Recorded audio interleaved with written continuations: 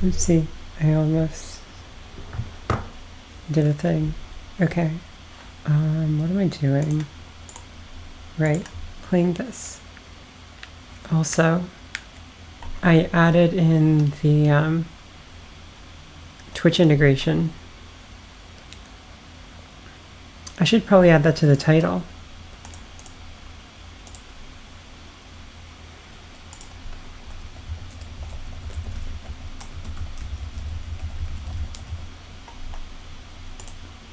As you can see, this was a very, very well planned and executed stream that we have going on.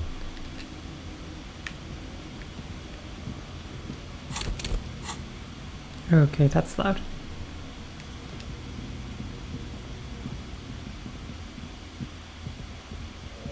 And I definitely remember all the controls.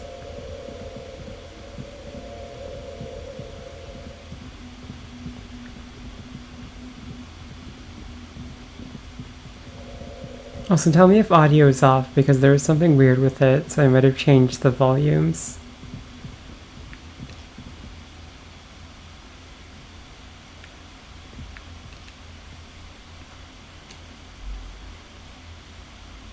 But anyway, it's past 9. That means we can go talk to the dancer.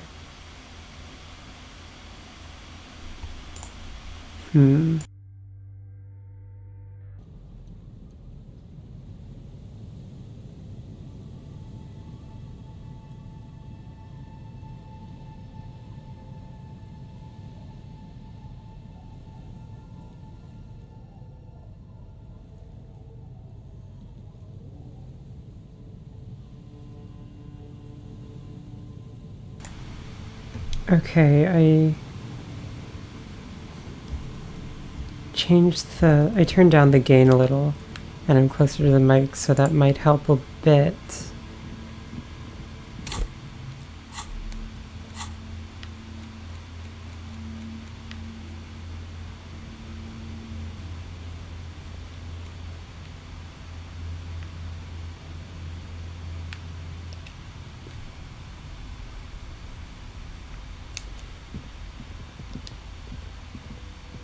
Oh wait, I need to ditch Kim.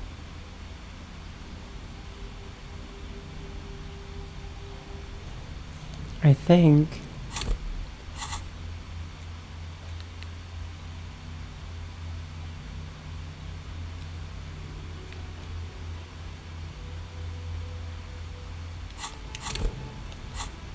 Yeah.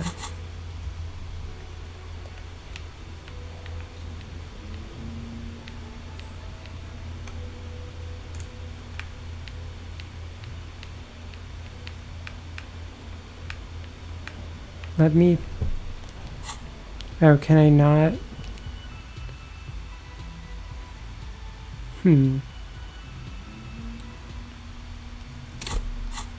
Yeah, I never put on any filters. I am far too lazy. Let me travel, game. Let me fast travel.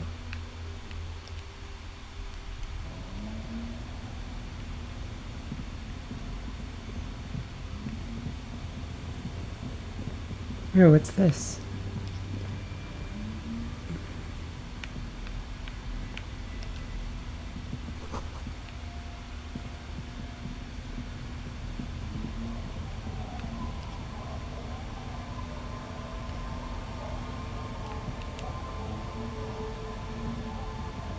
It's getting cold, this late in the night. Time to call it a day. Yeah, the problem is that my laptop fan is on, which it needs to be or it will be very sad. Good night, officer.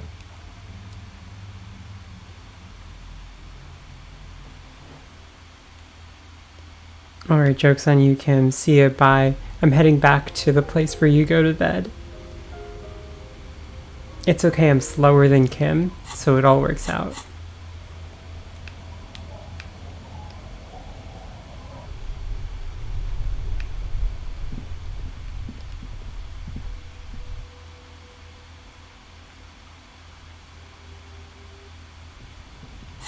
Also, let's see what's up with the thoughts.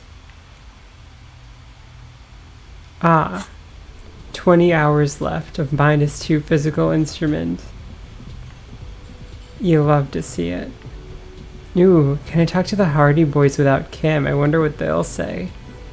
Hi, Titus. It's you again. What is it?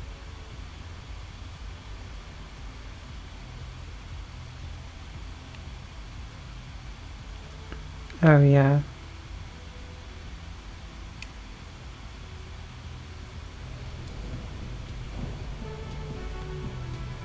Nothing really. Ooh, what about you? Hi again, Gendarme.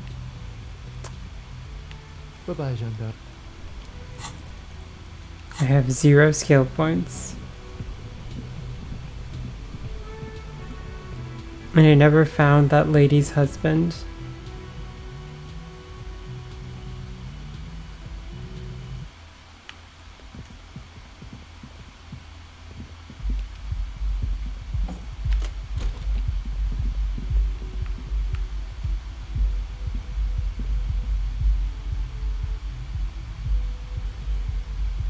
I could steal her drugs, but I'm trying to keep Kim sober. This window is pristine on the inside, unlike the one next to it. Light from the desk lamp reflects off the glass in an untarnished golden halo. So with the Twitch integration, I think there's something, right?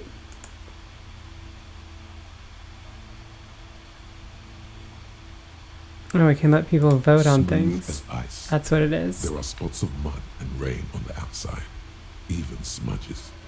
But the surface of the window is clear from the inside. No chips, no hairline fractures.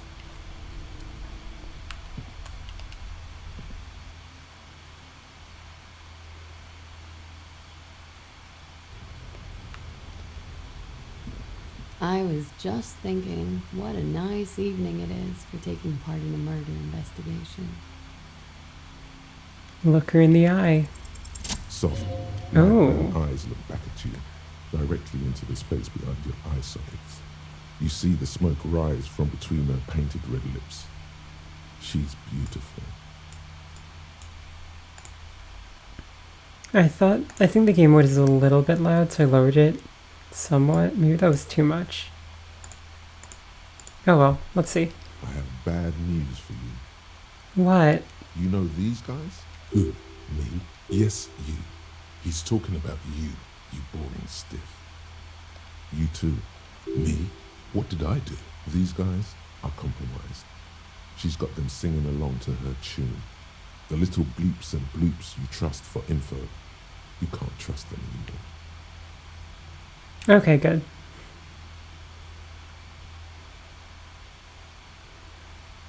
Oh my god. Believe it. Which ones are affected? There's no way of knowing. At the moment, I'm afraid it's best to assume all of them. Bullshit, man. I ain't compromised. Electrochemistry, you're always compromised. Especially that guy. That guy's the most compromised one in here. No fucking way, man. I just want a drag of that sweet menthol Ziggy. Really? Quick. Tell me what's under her jumpsuit. Glory. Truth. Softness. Protect her. She wants you. I take it back. He's got it pretty bad. But this next guy's on another level entirely. She likes you. The crown head is a boring condom. He's jealous. This is human nature. How did this happen? How it always does. Through subtlety. What can I do? There's nothing you can do about it. You are how you are, and she is how she is. Things will go as they do. Can't you turn them normal again? No, What use is this then? it's better to know you're being played than to be played without knowing it, is it not? Does this mean she's been lying to me? I think it's safe to assume, yes. Mr. Thespian here hasn't been speaking up. If he were, I suspect there would be PMs to her truthfulness. Like this, no, he's not going to show up. I'm sorry, your lie detection isn't working. It's not her doing. He's just totally inept. It looks like you're also an idiot, but that's not her fault. Hey JJ, I actually read through all of the settings today, so I turned on Twitch integration now. No, not an idiot. You're just more of a sensitive type. Thinks with his heart. This woman's pain draws you in. You can't draw a sound conclusion. The one he usually does says, she may want to control the information rollout, not to become a suspect. She may have a past she's escaping, unrelated to this case. You doubt it's something truly insidious. Okay, I will check on Twitch. Actually, hang on. See? It's oddly moderate. What happens if I do that? Probably compromised. Can you do anything there, or do I need to actually activate it?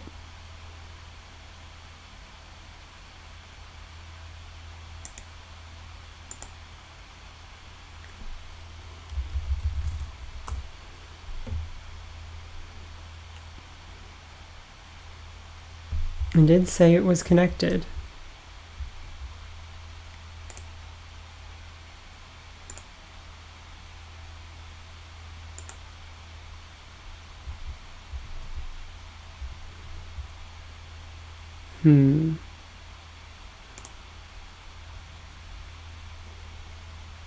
Also, I installed firmware updates that they said were critical, and now my laptop is slower. I have regrets.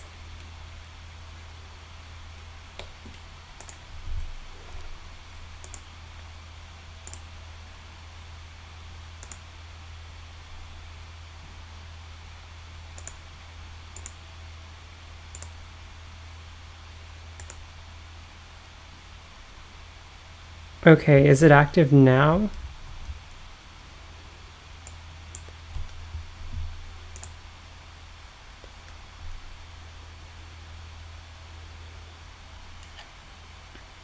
It claims to be active now.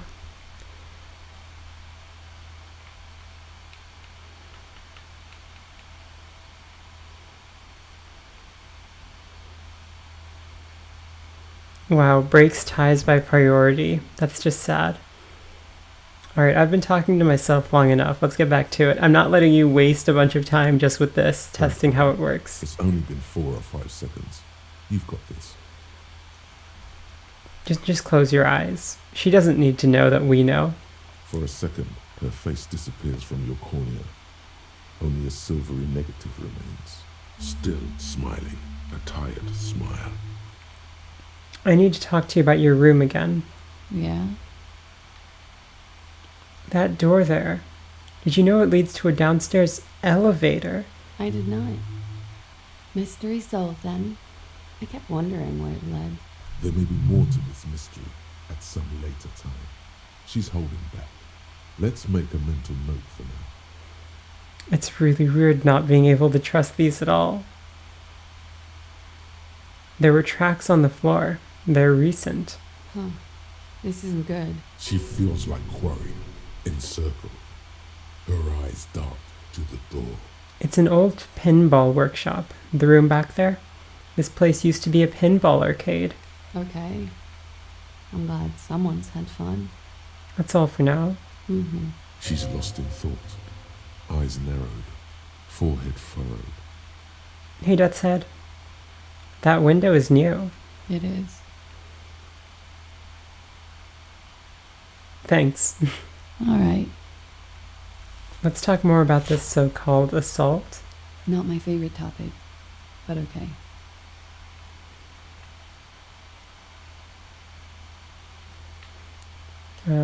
He had some, I think he... She nods. Okay, I already asked all these. How about we, change the subject to something more lighthearted now? No.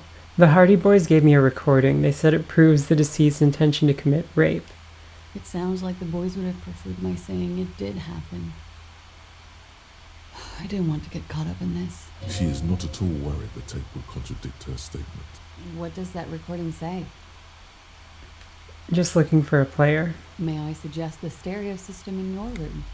Mine, unfortunately, only comes with a mimsy little radio. Unfortunately, it is completely busted. Oh, another broken thing in a line of broken things. Well, perhaps you'll find one somewhere. Now that Kim isn't here, let's talk about Sunday night. Ah, yes. The night before I saw you in the hallway and reminded you you're a police officer.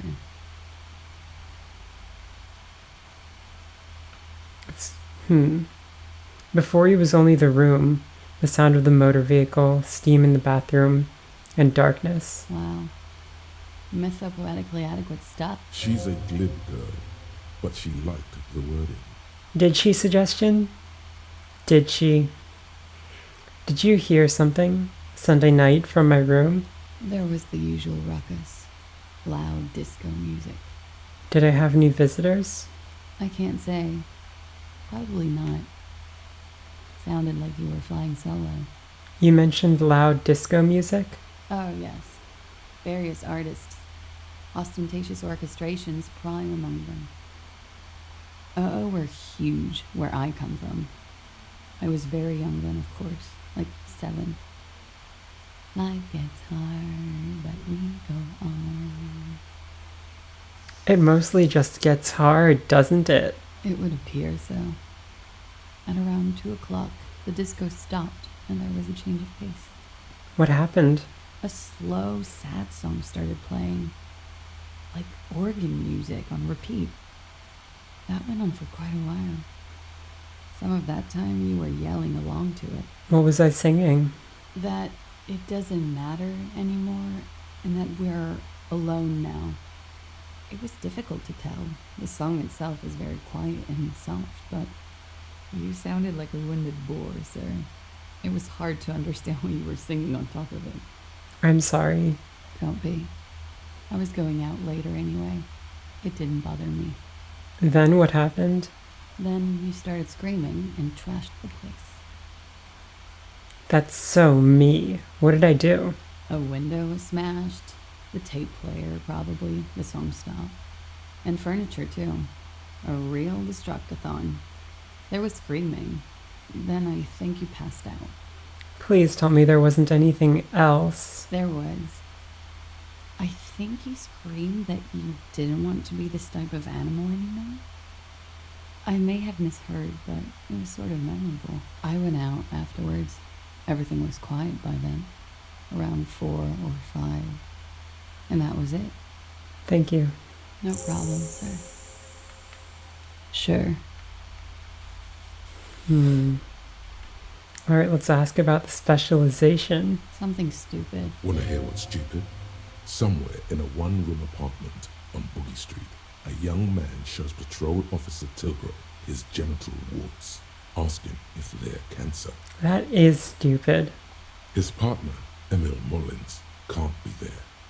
He's in another apartment with another man who's shown him a dead dog under the radiator. It's dead, Mullins says. No, the man replies. I touched him. He's warm. Famously, things are not warm next to radiators when they die. He's warm, Mullins replies, because he's under the radiator.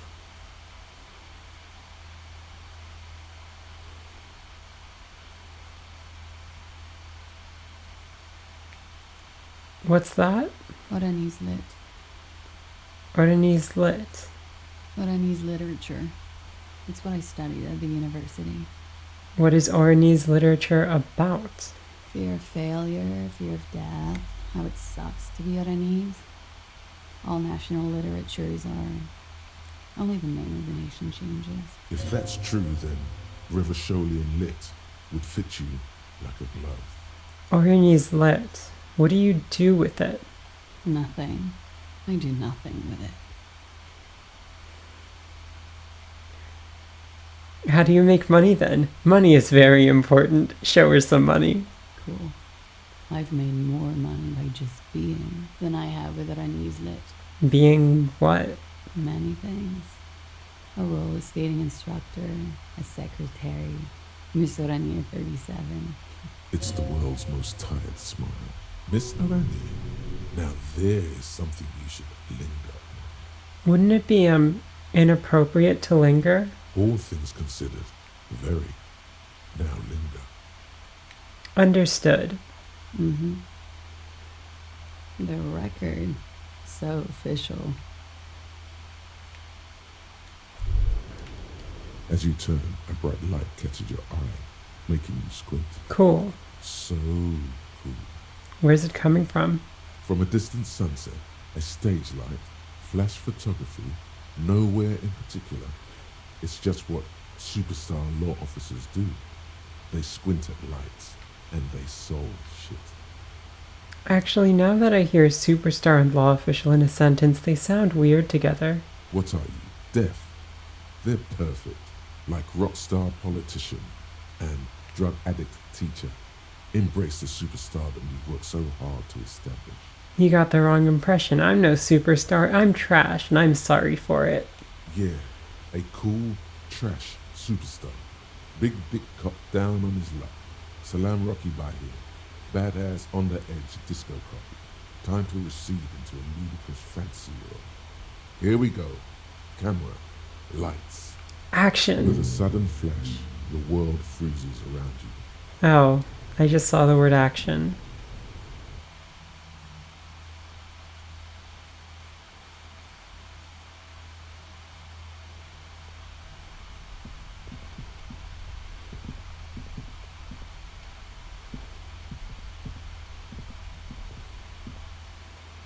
I can go over and buy the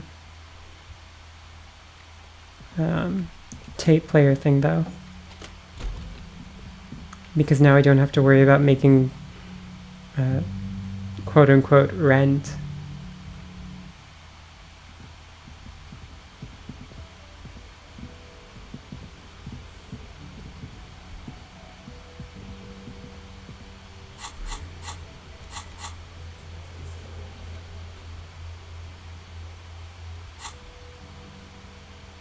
I guess we can ask Gart about this being the thing.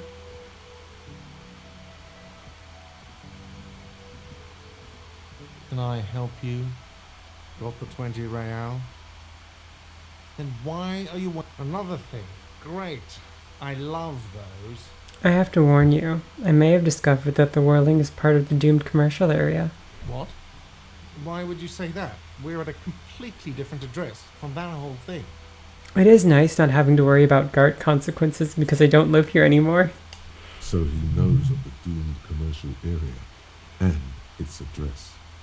He's thought about this. Wait, so you know of the curse? Everyone knows of it. The whirling is listed on the intercom outside. It's one of the businesses in Building B. You should get your wiring fixed. I tried to call and couldn't reach you. I've been working here for a long time, and that intercom has never been used by the whirling. Not once. Isn't that already a sign of decline? It's a sign of the whirling in rags not being part of the doomed commercial area. If anything, we're revitalizing this neighborhood. The whirling was once the East Delta Pinball Arcade before it failed. It's only a matter of time before the whirling fails too. Does this look like part of a doomed commercial area? This pre-revolutionary tile work, these high ceilings, the nice rooms, well, most of the rooms. For 14 years, man. That's how long I've worked here. I've kept this place up through hail and through sleet. Fuck me, some doom ghost. He's done a fine job too. Though you've spoken of the place dismissively before, the hostel is actually very important to him. You really care about the whirling, huh? Yeah, it's slowly growing on me again. It's beautiful in its own way, especially for this neighborhood. I've been trying to keep it that way, even if it is part of the damn doomed commercial area. You shouldn't be so worried about that label, you know? I don't place much stock in the curse and so on, but the label frightens the clientele. Who wants to stay at a doomed hostel? Everything's doomed enough without that. Who owns this place? Some real estate management company. They never come around here, just collect money from afar. Honestly, I think some money laundering might be involved. And who named it Whirling in Rags? Well, it sure as hell wasn't the real estate company. You did. You look surprised. What? It's a great name, I know. Cafeteria managers come up with great names too.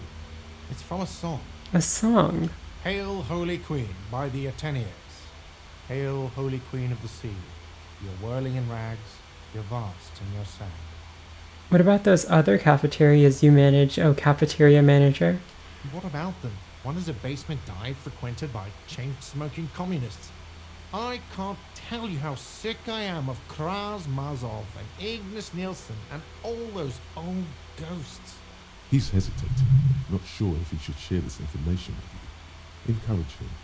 And the others? The other is a kebab cart. It's very successful in its way, but it's nothing like the whirling. Well, good luck to you with this place then. Luck has got nothing to do with it. I need to think about where I'm going to place those pinballs. I have a feeling they're going to help. So, if you didn't have anything else to tell... Yes? Alright, let's not rat out Klassia yet. You're so right, dude. Hi again, Gendarme. Bye-bye, Gendarme.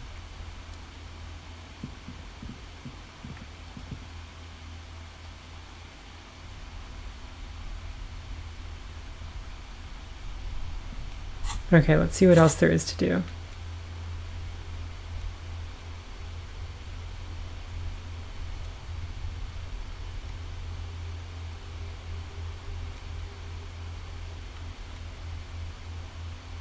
Yeah, it's not happening.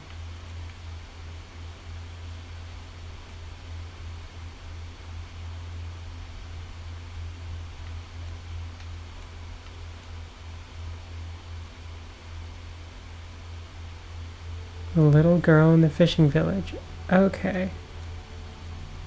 I can do that tomorrow.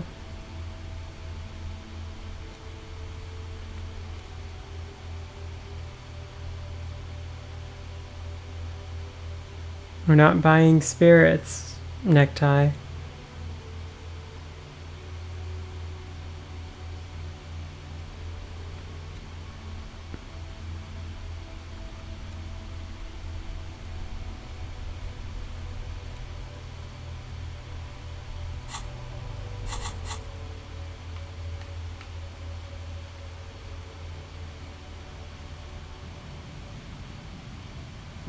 I wonder, are these guys still awake? Can't imagine they wouldn't be, right? Like... Oh yeah. I bet they never sleep.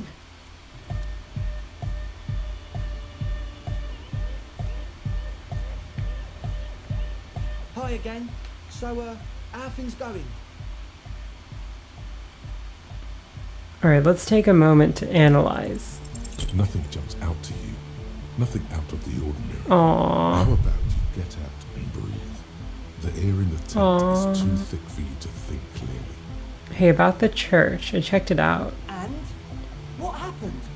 I talked to the crab man. Oh, man. Who is he? What did you think? Seemed okay, to be honest. Very spiritual. Really? Huh. Interesting. What's he doing in the church? Just preaching and praying from the... No. He clearly enjoys the physical activity. Guy climbs like a freak. No matter. Is he going to be a problem? Yeah. Lloyd is right. Let's get back to the point. What are we going to do about him? Actually, he told me he wouldn't mind the nightclub at all. I don't know, man. Doesn't it feel like a major hindrance to you? A spooky guy climbing around when all the guests are trying to have nice, friendly hyper time? Don't worry, I don't think he really gives a damn about you or anyone else. I guess it's not a massive problem, now that I think of it. Everyone is welcome to dance till the morning light. Yeah! You're so right, Egghead. Maybe. I guess we'll figure something out. Okay, but what about the other spooker? The one in Grandma's clothes? Did you see her? I was using the mainframe when Suna, the former lead programmer of Fortress Accident, appeared. A programmer? That's odd. What was she like? Did you ask her about the nightclub? She said you guys haven't been completely honest with me about your plans. Come on, man. Who will you trust? The spooky programmer or us? We just want to make the world a better place. Feel the love! Get down and feel it! Okay, maybe I'm kind of feeling it. No, I'm not. I'm not feeling the love. I'm not feeling the love, Egghead, I'm sorry. You'll get there, believe me. Anyway, now that it's settled, how did she seem? I mean, disposition-wise, about the dance club idea. Yeah, owed her 9. Rocking it or dropping it. She did not like the Anotic Dance Club idea. What a pity! That's my favourite thing in the world! And she doesn't like it at all! A shame. What can we do now? Do you see a way out of this jam and into a laser-lit future of dance and unity? Unity! Dance! She made it very clear that she won't leave until her own project is finished. And you can't just evict her? No, I won't evict her. We have to come up with a different solution. Look at you, honour man. No, Noid. He's right. Maybe we've approached it the wrong way after all. I'm sure there's a workaround. We can make a deal not to bother her. If that's okay with her, we only want to get in the church and spread the joy and ecstasy of music. The lines in the dark exist!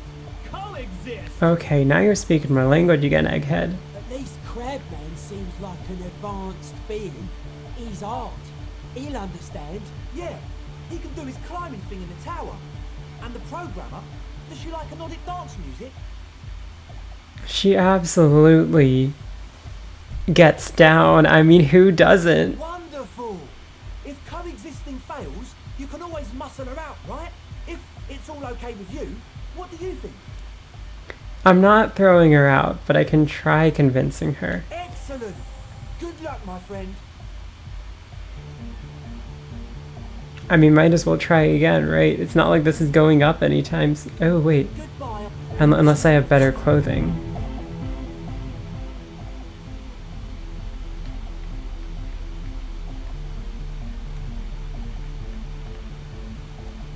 That looks like +1 logic to me. Another +1 logic? That's -1 logic.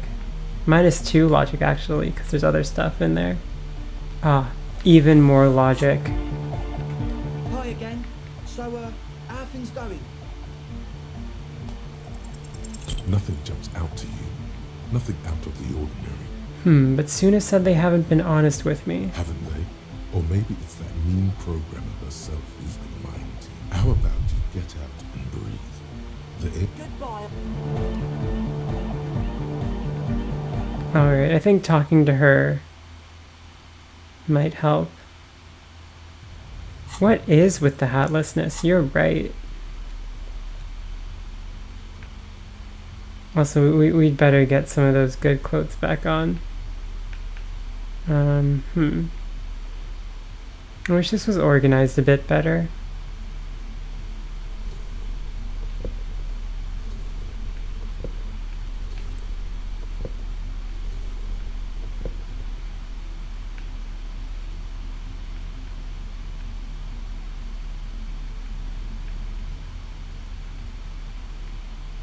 Alright, you know what, Necktie?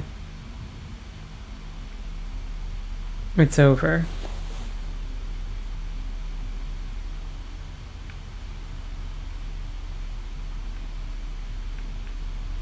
It's just the way it has to be.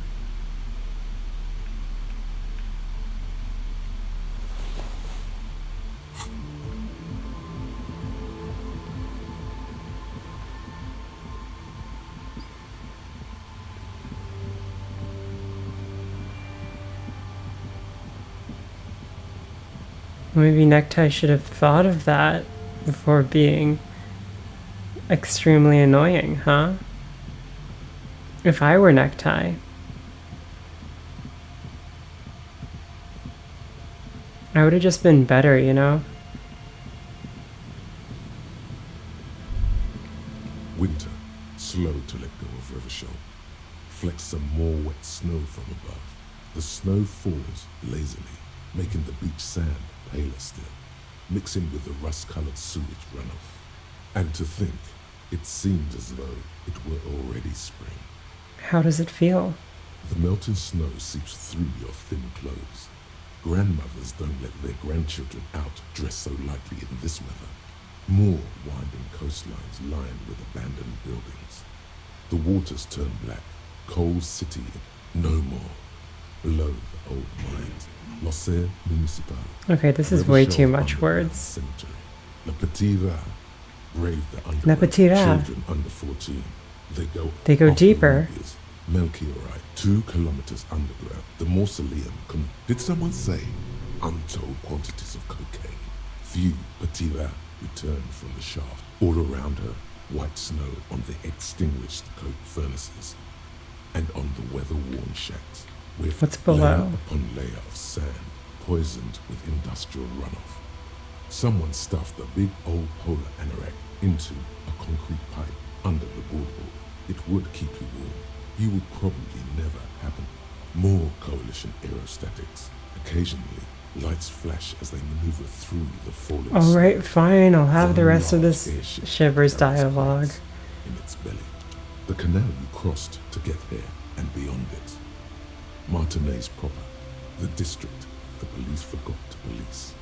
There is laughter, lights, attempts at entrepreneurial activity, cynicism. Someone is scraping snow off their windshield at the roundabout, in the midst of which a statue of Philip III serves as a destination for grade school field trips and a fine perch for winter birds. That's all? Like all monuments, it's also a warning. 6-story ruins on the south side of the roundabout cast a long shadow over the profligate king. A fenced-off yard.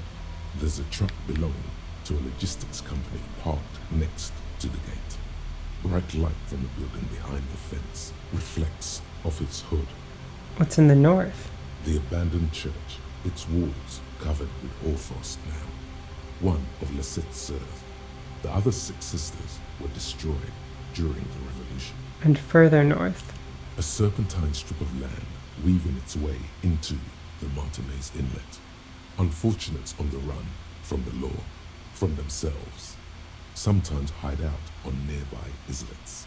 Little dots in the ocean that are occasionally submerged when the tide is high and the weather foul. And on the islets? The remains of a camp on a jagged piece of rock, a tent, old dishes and cutlery, long since abandoned. A hermit crab scuttles among the debris, looking for a new shell. I'm sure you'll find it, hermit crab. Further out, the lights burn bright on Resurrection, way beyond Martinez. A popular spa destination for ample-bodied Ozon kids with equally ample pockets. And on the other side of the inlet? Then there's Ozon, but the snow falls too thick. You cannot see that far. Before that, before the curtains are drawn. The Bay of Revachol, vastness, great depth, over 1,200 meters at its deepest. Water, air brinier than air. It is crisscrossed by huge cargo ships bearing company logos, wild pines, Zam, Mauryan, and at the farthest reaches of the Bay of Revachol, the shadow of the coalition warship Archer, on perpetual patrol duty, ready to unleash artillery fire if you were to rise up against the market. You shudder. That sounds a little bit scary. What's in the south? The raised motorway, 881, separating Martinez from Jamrock. Vehicles whoosh past one another day and night, while those who reside in the labyrinthine alleyways beneath the motorway attempt to carry on with their lives in the snow and the slush. And south of the 881 is the Pox. The Pox. Was once a park, a place for reflection and recuperation for the patients of the old military hospital. In the 20s, it was used as a quarantine center during a measles outbreak that killed many children. Most everyone has avoided the hospital and surrounded the park ever since. The Pox is completely wild now. Evergreen thickets covered in snow and industrial dust. Feral dogs and even wolves roaming in packs. The police try to keep the deepest corners cordoned off. But still. Heavy drug users do slip through and hole up in the old military hospital, hoping to find something to get high on among the hastily abandoned supplies, or just to overdose in peace. Further south? A line of motor garages with armored carapaces hunched in the cold. A mechanic is hard at work, patching up bullet holes in the side of a Capri 40. These are the garages of Precinct 41. Snow settles on the roof of the repurposed silk mill. It serves as your station. Shivering RCM personnel hurry in and out of the main entrance. Around you, the snow continues to fall. To the west, the ocean swells. No, it was home. I want more. The stairs descend to Central Jamrock. A man named Cooklove has a snow-covered stall there in the market across the bridge. He sells kebab infested with fly larvae to your colleagues who believe eating it will make them immune to food poisoning. Snow falls on the utility district, the library, the florist, the Sarah Mauritian restaurant that offers homemade wine, and also on the brothels and drug dens and the chop shops of the Zemliaki. All of this built around a lake that formed in a meteorite strike. At the center of this lake, there is a little ship. There are lights at the bottom of its hull. They are lights directed toward the seafloor, looking for something, like whiskers. For what? A chill comes over you, crawling down your back. The spring thaw will come in earnest, just not yet.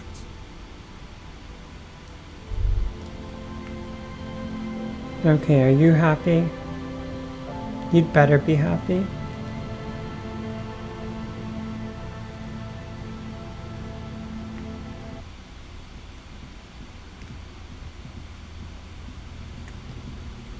Yes, what is it? What if you didn't have to leave? I talked to Andre. He wants to make it work. I don't want to make anything work. Hold on, you don't want to make anything work. Yes, anything. I don't want to make anything work. It's not the melodic dance music that's made me bitter. It's the failure of Fortress Accident. Are you bitter because your radio game project failed? That's right. If we couldn't get our Welkins to happen, I don't want anything to happen. Ever again. There's not a trace of irony in her voice. She means it. Alright, this seems pretty highly likely. Easy. When her research is done, she can move out. Listen, about your research. You mentioned earlier that it's not going very well. Maybe I can help with something? Also, hey friendly computer, it is a very cool game. What? No, I don't really need any help with the project. But if I could help you finish the project, then you wouldn't have to live in a church next to the Boom Boom anymore. Just think about it. She thinks about it. A glassy look in her eyes. A gust of wind brings more snow in from the broken gallery. Touches her hair. Alright. Bring me the game's off-site copy from my old workspace, if you really want to help. It's stored on a filament memory, and I'm unable to go and fetch it myself. Is this the filament you're looking for? No, that's the production schedule you stole and accessed without authorization. I don't need it. Ah, so this is going to be in the icebox. What is an off-site copy and why do you need it? It's a backup of my former employer's project, the radio game we were working on. It's stored on a filament memory, just like the one inside this radio computer. She's making it extra simple for you. The backup itself is destroyed now, but I'm hoping to use what's left of it to pinpoint the exact location of the anomaly. You just have to go to my old workspace and get the filament. Yeah, the old workspace, whatever. Yeah, that's the one. You can get in through the bookshop. You just have to do some explaining to the bookstore lady. I've already been there. Good. Then you might know the giant ice bear fridge in the building's cellar. The filament is inside the fridge. Just go and get it. And where exactly is the copy? In the giant But you've been to the fridge and it wasn't there. There was a note saying... I found a note from the fridge. It said it had been moved to a safer place. Wait. A note from whom? Did it specify where they took the filament memory? It said the off-site copy had been taken to a nearby ice cream maker. The note was signed by someone named Sulislav. Jariza. Of course. Our project lead, Sulislav Jariza. God, he was always so hell-bent on keeping the copy somewhere safe. Feature creep and the Valley of the Heads. Like it would have made a difference. The offside copy was perfectly safe when the data loss happened. That data loss was anomalous. And the heads... I won't even get into the heads. Millions of them. Go find that copy from that ice cream maker, will you? Thanks. I found it, but I couldn't get it open. It's completely frozen. This is getting ridiculous. Can't you just be... There's a solution, but she doesn't want to hand it over to you yet. It's a thing. Something she holds dear. Why can't you get it yourself? The bookstore lady hates me. Says I'm part of the curse. Whatever that means. Why does she think that? Because she's from Martinez, and people from Martinez have never ever seen a radio computer. She thinks it emits elemental evil. Come on, that's only because of their socio-economic situation. Yes, but she literally started praying for the higher powers when she first saw my Rain City. I'm not making this up. Once I came in one morning, only to find that my terminal was full of those strange trinkets and amulets. Wards. It looked like some Semenine magic. Alright. And here's my puzzle. Hey, You might Prybar. need it to hack loose some ice. It opens everything. If you get me the offside copy, then you can keep the puzzle. It hurts a bit for her to say this. She's not too happy to be part of it. Well, that's what I wanted.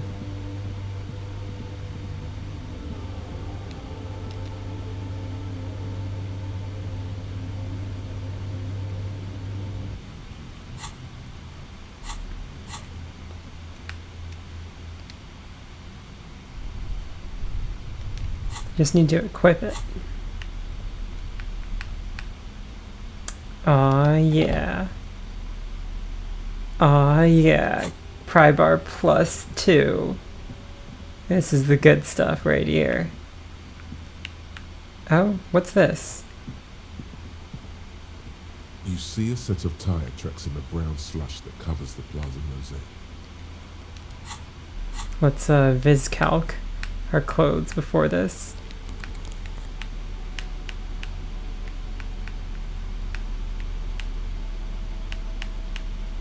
Alright, I think that's all we got.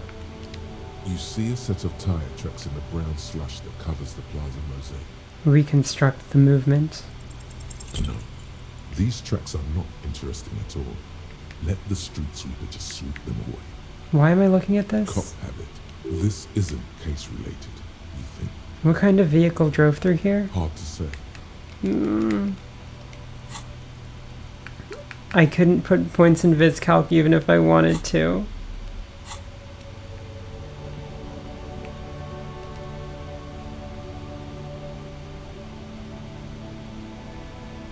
Thank you, loading screen hint.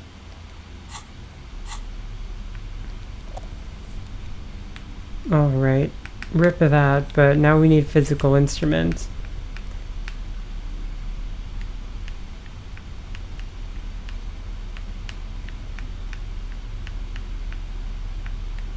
We appear to not have physical instruments. This orange machine is dead still. It has a hand crank ice cream churner and an electric freezer. The ice around it, ice squeaks beneath your cavalsum mounted, and it's already unplugged. There's not much else to do other than wait for it to defrost or bulk up and get stronger. Well, I guess we can bulk up. Oh, right, yeah, that's the problem.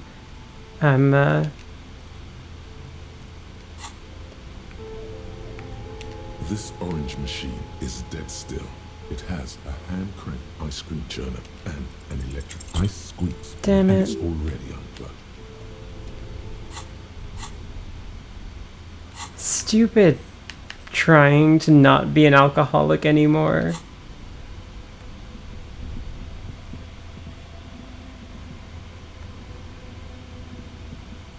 What I can do though is try using the password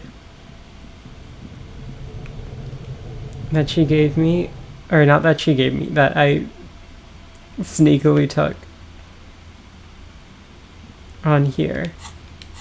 But let's just save for that. Because I don't want to waste the attempt. I'm just like want to Tiles see on if the it cube works. are like a smooth draw.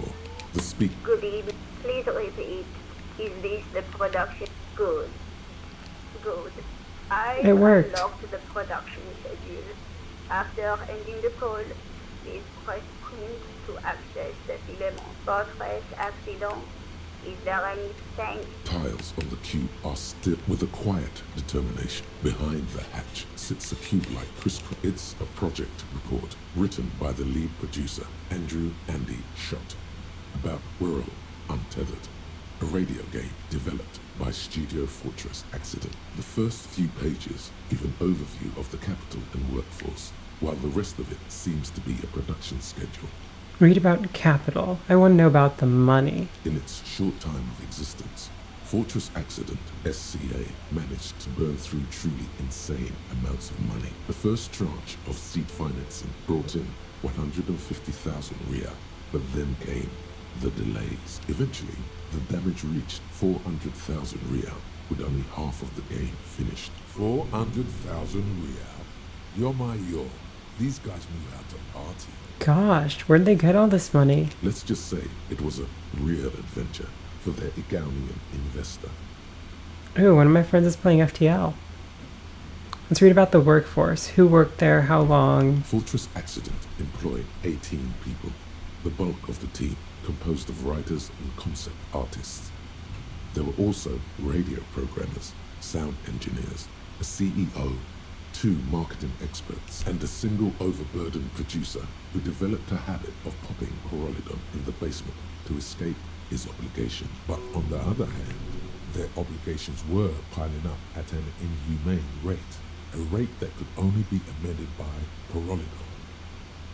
Let's skim through the production schedule. the production schedule depicts the glorious descent into bankruptcy. It was impossible not to fail.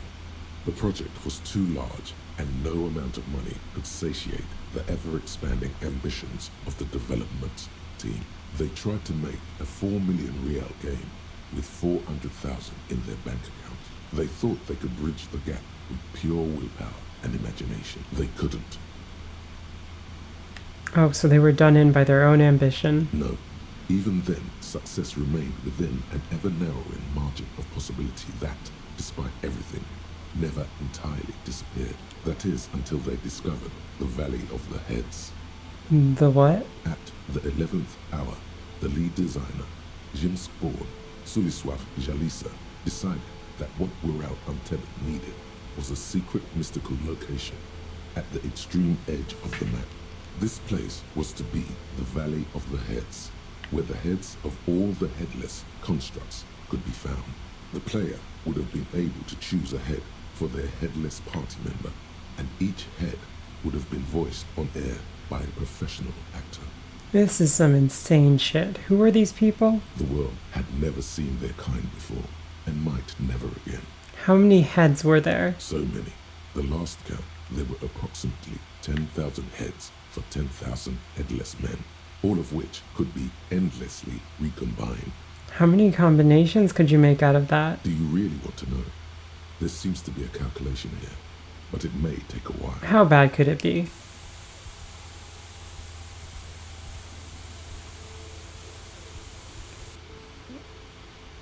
Oh. Oh.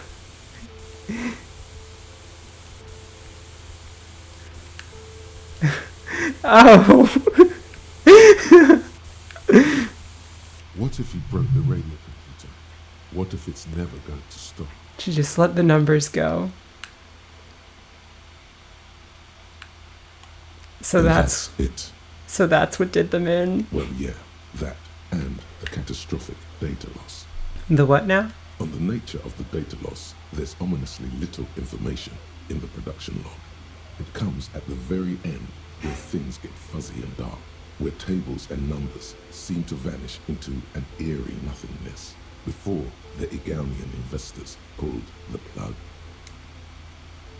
What is clear is that one day, an unidentified numeric anomaly occurred on the East Insulindian Lintel front, just as the World Untethered project was being compiled that day. And the anomaly caused all the data to get lost in the air. When the project was returned, it was completely blank. The team spent weeks on the phone with Lintel, the service provider, but despite their diagnostics, they could never produce a satisfactory explanation or pay for the loss. They lost the whole game and wouldn't even pay for it? Always read the terms of service. Wasn't there a copy, a backup? Mysteriously enough, it seems that the off-site copy happened to be on-site when the catastrophic data loss occurred. It was the lead programmer's responsibility to oversee weekly maintenance of the off-site copy and, well, keep it off-site. An explanatory note from the lead programmer has been attached. What does it say? S. Lieutenant Kilda, the lead programmer of Fortress Accident. The off-site copy was on-site because there was no off-site anymore. Not for me, not after 8 months of crunch. Honestly valid. I didn't have a home anymore, so I started keeping it in the basement in the ice bear refrigerator near where I went to sleep. It was perfectly safe there. The temperature conditions were optimal. That sounds reasonable. That's not what her colleagues thought. Anything else from the lead programmer who we totally have never talked to? The production schedule ends with a few random notes that seem to be added sometime later. Let's read them. 4 months later, by an unknown author. I am the only one left, and it's gotten rather damp here. A few other businesses have gone under, too. Slipstream switched to making skis, and the hairdressers just left, cursing Martinez. They're right, though. Something's seriously wrong with this place. Martinez, all of it. Still haven't got an answer from Lintel about what happened. All I could get were the physical coordinates of the error on the East Islindian front on that day. Since the computation happened on air, I reckoned it had to coincide with an actually existing location. I have compared the coordinates to a map of Revachol West. Turns out it's only 800 meters from here. The address is Saint-Brun 1147. I am going there to look this thing in the eye. Saint-Brun 1147? That's what the street sign next to the church said. Let's throw it away. Tiles on the cube are still smoldering, casting the filament slides out of its glow.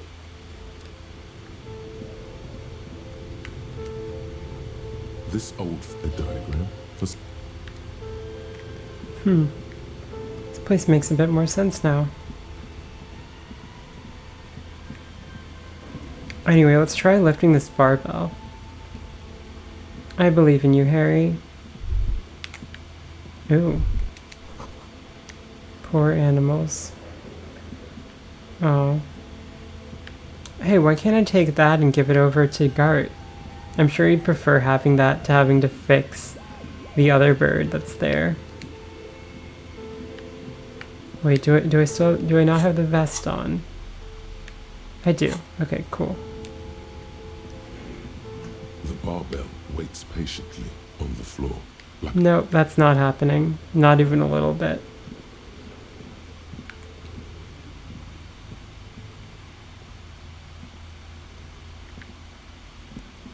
And I can't leave because... I don't know, we're being nice to Plaisance, I guess.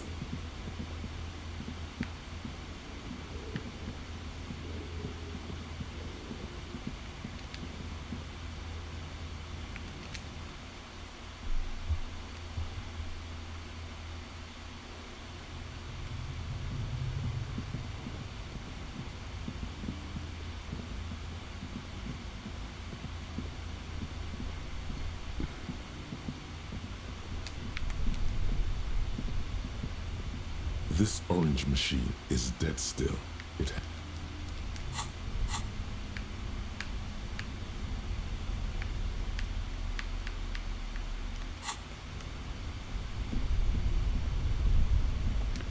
Alright, I guess I can go and buy the radio thingy.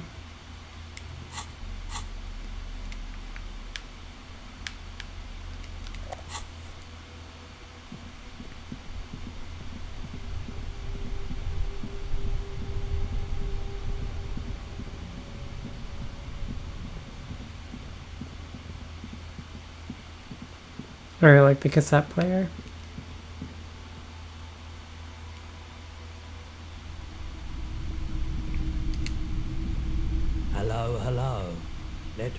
if I can help you with anything. The boomboxes wait on the shelves. And here you are. What? All right.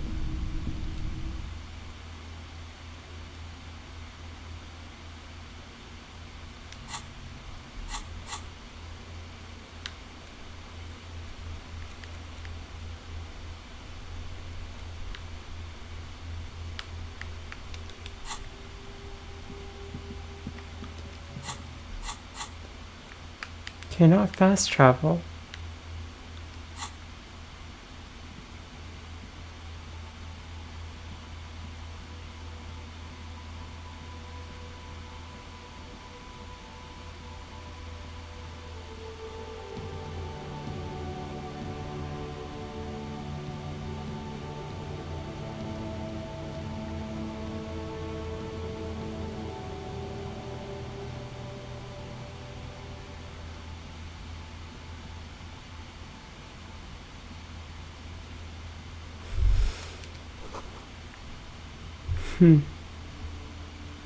I'd be willing to bet drunk.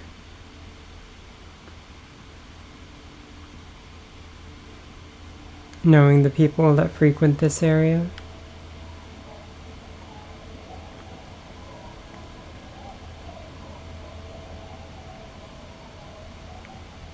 It's getting late.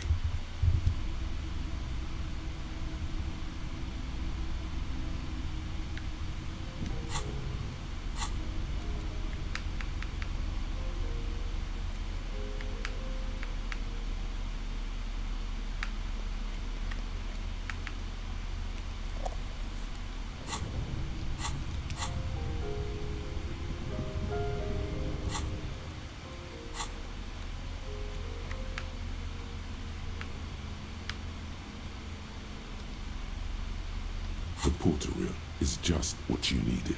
Not so fast. Somewhere between the GRIH and La Cicla, the good lieutenant steps out of his canina. A brisk, chill wind breathes in. As you take out the tape, the contrast feels chilly, inappropriate to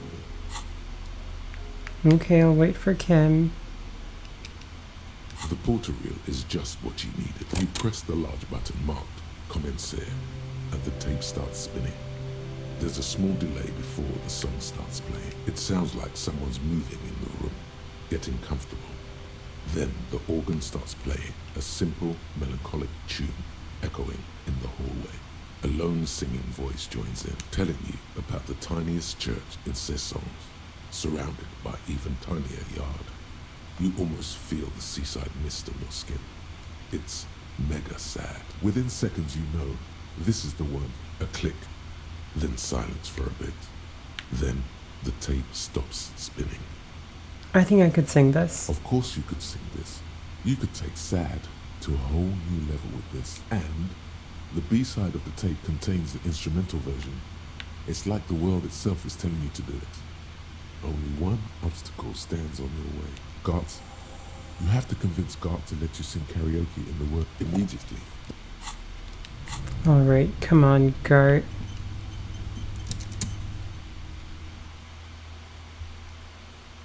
Show me what you're made of.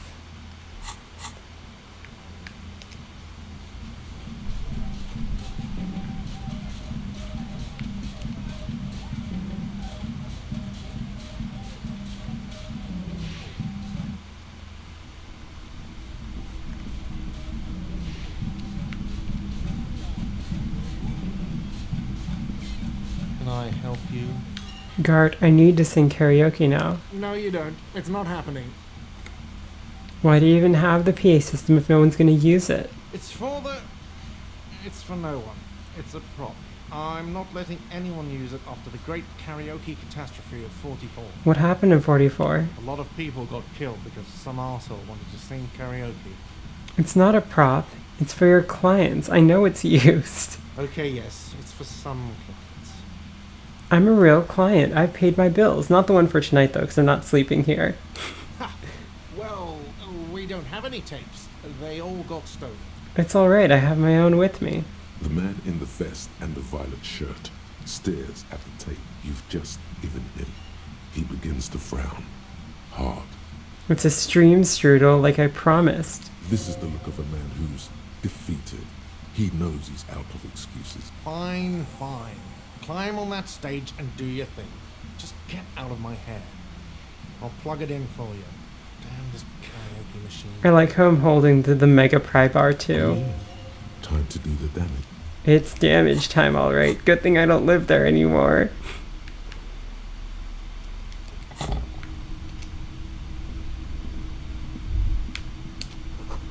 This feels right. The stage is all set up. You feel a little dizzy, a little unsteady suddenly. So, are you ready for your thing now?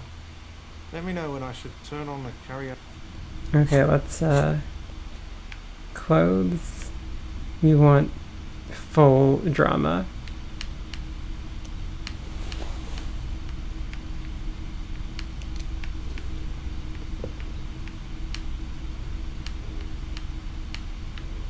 Oh, that's right, I gave someone that hat.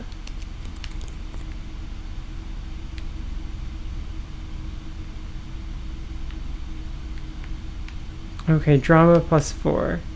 There can't be anything that beats drama plus 4, right?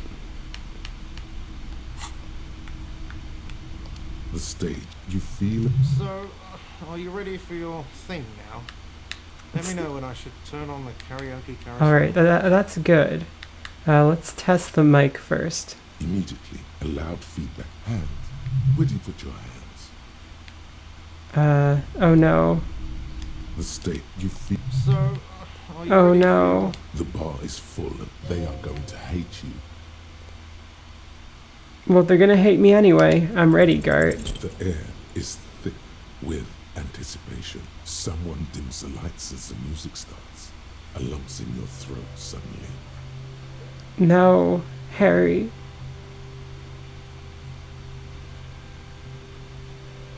I was gonna fail on the 72% anyway, so it doesn't matter. But still. I would often go there to the tiny church there, the smallest church in Sanson. Now it once was larger. How the real may rest there, down through the mist there. Aw, I didn't even get Titus to listen to it because I'm too late. Towards the Seven Sisters, towards those pale cliffs there. I would often stay there in the tiny yard there. I have been so glad here, looking forward to the past here. But now you're all alone. None of this matters. At all.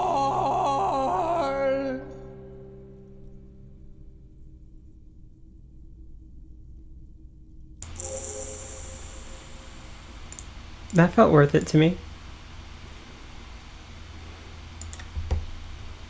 Do you hear that?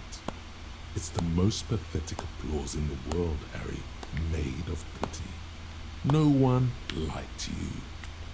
I'm up here singing my fucking heart out, and it's not good enough for you fuckers. You hear, or think you hear, uncomfortable shifting around. A bit of laughter maybe. No one saying anything. I'm gonna unplug the mic now, okay? You don't know what good singing is. This is real singing. I sing about real stuff. That's it. I'm unplugging it. That's it. You're unpowered.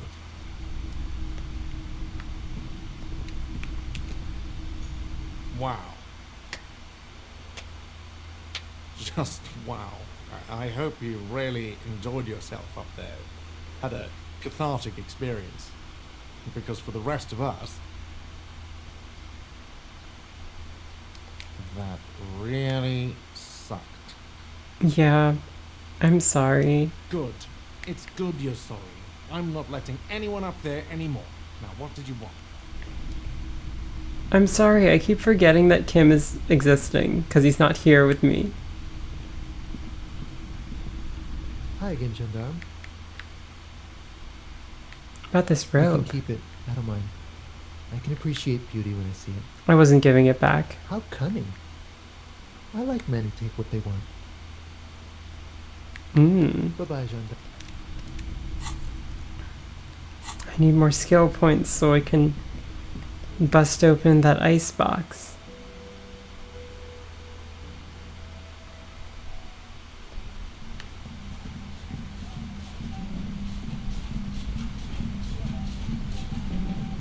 I'm a fan of these tunes, though.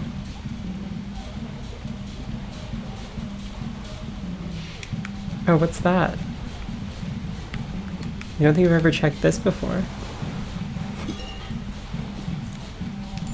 2 rail. That's good. It's worth it.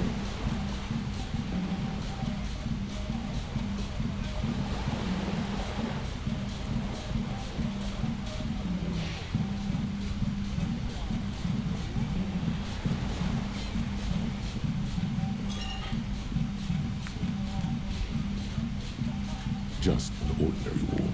Nothing to see here. Well, okay, well, let's see if we can get this to work. We can't, but it'll be fun to try.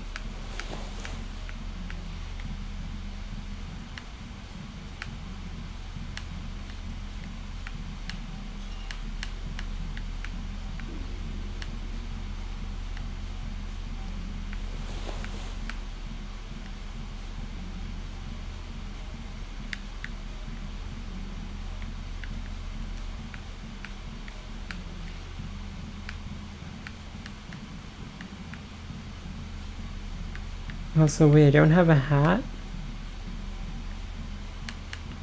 How can I not have a hat?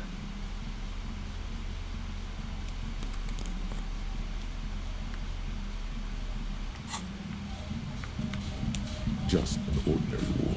Nothing here. Why? It's a... Dang it.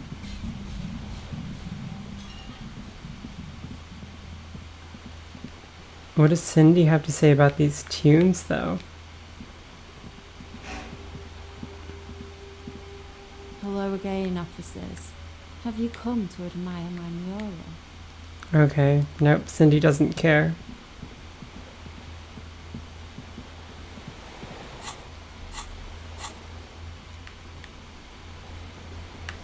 Why can't I fast travel from the Martinez waterfront?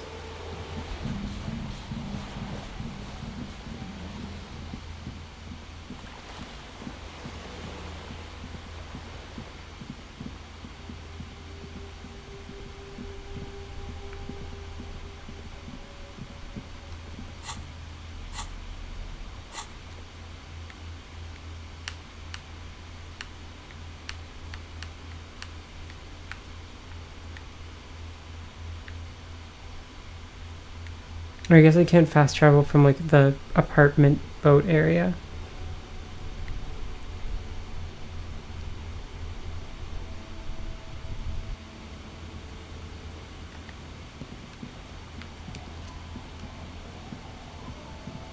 The old woman still... Yes, I can't really sleep anymore. My suggestion is, don't go in.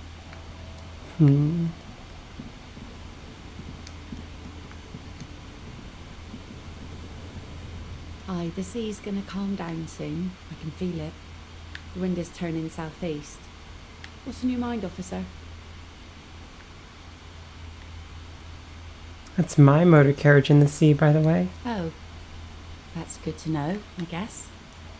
Why is it in the sea? I got drunk and drove it in. This calls for a funeral, if you ask me. You're suggesting we honor the carcass of my former motor carriage? Aye. Feels deserved, don't you think? Falling in the line of duty like that and all? What an odd thought. Maybe I should. Why odd? Our things are a part of our life world. They're made with our human sweat and they share human history. We should care about them as we care about humans. To some extent, at least. Made with human sweat. The labor theory of value. Life world. Someone's been reading up on last century Gotvaldian philosophers. Play it cool, man. Alright, I'm in. But organizing a funeral takes time and effort, right? Oh yeah? You won't even be able to get it out of the water before early June. And where are you going to bury it? Who to invite? What music to play at the wake? Take it from someone who's been through a few funerals. It's easiest to just leave them there and let nature take care of it. It's a pity we don't get to do more frivolous side activities. Like rejuvenate the doomed commercial area, or... I understand, believe me. I really do. I think about all the frivolous side activities I could be doing every time I go out there with my nets. But daydreaming is a rich man's game. At sea, you can't afford to be careless and dream. Anyway, what are we talking about here again? Is that your boat? Sure is. The Sun, I call her. Coated with a fresh layer of tar just yesterday. It'll take some time for it to dry, assuming the sunny days continue. Sunny days. Aye. Sunny days. You got a problem with that? But it's not a sunny day. Sure it is. It would be bad news for the skiff if it weren't. Bad news for the nets. Bad news for the kids. There's a moment's silence. She looks at the slushy snow melt on the yellow belly of the boat. When do you think the boat will be ready? In time, when the sea turns and the winds settle, she will be ready. Waves wash the sand. A skiff moves across the mirror-smooth sea, far away from air. A lone passenger, a fast sloop in the distance. White sails. What do you do around here? Like I said, fish mostly. Sail the waves, take care of the kids, pick nets. Right now I'm tarring a little skiff. Is that enough? Sometimes I also walk to the beach to see what the sea has given up. The sea is full of surprises. This is what is called a conversation. You don't have to be guarded like that. What have you found? Wood, pieces of glass. Every once in a while we see dead bodies. Human, animal, fish, other odd sea creatures. A mine washed ashore once. Bottles, drugs also. Lost cargo in general. Most of the time it's just wood and glass. All right. Major choice moment. We only get to ask one thing. It would be weird to say them all. Choose wisely.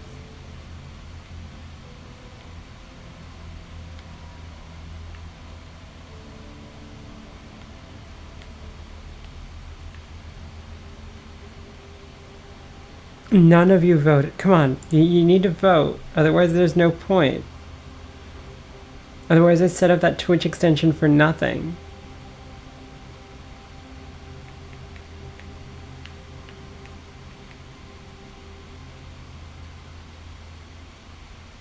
That's not a question. Screw you. Go where? The fish are plentiful here and we get enough orders to get by. It's not great, but it's something. I get what you're saying. Could be worse elsewhere. Exactly. I don't mean to complain about my sad pauper life. We do manage all right. We're tough people here. She would like to complain. She would like that very much. But she can't, and she won't. Though, has gotten her this far, and she's not giving it up. Me seeing you. Okay, I kind of want to talk about the documents without risking that it'll immediately get signed, so I'm gonna save just in case that happens. I don't think that's likely, but... Aye, the seas have written his plan for the village. I guess it does sound nice enough. Use my pen? He has a pen and everything. Here you go. Wait, why did you sign it? I shouldn't have. I've looked at the documents and no, you shouldn't have. Yes, well, I looked at it and thought I should. Because it says youth centre, and I have my own children. I am, of course, just a stupid poor person, so what do I know? Besides, you also need Isabel's signature. If it's a bad idea, she won't sign. That's fair, I guess.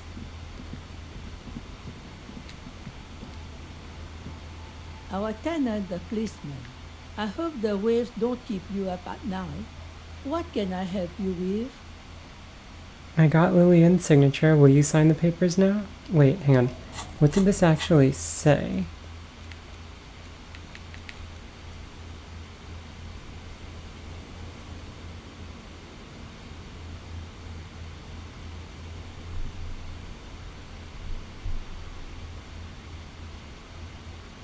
Okay.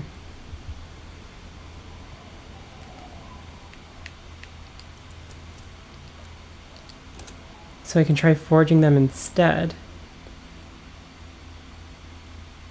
And then I think that, like, they won't know or something. Or Everett won't know that it's forged, and so the people will still be, like, have their thing.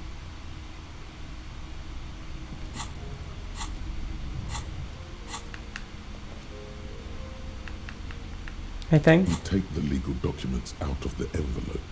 A 12 to 40 month construction Okay, period interfacing. and the plan in the addendum. The youth center cuts into the ocean like the back.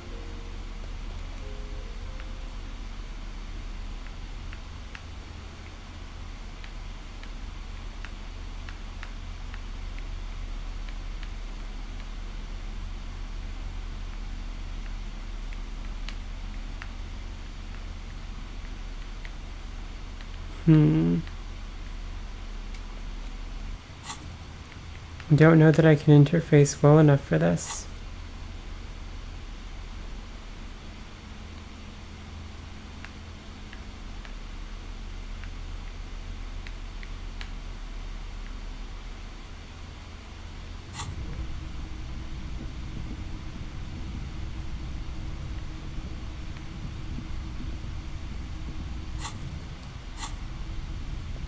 It's potentially worth a shot anyway, though. You take the legal documents out of the envelope. A 12 to 40 month construction period and the zoning plan in the addendum. With a confident flourish, you complete your forgery. What do you see on the signature line? 2 names, Isabel Sadie and Lillian Carter. Indeed, they look distinctly different and very convincing. These might as well be their actual signatures, but they're not. And the document will be nullified if they dispute it. That means Everard will have to start over. All you need to do now is mail the signatures to Everard's accountant in La Delta. Hey, it worked. You take the legal...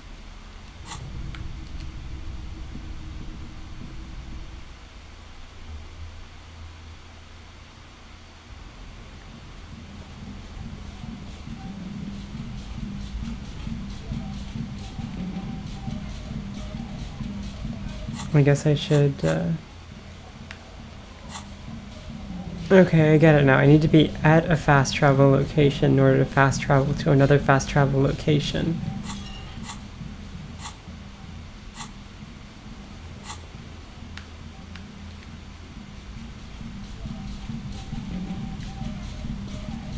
Well, see, I don't know how the Disco Elysium extension works from, like, your side.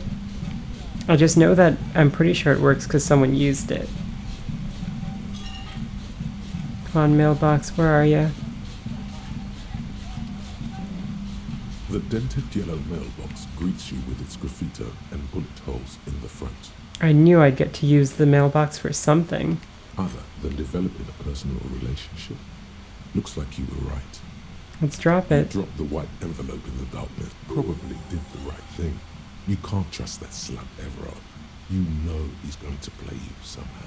Good mail delivery box.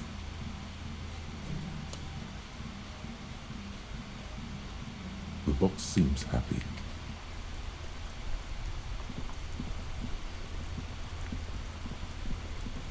Oh, on mobile it probably won't work.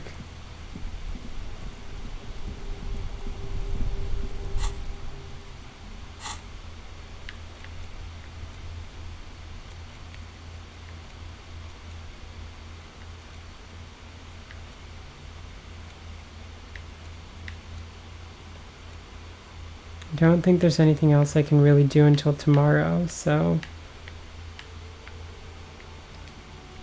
What's tomorrow? It's getting...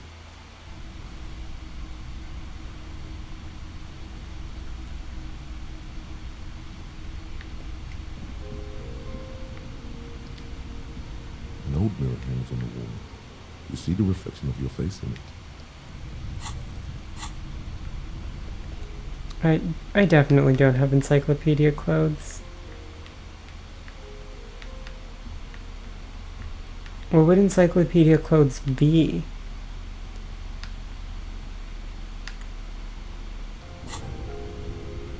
An old mirror hangs on the wall. Like the rest of you, it comes from a bad... The bed is comforting. Across the room, the heating system hums its soft lullaby. The mattress feels soft and sheets warm. It only takes you moments for the world to fall away.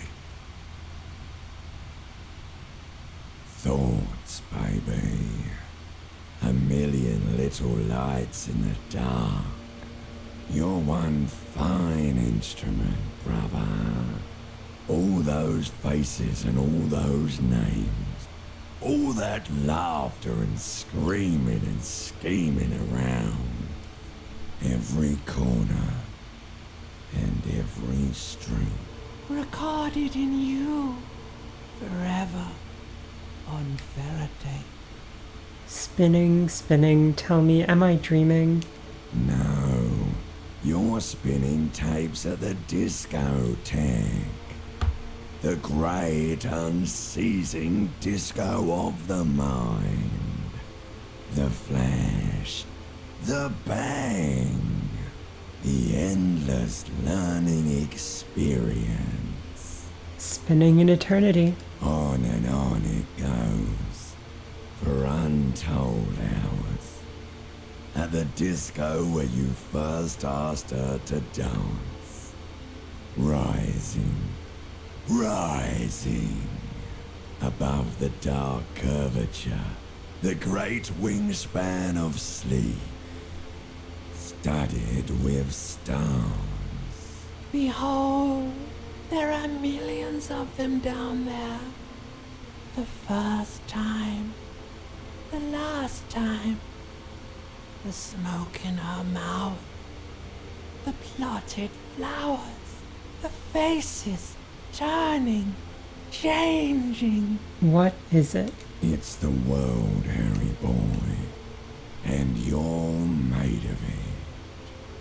Every day you're out there, you make more of yourself from it. I'm afraid you can't be unmade now. You can never forget this shit.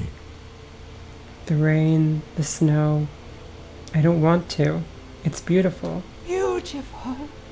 It's stuck on loop, whirling, spitting out words and images. You're the son of the world again.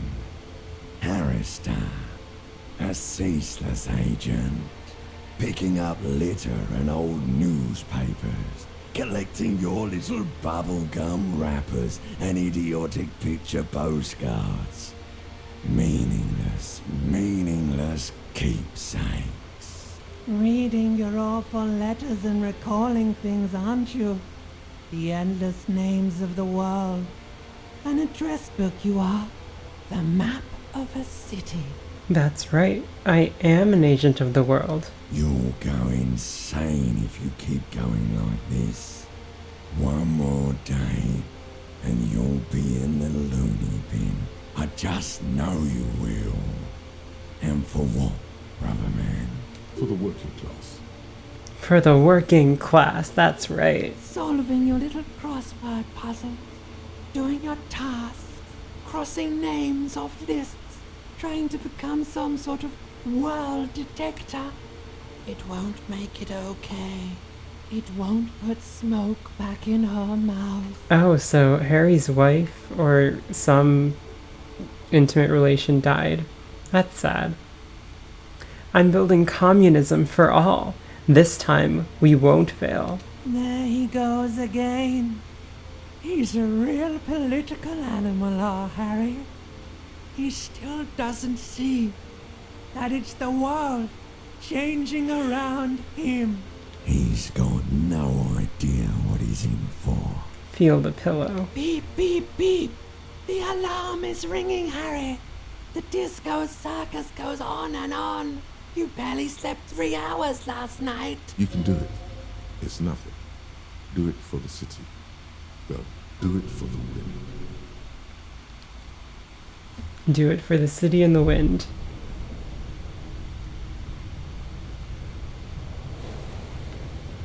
Rise and shine, comrade. It's time to get to work. What's going on? Despite all the thinking you've been doing, only 0.0001% of communism has been built. It's too great a task to undertake alone. You're going to have to get organized. Have you seen my shit recently? I've really gotten it together. It's good that your personal business is in order, but we're talking about political matters of world historical import here. You must seek out your revolutionary brothers and sisters. Find out how much communism they've built. Then, together, maybe you'll be able to build as much as 0.0002% of communism. 0.002% of communism? Ah. But it won't be easy. Decades of persecution by coalition authorities have driven the remaining communists of Martinaise underground. They live underground. These communists aren't men. They're mole people. But I'm the coalition authorities. Have I been persecuting communists this whole time? Possibly. If you have been, it's only because you're a double agent acting in furtherance of your long-term objectives. Regardless, what's past is past.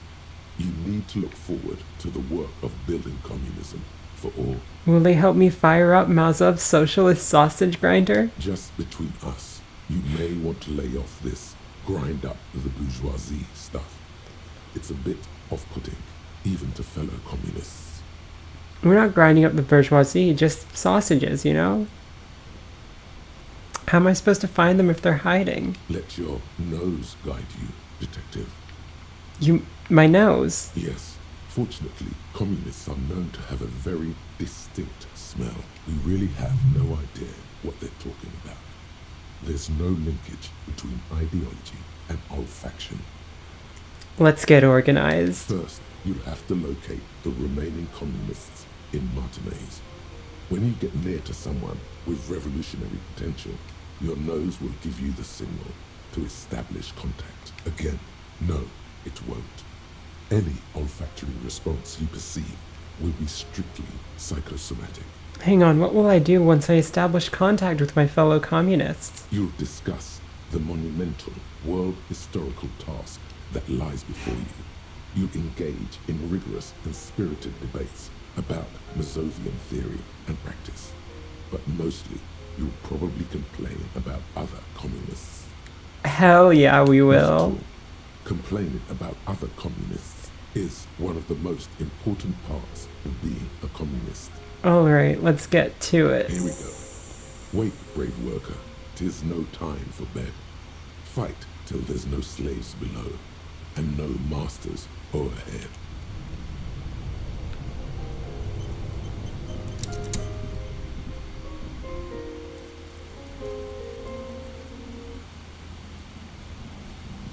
Hey Cam, we can listen to the Doom Gunner Mega Mix now. Hold still a second, try to smell Kim. The lieutenant's posture becomes rigid and uncomfortable as you lean forward and sniff the area just above his shoulder blade. He smells like a man, a perfectly normal man. Wait, there's something there. Something that sets your GABA receptors aflutter. The lieutenant's aftershave, a common drugstore brand. Strong hints of pine needle. Strange, you're not getting any strong ideological whiffs from the lieutenant. Dang it. Do you need something, detective? No, we're good. A moment passes. The lieutenant glances at the sports watch on his wrist. So, I shaved. Yes. No, I don't know what to say. Perhaps... What is it? You can tell me, Kim. I'm not really sure about this turn of events. I think the mutton chops might have been a better idea. They sort of seem to cover up some of the damage. Either way, good evening.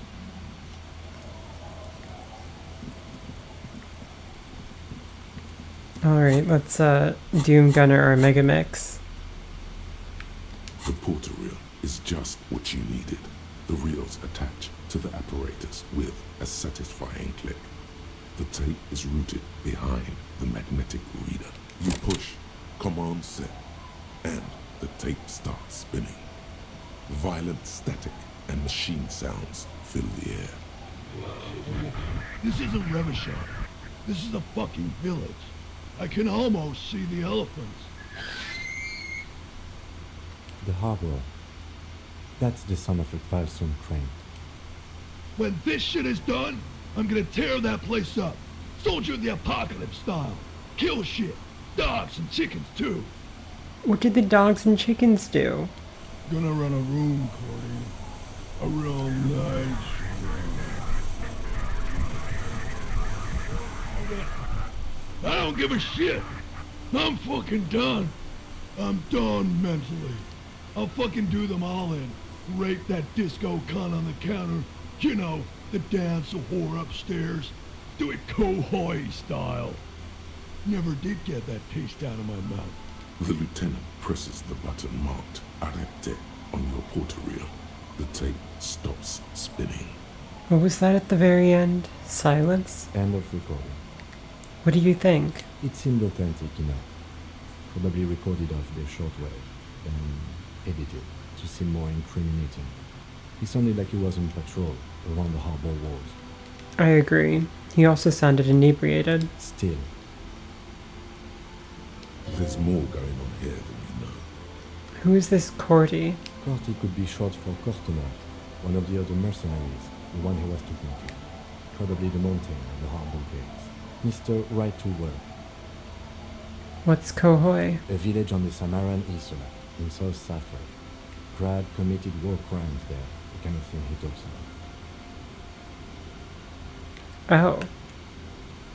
You think he was there? Who knows? Maybe the tattoos would have an answer. We would need to know the story of this man's service. Okay then. What now? I think we've got a few more questions for Classy, don't you? This seems to contradict her testimony, at least to some degree. As you take out the tape, the boombox tunes itself back to the cheery radio again, spewing out beats like it's a Friday night. The contrast feels chilly, inappropriate even. Yeah. Just a little bit.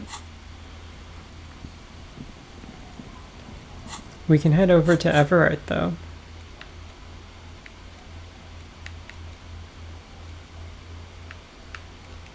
And Klassia.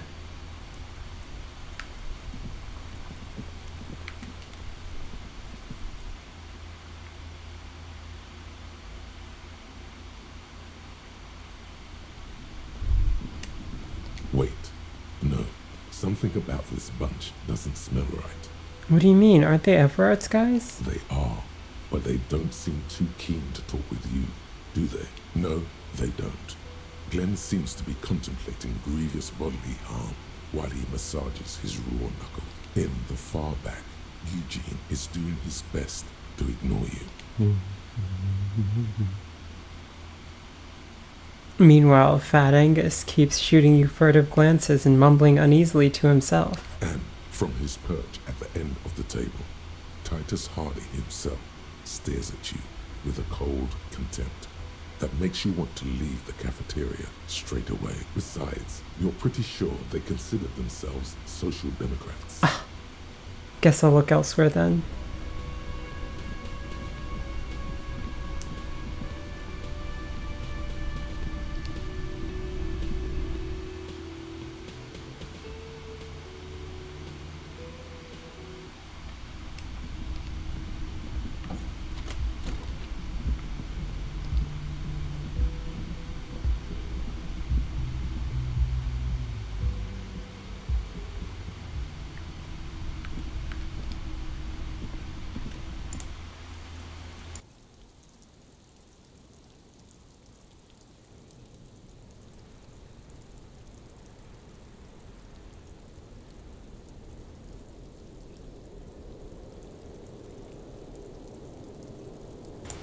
Sorry for muting. I felt like I was halfway to a sneeze, but it never happened. Officer, what brings you up here in the rain? We've listened to the recording. The deceased states he intends to commit rape. She puts her coffee cup down with a soft ring as the porcelain meets the metal table. This does not surprise her. Did he? I never said he was a good man, or that he had good intentions. Only that he was never bad to me. On this tape, he specifically identifies you as the target. Where did they get this recording exactly? It's intercepted radio chatter of the deceased, recorded via the encryption station. It's authentic enough. Does he say he's gonna do it Soldier of the Apocalypse style? Those are the exact words he used. Yeah. That was practically his pickup line. A memory surfaces in her tired neocortex. It's not entirely unpleasant. Did he say whores a lot? Was he pretty much on the verge of doing it Kohoi style? Kohoi was mentioned. He wasn't actually there. He didn't do a tour, or at least didn't tell me he did. Would have been overkill anyway. He lived his own little Kohoi. It wasn't his everything. Why say things like that? Machismo? Yes, was he bragging? Oh no, I'm pretty sure he did all those things. Then integrated them into his idea of normalcy. To keep on living. Until they just sort of turn into his, what's the word I'm looking for? Persona? Running joke. I was gonna say running joke. And it sounds like he didn't even get the good bits. Lely's punchlines got way, way funkier than that. He was like the Seminoles conflict, the Kohar massacre, and the 36 famine in Yezu all rolled into one person, then cast in Norani ceramic armor, which he wore in bed and in the shower. When he said he was done, and done mentally, it didn't sound like a joke. It sounded like a deeply troubled man. Hold on, he said he was mentally done. That sounds like a broken man to me. Well, maybe I pieced him back together with my magical personality. Weren't you afraid? Afraid of what? That tape the Hardy Boys recorded? Your mother probably never told you this, but girls are evil. Had I the physical robustness and social support, I'd be in Kohoi. I would be tearing it up Soldier of the Apocalypse style. She wouldn't. She doesn't have the full Hoy in her. Did he tell you he had actually done any of the things in Martinez and you? No. We were too busy laying waste to our own nervous systems to direct any of the fury outward. He seemed happy, I guess. At ease. As much as a man like him could be. There is a small measure of pride in her that she could quell the rage in such a way. Thank you for clearing that up, miss. Whenever you're ready. I'm interested to hear what Titus Hardy has to say now. She takes a very small sip of her coffee and smiles. Now that you've had some time, can you tell us more about the victim? Like, for example, his name? Actually, officer, I didn't know his name. I just called him Lely. A nickname? I guess. He came from Lelystad. It's short for that. And it was his army name, apparently. He said his real name wasn't his. I tried to pry it out of him, but it was no use. Lelystad. That's a good start.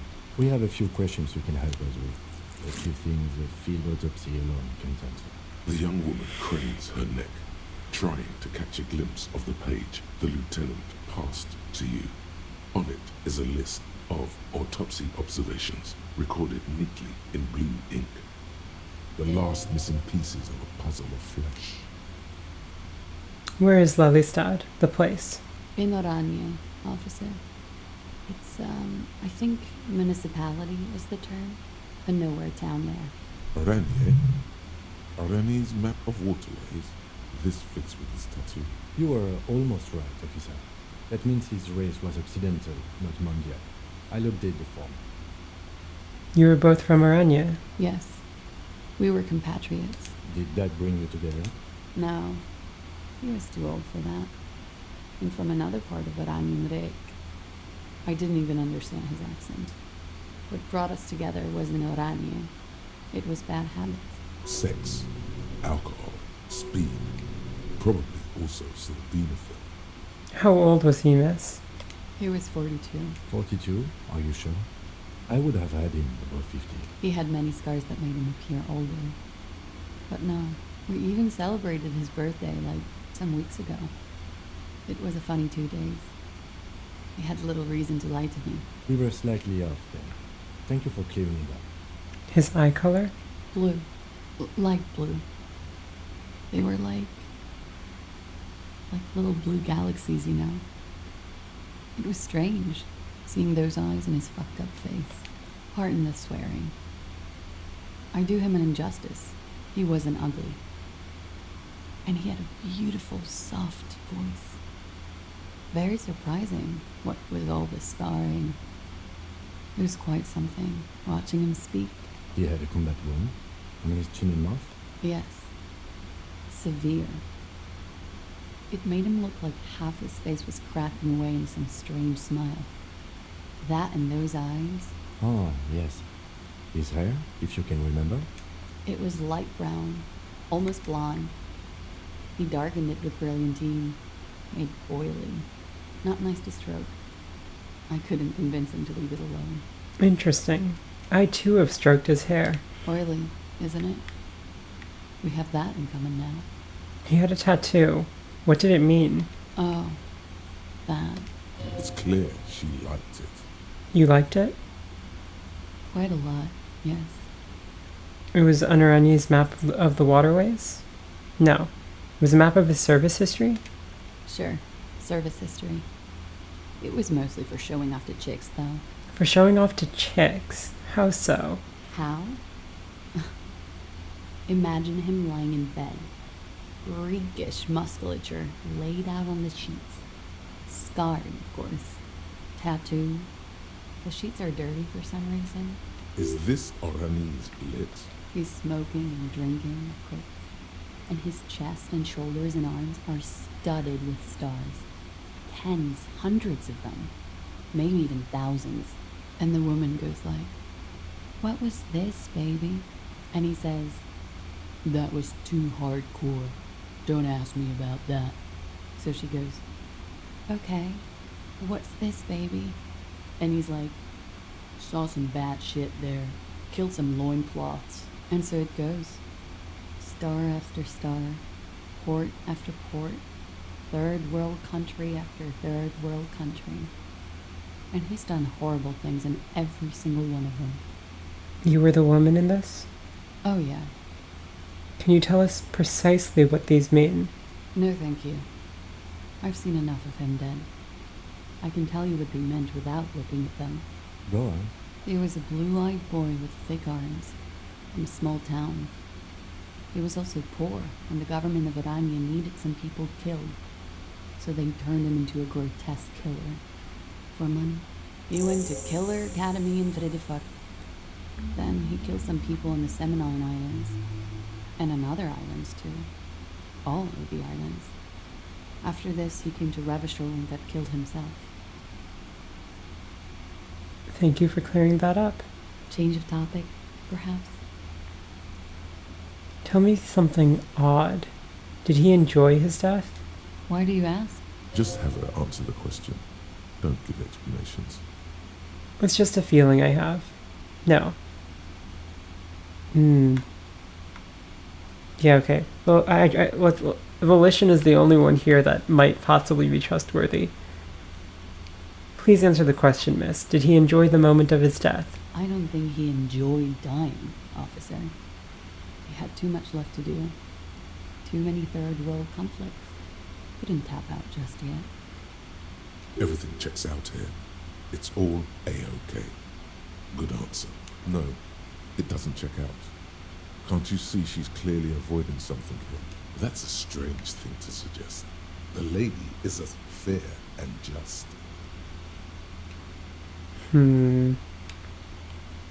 Could it be love that did him in? It very well could be, yes. What do you mean? What do I mean? I have no idea. I don't even know what you mean. Love did him in? What does that mean? He told me. Love did him in. That's not funny, officer. We ordered a toxicology report. Any idea what will show us? A real rainbow splattering of pharmaceuticals, I bet. Barbiturates, amphetamine, sildenafil. Hear that? Sildenafil. Just like you suspected. You have a great nose for this stuff. What is sildenafil? It's for maintaining an erection. Uppers are vasoconstrictors, so that feat becomes problematic. Okay. Why do I know this? Because you're a scientist, of course. How much does the toxicology report cost the police of Revachol? I can do it for half of that. Save you some money, make some myself. It's quite expensive, miss, but we'll manage without your help for now. I think we're finished with this line of questioning. All right. Coolly, gracefully, she...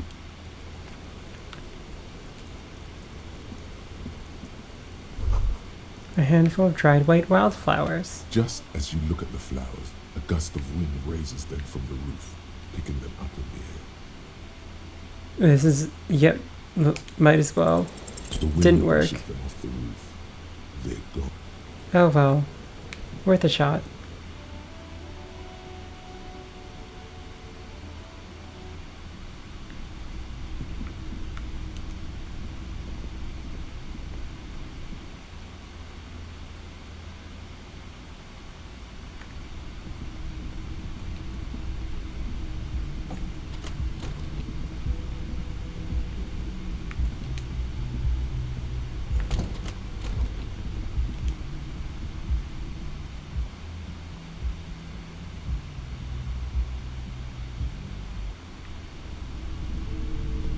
Okay, so now that it's another day...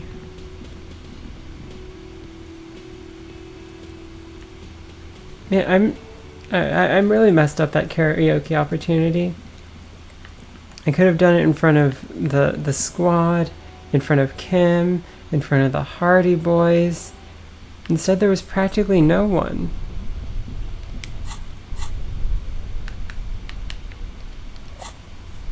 Yeah, that's a tape player.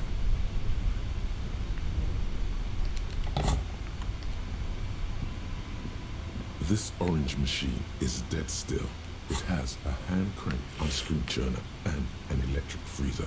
The ice around it slowly melting.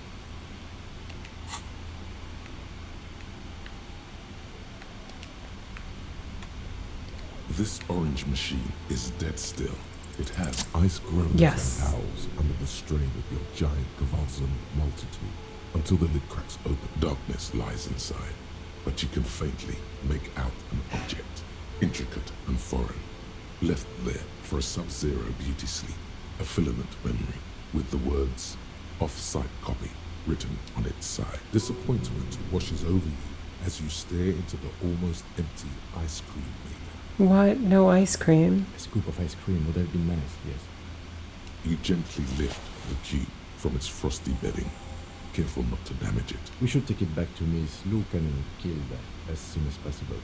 I'm not sure how well unused filaments tolerate room temperature. Yes, but aren't you curious to know what's on the precious filament? There's a radio computer upstairs. It's definitely password protected. But we know what the password is.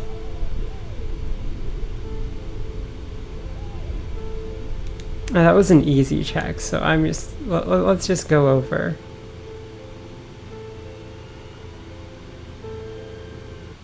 And hand it to her.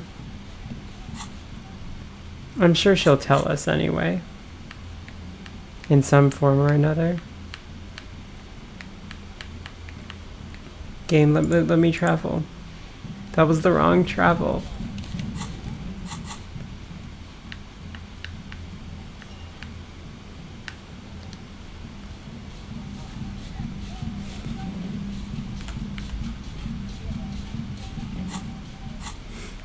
Alright, let's also take out the tape player.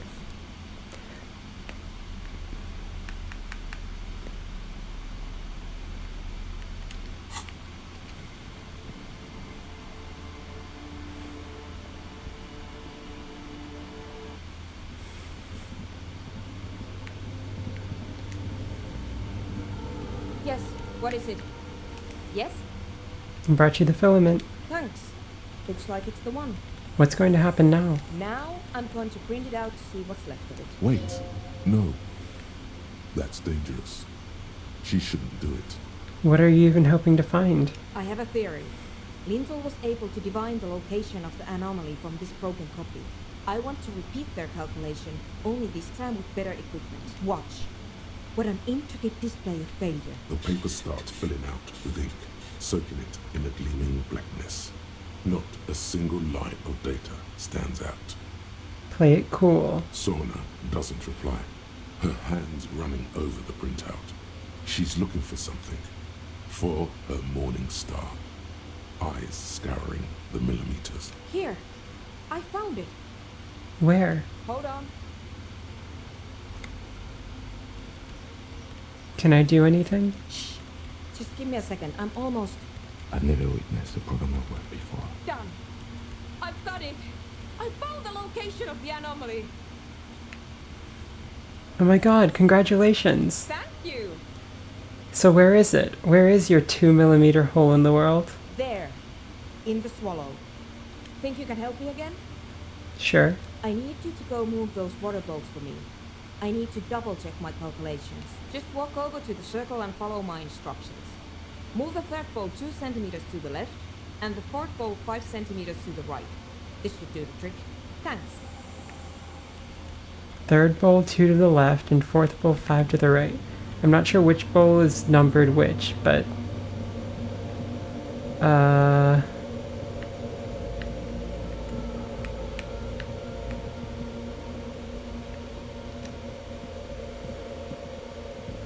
It's awfully subtle. Measurements have been marked down around the bowls. Oh, Each okay. chalk-drawn line representing a centimeter on the floor. Okay. Move the third bowl from the left 2 centimeters. It moves like a ghost without creating a single trace of sound. And the fourth bowl 5 centimeters to the right. Some water spills out of the bowl, wetting the Harry. floor. The lead programmer sends you an encouraging thumbs up from across the hall. Time to run back, or maybe walk. This is a sacred place, after all. I forgot about running in here. My bad.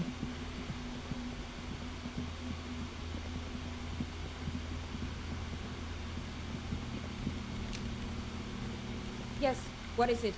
I moved the water bowls. Craig, everything should be aligned now. Miss Melitor is hesitating. What's wrong? Yeah, nothing. Now the only thing left to do is to unmute the headphones. If we got the location right, we should then be able to hear whatever sound this anomaly makes. Wait, why did you have your headphones on mute in the first place? Honestly, I'm a little scared. Isn't it going to be just silence? I don't know. That's what I'm scared of. I don't know. It could be anything. I mean, what sound does the nothing make? How can we even listen to something that doesn't exist? What if silence is only what surrounds it, but the swallow itself is... You're right, we should be cautious. Maybe. Maybe I'm just tired. It's scary, but we have to face it. Yeah. You're right. Let's do it. The lieutenant takes a step back, and then nothing happens. As Sona Lokanen Kilda presses unmute on her keyboard, nothing but silence. She doesn't talk. Her eyes closed and brows knitted together in a state of deep focus, one hand cupping the headphone. Well, Damn it. did you hear anything? No, of course not. Nothing happened. Let's move on. Despite her fear, she was hoping for something extraordinary to take place. What do you mean nothing happened? Did you find the swallow? No. No. My hypothesis was wrong. According to this, I should have heard something if I got the coordinates right. Like I said, silence is only what surrounds it. But this is just another failure. Silence sounds like silence. That's all it is. You can try on the headphones. See if you can hear anything. But don't get your hopes up. Silence is silence? You're sure there's more to it?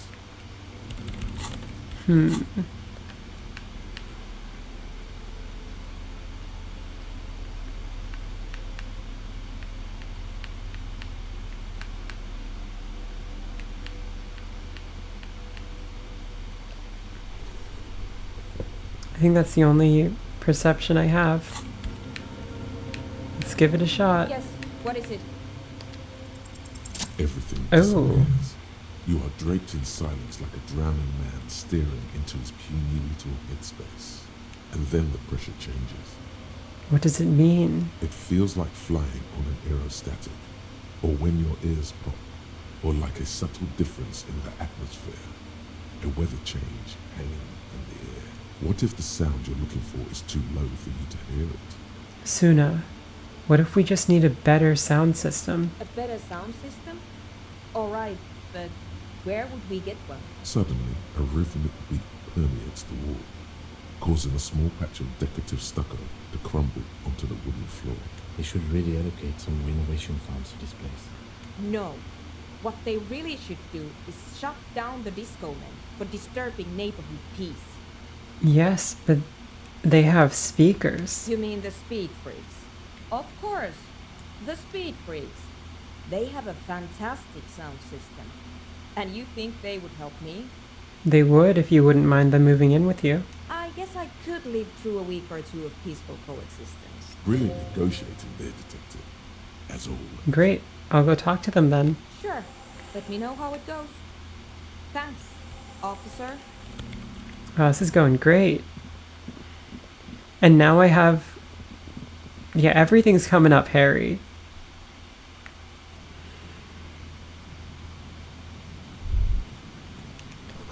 The same address the lead program was looking... Yep. A kick drum pulse. The music is coming from somewhere on the ice. That's right, it is.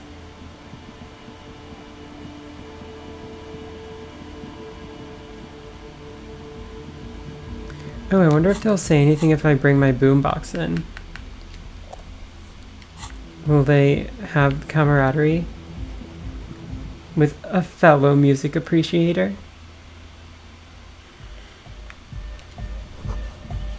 Brand name Nosafed Ultra. Hi again. So, how are things going? I don't have the logic for this anyway, so whatever. I'm here to talk about the church again. Yes? What's the deal? Good news, I managed to convince Suna. She's okay with you guys moving in, but on one condition. She needs your speakers for her project. We are grateful, Copman. You're an augury of a new era of anodic dance music. You're also going to have to share space for a couple weeks until she gets her research finished. That's fine. We can manage. I'm glad I could help. We appreciate it. It's going to take us a bit to move our stuff inside. A couple of hours, maybe. Come check back later. Let's get moving. Aw, yeah. Well, there goes the tent.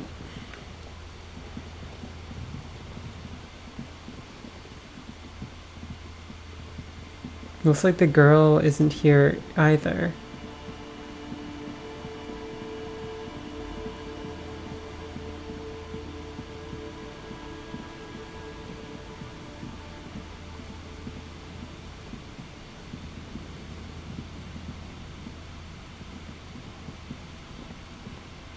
What happens if I try and go in now? Will we get like them setting up?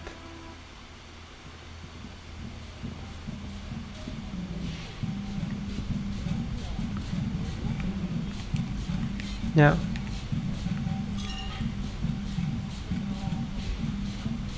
Yeah, it's all set up, man. Can you already imagine 1,000 people in here? 10,000? No, I can't imagine 10,000 people in here.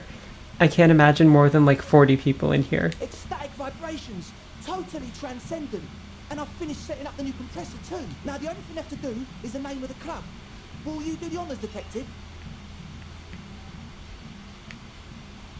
Kim, how would you name the club? I wouldn't. I wouldn't build a club, and I wouldn't name it either. An underground place with no name? Sounds like something the Crabman would say. We're not going with anything the Crabman would say. Why not? The Crabman has ideas herself. Ideas from another level of consciousness. I don't care. I don't like the Crabman, and I don't like his ideas. His ideas are spooky. Next, please. Alright, Andre, what do you propose? The name. Everything I managed to come up with sounds just wrong. Andre's overthinking it. Yes. You should do it, detective. It would be good for the signs. Lloyd's right. You've helped us so much. It's the right thing to do.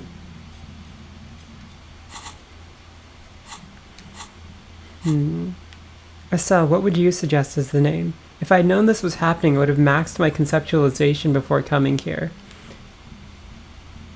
How about something simple? Like the club? Too modern and too ironic. We don't want ironic. We want real. Real and true and beautiful. Like a morning after the rave. Egghead, you must have a lot of ideas. Yakokata! Yakokata! The place to be! Yeko Qatar, the zone of ecological catastrophe. That's too morbid, eh? Got anything else? Hardcore! Hardcore to the nega! No, it has to be bigger than hardcore. Yes, it has to be even bigger than hardcore to the mega. It has to be bigger than the scene. Noid, give me your 2 cents on the issue. The amnesia. Like the... I can't remember the name of the club, Amnesia. Amnesia! It's not amnesia, guys. Suna, do you have an opinion on this? I don't. Good. We have too many opinions anyway. I think I've come up with a name. I have not come up with a name. You have? Well, what's the name? Disco Elysium would work, except there's no disco. Revachol West.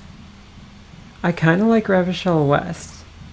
There's also No Truce with the Furies, which is good, but it's overdoing it. I like Revachol West. Wow, it's big! A club for entire Revachol West. So big. Sounds like money. Sounds like future. It's settled then.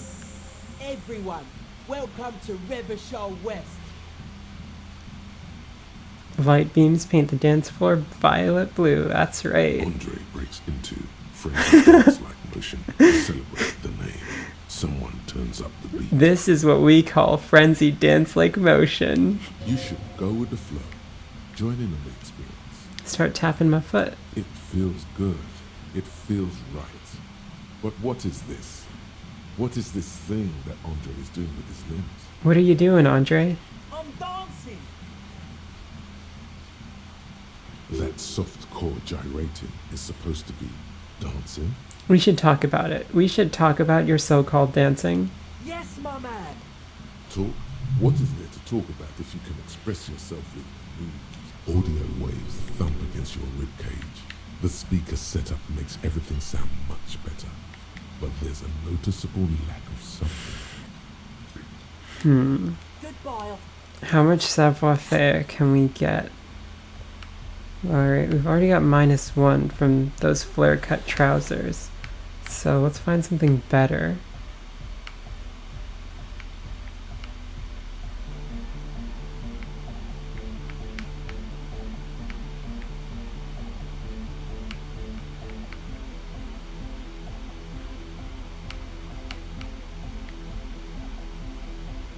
The only pants I can get that aren't actively harmful are the moralist pants. Ugh. What have I become? These are some wonderfully regular pants. Not too tight, not too loose, moderate. Give me the regular I normal know you do. things. These Interstellari pants are like wearing a perfect compromise in your nether regions. No one will call a moral intern on you like this. That's for sure. You're a little more moralist now, buddy. I know. Oh, hey man, it's good to see you. Let's dance. You close your eyes. That was and dream of close. the shapes your body should form to bring this strange music into life. For now, such ferocity and emotion is beyond you. But just imagine the moves you could pull to this futuristic beat. Puts a grin on your face just to think about it. Even a failed attempt gets the juices flowing and repairs some of the damage done by battles lost. If you up the dose and truly dance, who knows what will happen? Salvation. I've been meaning to ask you, what's with the hair? It's to express my individuality. Is that a bald spot? It's hard to tell for sure with the fused together spikes, but it looks like he's balding. Is it important to you to be an individual? Of course it is. Otherwise, I'd just be another poor guy with no education and no money. General issue, man.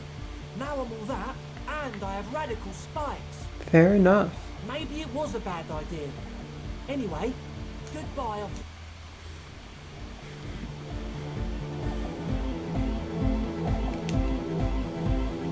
She's whistling a melody, her trusty contact mic attached to a wooden pulpit. At the sound of your footsteps, she stops what she was doing and turns to you. Hey there. I've been recording some new audio from all these beams and rafters. The sounds travelling through the wood are pretty cool. Creaks and stuff. Like you're underwater, you know? But like, underwater inside a tree. But that's not really what I wanted to talk about. I wanted to thank you instead. What for? For getting me and my friends in here. And we even found some new associates, such as they are. How's everyone doing? Good, I think. Noid is getting a read on the place. I think he finds the carpentry very impressive. Andre's been setting up the compressor and dancing. Egghead's been keeping the party up. He's got the stage under control. Sauna, the programmer, she's doing whatever she does behind that radio computer of hers. She doesn't talk to us much, and the crabman hasn't shown himself, thank God. Now, can you tell me about your associates? Sure. You helped us out. I can repay the favour. What do you want to know? Tell me about Suna. Ah, she's a bit odd, I have to say. Doesn't talk much. I'm not really sure how to vibe with her, you know? Seems like she's not in a very good mood most of the time. But earlier today she told me about Welkins, and she seemed oddly happy, like she had some idea of those little creatures. Some artistic idea. I didn't really listen, I was busy with my mic. What about Tiago? Oh, the crab man. Still gives me the creeps the way he moves. But he doesn't actually come down that much, just climbs around the rafters. I just try to stay away from the crab man. But he talks to Noid. They seem to have some thing going on. Oh, he talks to Noid. Beats me. Noid said they get along somehow. They're both crazy enough, I guess. What does he do up there? Who knows? He doesn't really answer our questions, see? Not that it's easy to ask them. What are we supposed to do, yell up at the tower? Thanks. About the others? Who do you want to know about? Tell me about Andre. Andre? He's a cool guy. Doesn't really come off as one, but he is. To me, at least. He takes care of shit. Sorry. I mean, he's got a vision. For what life should be, you know? He tries to push things until everything falls into place. He's an organiser. What has he organized? Nothing. But then again, there's nothing to organise around here either. He really wants this church thing to work. Must have taken it as a sign when he found it abandoned like that. Said it was an augury. I don't know where he got that from. Andre's not super intelligent. I've never seen him so psyched about anything though.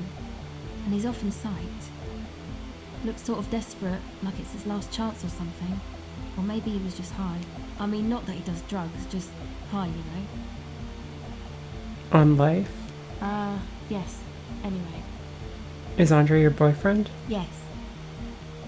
Tell me about the others. Who do you want to know about? Noid. He's a four-burger, I guess, like the rest of us. Okay, maybe not Egg, I don't know about him, but Noid and the rest are from Fallberg. making the pilgrimage up north to visit the Elysium. He's real hardcore about the lifestyle. What does he do? What do you mean do? Like for a living? Yes. He's a carpenter, trained and all. He's very good, he just doesn't have the mindset to work like that. In a shop somewhere. You're so right, Noid. What kind of mindset? He abides by the hardcore, sir. You would have to ask him yourself. And you? Sir, I abide by the law. A strange feeling. Every now and then, something feels off about the way she speaks. She doesn't change tone, but you feel as though there's more about her than she lets on. What is this pilgrimage you're talking about? It's just something poor Fallberg kids do every spring. To pass the time, we walk the entire length of Boogie Street, up to Jamrock, or as much as possible. Why wouldn't it be? I don't know, man. Have you been down Boogie Street? It's a little bewildering. Let's say I haven't been down Boogie Street. Okay. Then you should go and take a look, I guess. Boogie Street is cool. It's got a lot of immigrants and all kinds of different people. I might just do that if I make it there alive. Yeah. I hope you do. Tell me about the others. Who do you want to know about? What's the deal with Egghead? What do you mean? What does he think he's doing when he yells all that stuff? Oh, that. He's the party boy. He told me as much, but what exactly is a party boy? A nod at music doesn't really do vocals in the traditional sense. Vocals are thought of as rock. That's to say they're a bit backward. No offence if you like rock music though. Rock music's cool by me. Pachoo, swish. Your credentials as the resident future man of Revachol are being questioned. Show her you're hip with the times, Gramps. You don't have to tell me rock is backward. I am the future man. I abandoned rock in the 30s. Stupid rock. Okay. Anyway, even if you don't have vocals, you still need someone to say something every now and then, right? To urge things on. That's where the party boy comes in. He basically just stands on the stage and dances and yells how awesome everything is. It's very catchy. I understand. People are usually afraid to do things if others aren't already doing them. Dancing makes you dance, like sneezing makes you sneeze, or yawning makes you... Anyway. Where's he from? How long has he been with you guys? Actually, we don't know where he's from, or who he is really. One time we were out partying somewhere in backwater Fallberg. Or maybe even Coal City. I can't remember. Maybe it was Coal City. Egg was yelling along to some jam someone was spinning. All night long. Just kept yelling until he didn't have a shred of voice left. When the sun came up over the mines. There were mines? Yeah. It was in Coal City. Egg came with us. He made this wheezing puppy dog sound all the way back. Couldn't even speak. It was definitely Coal City.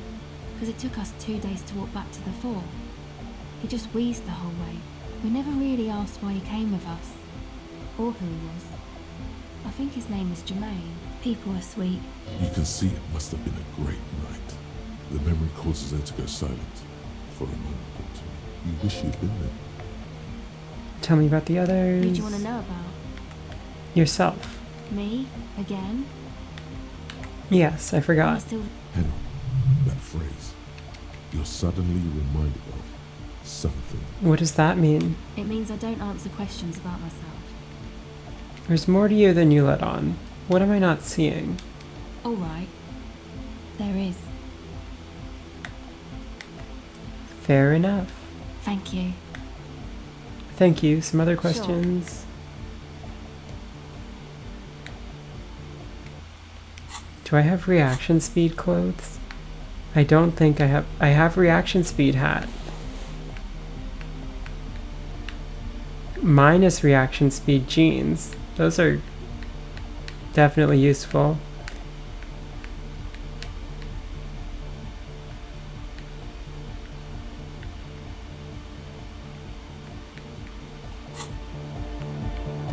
Welcome back. Catch the silver The bird. has already flown away. I will catch it later. You got us in, cop. With wonder in his sharp eyes. Between you and me, I don't know if you've noticed this about me. I'm a little suspicious of authority. You really came through for the hardcore underground. Yes, you really came through for the hardcore underground. How come? Andre is busy cutting some slightly less lame, but still quite ungainly shapes on the church floor, sweating profusely. Estelle using her contact mic to listen to a tree underwater. The one with the large head is blasting the dance track on repeat, while the stained glass window behind him is rattling from the bass. Sire, the tent. 'Twas a security risk, and in here, sanctuary. 'Twas only noble of you. Better here than in that tent. Okay. What he means is, you're right, actually. The tent was a safety hazard, and this place was deserted anyway. Noid, what do you think about the church? It's a miracle of carpentry. Dead bodies carved into total shapes. Now it could be something more. You say that as a carpenter yourself? I don't say much anything as a carpenter anymore. They tried to make me into a reckoner and a leveller. Made me a bit manic, you know. I regret the time I dedicated to that profession and that work I collected. I say things more as a member of the hardcore side dance community these days. You're not going to ask me how I knew? Why? You're a cop. I carry carpentry tools. How old do you think this church is? Over 300 years? That's right. The first settlers built it, plus 6 more like it, on the coast here. Was one of the first things they did. Must have been really scared of something, but I understand. Alone on an uninhabited archipelago, forced to face themselves and nature. Pre-industrial quantities of solitude. You see, perhaps something more fundamental. He means something parametric. He must... I would want to build a safe place for myself and my own as well. What style is this church built in? A cop who's into building critique. Okay then, this is folk DeLoreanism, lawmonger. It's a subset of early DeLorean architecture. Okay, and what is DeLorean architecture like? Total. Everything between an ancient concrete cathedral and a glass cube is DeLoreanism. This is just an homespun version of it. Folksy stuff. Early mass production. They made thousands like this. Does that help you out? What would a DeLorean building look like? Like that woman there. Vertical, thin, white, a false image of grandeur. The source of the system is up there. You're at the bottom. They really dug that power vertical. Like to show off large and intricate structures. Arches, spires, put you down with them. They were really into painting everything white too. Virginal shit, you know. Marriage shit. Virtue and tyranny. Marriage is shit, yeah. Right. This church isn't painted white as far as I can tell. Stands to reason it used to be white on the outside before the sea wind took all the paint off. Slowly, peeled by the wind, your skin crawls from the sensation as you look around. What did you mean by dead bodies? Dead bodies are perennial plants. Sigma functions have left this place. It's a good thing we came along. The spiritual collapse has been total. Sigma functions. Oh no. The Sigma males were here. The rarest kind of male. Spiritual collapse? I saw some piglets suckling their dead mother. Have you heard this one, cop man? After a short while, they shuddered and went away. They had sensed that she could no longer see them, and that she wasn't like them anymore. What they loved in their mother weren't her body, but whatever it was that made her body live. End of quote. This is an high-quality carcass. The power of anodic beats and hard bass is needed to reanimate it. What you're saying is you're not a big fan of the Innocentic system? A 3,000-year-old tyrannical regime of history, built and maintained by hundreds of generations of self-appointed intellectuals. It's false core. But you guys said the Ecclesiastes were all about love and hardcore before, remember? I only said unity. One word. Figures of authority always misquote you. Andre doesn't care about the Ecclesiastes. He just wants the operation to run smoothly. And Egg is a demi-beast. You shouldn't listen to what people say. You should listen to what they are. And you propose dance music will supplant the system? Anodic dance music. Regular dance music wasn't hard enough. And yes, I do. You know what this kind of stuff goes well with. I don't need to be a narc. Your pleasure response was more like, just wondering if he has any. How do you like the glasswork? I don't. Fucker giving me the evil eye. I'm getting some real negative vibes from her too. No wonder. We have to get rid of it. Dismantle it. Can't dance with a giant mass murderer looking at ya. Not a good look for the club. Mellow, man, mellow. No one's a mass murderer. This is a house of love. Mass murder on the floor.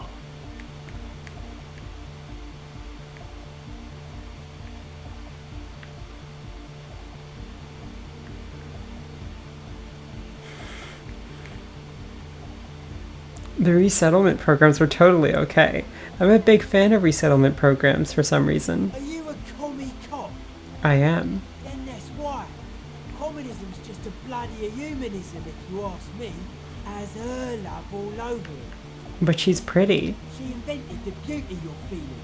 She and her glass cutters and iconographers. You set the standard, alright, then you meet it. It's effective like that, but it is also very soft of core. That so-called beauty of hers. You're right. I like it harder core. In the true life of tomorrow, every woman will be an innocent. They will wear neon headbands and leggings, and they will glow in the dark. But you don't like that. You liar. You like this one. The softness of the core is there to you. Oh my living God. It's there. Suddenly you feel like you need to plummet into it. Look away. Say something. Would you say she was, human? I like this question, cop man. She did not live the life of a human. She lived like someone who's playing a game. The life of an operator. That's not the life that humans live. She was adored. Humans aren't. I don't know about you, but they hate me. And they do not think I'm innocent or some shit like that. She was a player. She played us all. It's all just a game to her. Yes. Alright. Okay. That's enough about her. How are you settling in? Hard to say, cop man. Signs in here are distinctly wild. Gonna take a while before everything's properly synced. I did get to talk to the crab man though. Tiago? Anyway, he's been giving me kind of a psychic rundown of this place. Dude's seen some crazy shit, but he's actually a lot like us. You mean all his mother's love stuff isn't too spooky? Have you been listening to what Egg's been saying? Love is hardcore, man. And the mother's love is the hardest core of all. The man picks up on stuff. And he knows a lot about the church. I've got a lot to learn from him. Good thing you didn't squash him. What did he tell you about the church? The crabman's been lurking here for a while. He's experienced things. Things that give off bad signs. As far as we can tell, the Ubies built this place about 320 years ago as a sarcophagus. Do you mean there are dead bodies here?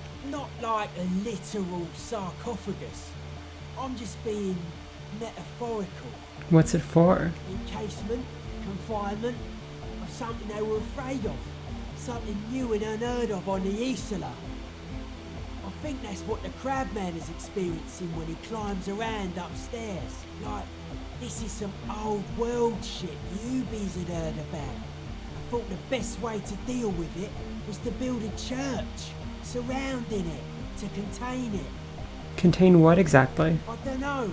And it's not something they properly understood either, what it does. But it's what this Sona person is looking for, and trying to measure. It will be fruitless though. She won't be able to measure it. People like that always want to measure everything. All those things they really can't. The wood creaks as a gale blows by. Outside, dust particles fall through the darkness, settling down on the age-bleached floorboards. The structure does not feel particularly durable. This building seems less than structurally sound. No, it's pretty fucking unsound if you ask me. They should have built a club for anodic music around it instead. Anodic music will definitely contain whatever we're dealing with, and if it can't, well, What makes you think Suna's going to fail? seems to be the trend around here, doesn't it? You can't measure shit like this. It's not like substance. I found a doomed commercial area in Martinez proper. Maybe that's the same thing they were trying to contain? Like a concentric ring spreading out. The struggling villages, and that is what caused the communards to fail in defending the beachhead. Yeah, a lot of failure has gone down around here. You think there's merit to the theory? I don't know. Maybe, maybe not. It's not a thing we can answer, Copman. Even I have limits. I'm a limited size person. Well, if it's without substance, I guess there's nothing to worry about. Maybe you can figure things out, Copman. I think we've got on a good level here. The signs are syncing up well. Why are you so suspicious about everything? Suspicious people are esoteric people. They don't go around spilling everything to Johnny Law. They don't call me Noid for nothing. It took us setting out for this whole enterprise to get our signs synced. Why are you called Noid anyway? It's short for paranoid. What are you suspicious of? It'd be easier to list stuff I'm not suspicious of. I'm not suspicious of sound and colour. Mechanics and chemistry also have a trueness about them. Most anything else deceives. Wants to steal your life away. This is a good, dangerous line of questioning. You should prod him on. And what are the most suspicious things? I don't have a top 10 list of things I'm most suspicious of, but if I had one, the left-right complex would be number 1. Number 2 would be their sole accomplishment, the pig-wheat paradigm. Tell me more about this left-right business. I prefer not to. Both ask the wrong question. Any spark of light from either one is accidental. Their combined movement's only concern is producing enough pig and wheat for everyone. The end goal of humanity. The original mistake was assuming that words have more being than bodies. That's what led us astray, far from our true lives, but we may yet find a way back. Words have more than bodies, you say. Whatever this true life is, you feel it's the real centerpiece of this mythology. What's suspicious about pork and wheat? It's our only shit. We should make better use of not being animals or cereal grain ourselves. What's bad about cereal grain? Having food is a precursor for greater things. Yes, having food is means to an end, but the left never talks about the end, only the means. Caps are likewise suckers, constantly sleepless in worry. Well, that was certainly stimulating. His eyes flicker. You mentioned true life. What would that be like? The life is true if it's free from fear, an eternal division among oneself. In others, mankind has seeds of greatness in it. Germany will come, a return to trueness. It will be hardcore.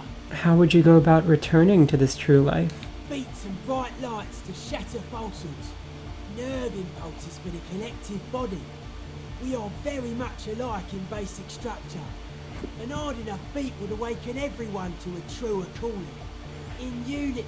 Just like that. The speed freak is right in your face. His eyes burning. His comrades look on worriedly. The young man is dead serious about this. So you're advocating a noise-based society? Many non-Occidental cultures share a beat at their art. Thus, they are closer to true, hardcore life. There's just never been enough of them, and they had to rely on some extremely basic percussion. You keep mentioning hardcore. What does it mean to you? Utmost dedication. Thoughts from the spinal cord. It's a potent superlative as well. Egghead usually has a better concept of the hardcore. He just really likes saying hardcore. Hardcore! That was vague. Maybe you're being too specific about it. Try consulting with your spinal cord. Oh yeah, sure thing.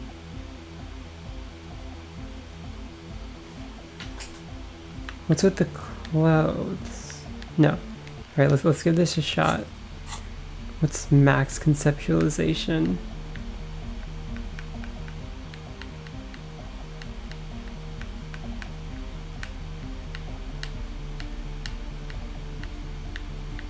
Is +2 really all I got?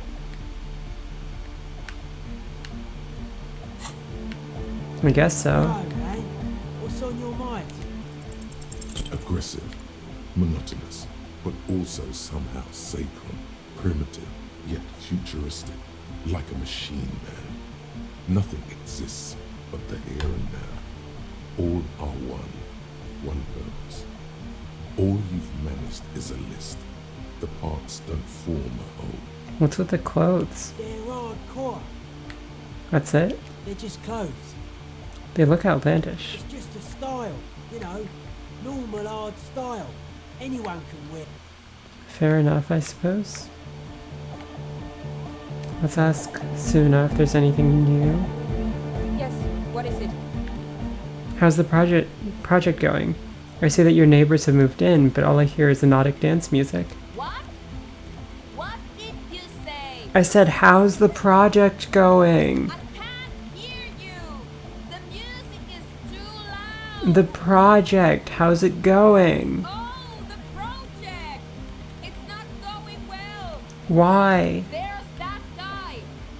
I need him to plug a 3.5 cable into the auxiliary input so that I can route the audio signal through the mixer into the speakers.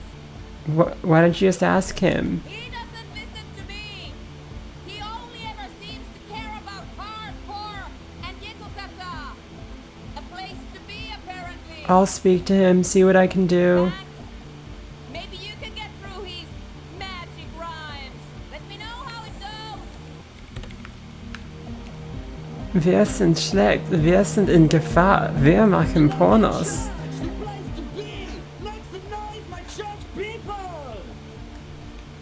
Vibrations thump through your blue soul.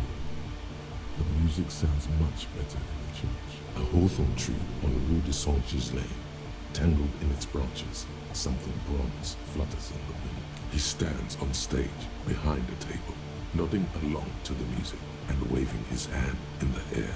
In front of him, the audio mixer, one reel spinning. The other reel deck is empty. Cables run hither and thither. On one side, you see an auxiliary line in with the number 4.5 written next to it. Maybe my body can tell me what Arno van Eyck's jam is missing to make it harder core. You know it in your lungs where the pressure should vibrate, in your heart that's alone, and in your solar plexus where the hits should land. So does every chord and Needs more bass. What is that achievement? Say 5 art cop lines. And a melody. A good melody is what makes a song really stick, so you can't get it out of your head anymore. Wow, okay. We should start with the melody. But where would we get that stuff from? I don't know, I thought you would know. I'm sorry. I don't know anything about hypnotic music. I'm just the party boy. I get the people going and say it's hardcore. he feels ashamed he can't be of more service to the future of dance music. I'll see if I can come up with something on my own. The young man falls silent with appreciation. Basically, what you need to find here is a tape with some banging music on it, so that Egghead could use it to remix Van Eyck's jam. Yeah, maybe that street talker across the pawn shop has got some tapes to sell. That's just an idea. Sea-line. There is a hawthorn tree on Rue de Saint-Gislain, right next to the canal. A reel of magnetic tape is caught in its branches, like bronze ribbons blowing in the wind. Rue de Saint-Gislain. Oh, I know this. I can tell you where it is. St. G is the boulevard before the canal bridge.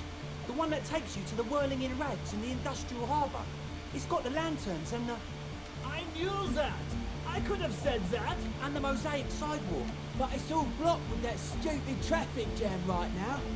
Anyway. It feels cold. Does it? Anyway. Cutman!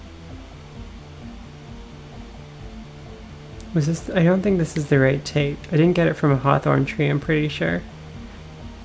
Egg, can you please route Suna's signal through your speakers? To the Mega! Yeah! I can route it through auxiliary. What kind of a cable does she use? 3.5 or 4.5? 3.5. Oh, she uses 3.5. Yeah. The auxiliary lining is 4.5 millimeter. These two don't mix. JJ, are you still here? Because this sounds like the kind of problem that you have to deal with regularly. Oh no, we're going to be in this church forever. Don't worry, I have an adapter for it right here. Hang on, this is a 4.5. We're all good people. Whoa, thank God. Adapters noticeably degrade the sound quality. Great! Someone got through to him. Okay, let's get it all set up. Can we turn the music off, please? Egg, the music? Everybody! Everybody! Don't panic! I'm going to turn off the on-off for just a sec. For a special scheduled event. The on-off will be back, but we're doing something else for one moment. Alright, go tell her that Egghead is ready to rave to her tunes. And then I'll turn off the music. How do you like it in the church? Yeah! Back on the case! No disgrace! Bring it down to party play! The first page of the second chapter! Could it be? Maybe for him, you only have a chapter or two left in you. Last of the penultimate, or like. Why are there lungs on your belt buckle? Lungs are for love! Why would lungs be for love? When Dolores Day was anointed innocence, her lungs started glowing through her body. For the world loved her, and she loved it back. Yeah! Why wouldn't they be? Are the lungs not the place where you hold the breath of your soul? Bourgeois love from a bourgeois god queen towards a world getting rapidly more bourgeois? That's lungs for you. Objectively, it was good for its time. And they sort of screwed it up after she passed, like they always do. Don't listen to that retrograde class warrior, Egg. Alright!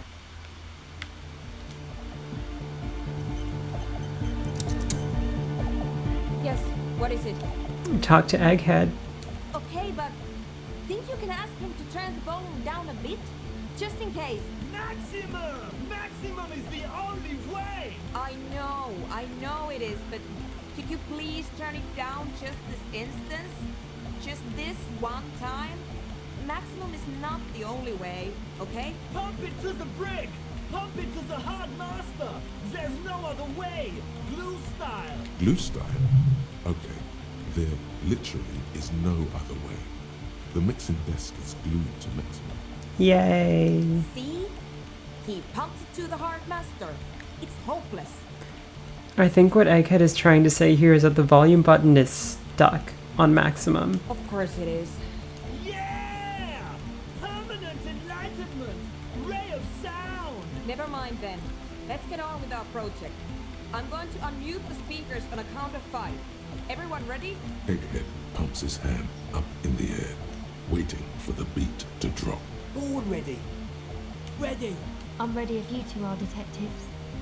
The lieutenant nods stoically, not so stoically. His hand moves to the gun holster. Suddenly, your palms are sweaty. The church seems cold and large. Suddenly, there's tightness in your chest. Anxiety. Okay. Ready. 5, 4, 3, 2, 1. Mute disengaged. No wind outside. No waves.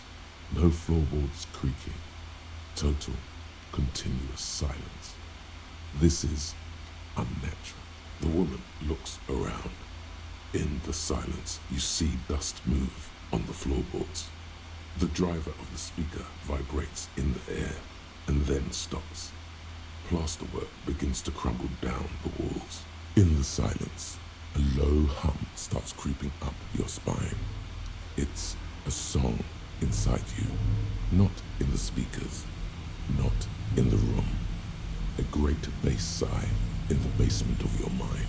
Slowly it builds until the air around you starts to vibrate. It's out there now, in the world, made manifest. It will devour everything. floorboards, the glass, the streets and the people. Nothing will remain. Guys, what's going on? It's getting louder. In the basement, the water looks like it's boiling. Hosiana! Mother of Mega! In his mind, a tidal wave approaching from afar, swallowing entire coastlines on its way. Salvation. He's peaking. The worst high he's ever been on. It was in me at first. The beauty and the beat! The future of dance! Planetary! No, Egg! It's the window! In the corner of your eye, the lieutenant steps aside, cautiously, his eyes searching for a possible evacuation route. The window is going to come down. No, the roof! Cracks appear in the stained glass window. Cracks run up the wooden pillars in the dark. Come down to earth! Love! Below it, all the bass grows, like the jaws of a giant compressor gnawing on metal and wood. It does not sound benevolent at all. That's it. I'm muting it. Can I see? Yeah, okay.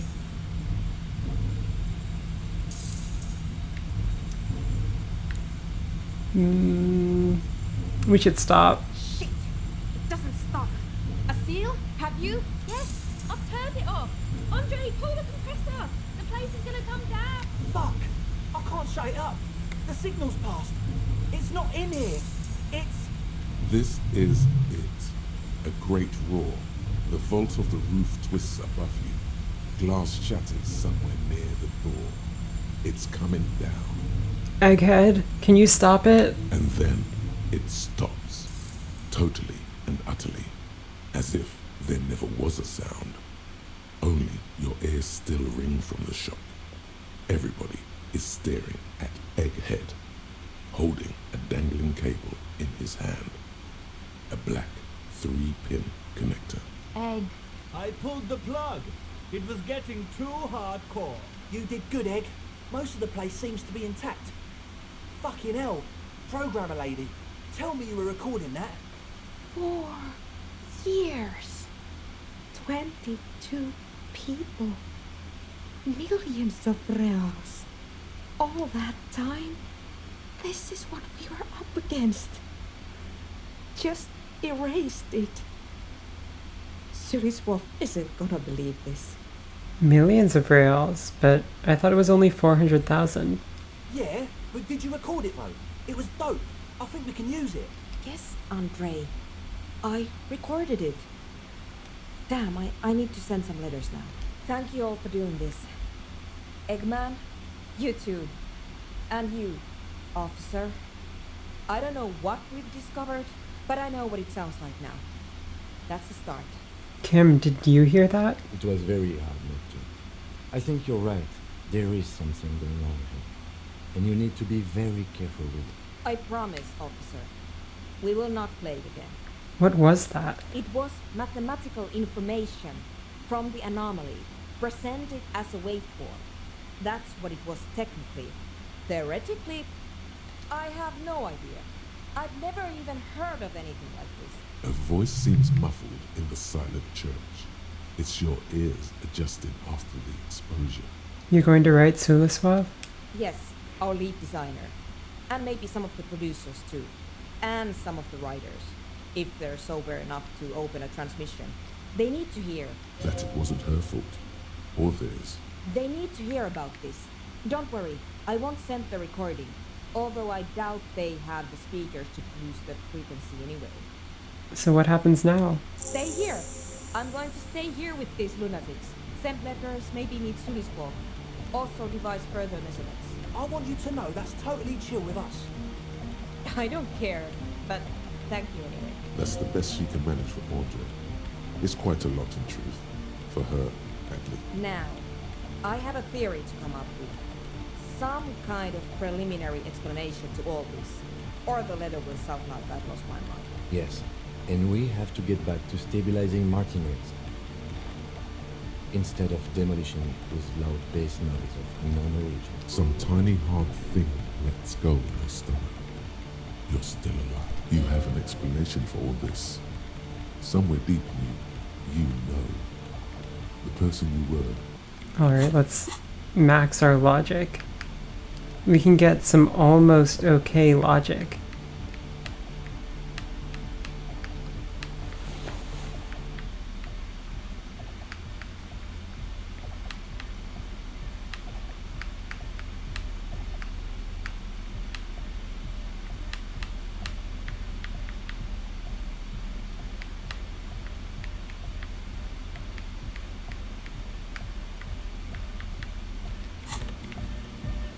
Yes, what is it? All you hear is silence in your head. We have a skill point.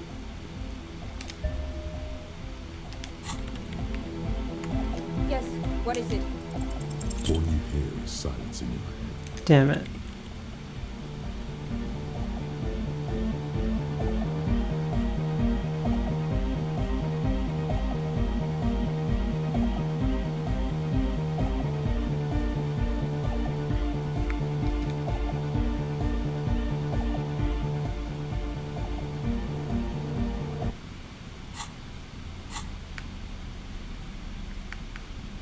Okay, let's get a better patrol cloak on.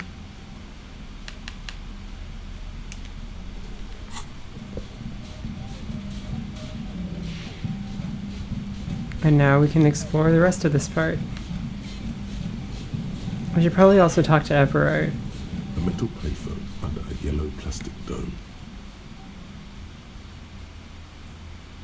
You hear the tone. The machine is inoperable. Let's dial a random number. Calling. Still calling. This feels wrong. End of tone. Pierre, is that you,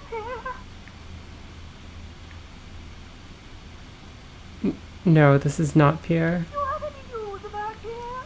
Who is Pierre? He's my sister's grandson. He used to visit me as a lad. Fine young man. But who are you then? A salesman of some sort? Modern goods are rubbish, and I can't afford them anyhow. It's a shame what you did to our country. No, I'm a police To officer. hell with the police. To hell with you. She's so right. Her voice is drowned in white noise. Sounds like waves washing a beach, growing in volume until the call suddenly disconnects. You get a sinking feeling. It makes you look if Lieutenant Gitsurabi overheard you. To your relief, he did not.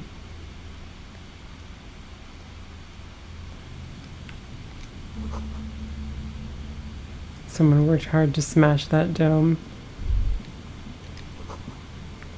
Calls do become terrible sometimes, such as whenever you need to pick up the phone. Ooh, electricity. I was near some wires that did not flow with audible power a couple days ago. Ooh, a postcard. Coin-operated weighing machine. Ooh, prescription lenses.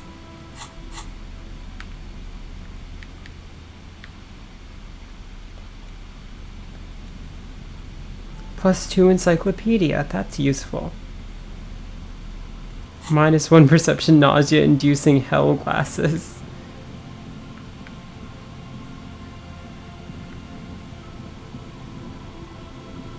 No, can't go there.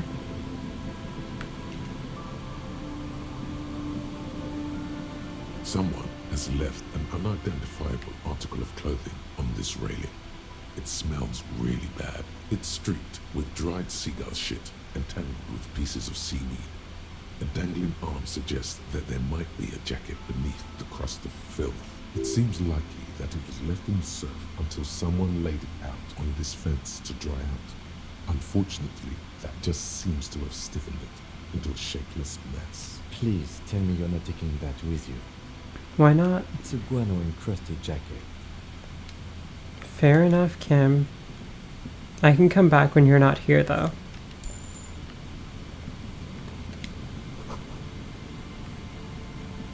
Oh, these vagrants are doing their best. And I'm taking all the money they're leaving.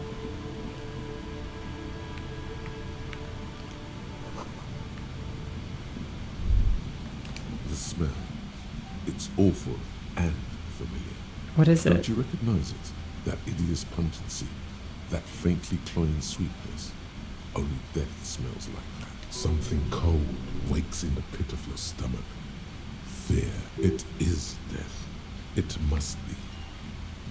Heads up, Lieutenant. Something's not right here. The lieutenant has already brought a handkerchief to his nose. These floorboards look rotten and weak. There's some tear, an empty cigarette packet, 2 empty bottles. No, there's more in there. Livis strawberry liquor, plus some Pilsner bottles too. A tragedy. He shakes his head with genuine sadness. Whoever tossed it here was a heavy smoker. The brand name reads Red Astra. You see traces of mayonnaise and ketchup on it, as well as a tomato wedge. The wrapper reads Shish Kebab Revachol. It's hard to concentrate in the smell. Well, hey, you know what? I've got this. There's some tear. And 2, no. A tragedy. He shakes his Okay, I can't pick it up, I guess. You, vagrant. A man lies on the boardwalk. Oh. His limbs bent and neck turned at an unnatural angle. Right next to him is an empty bottle of spirits. In his cramped hand, a chewing gum wrapper. Half of his body has slipped between the cracked boardwalk, starting with the right leg.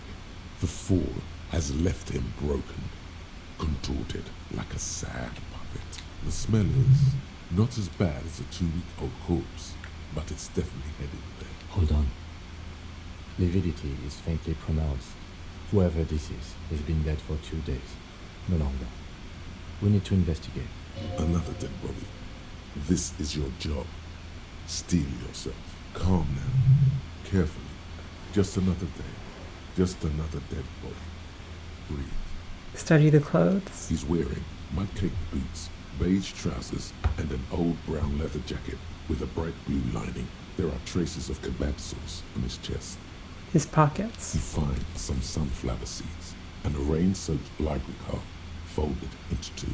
His jacket feels sodden and heavy under your hand. Good. We should take a look at that library card after this is done.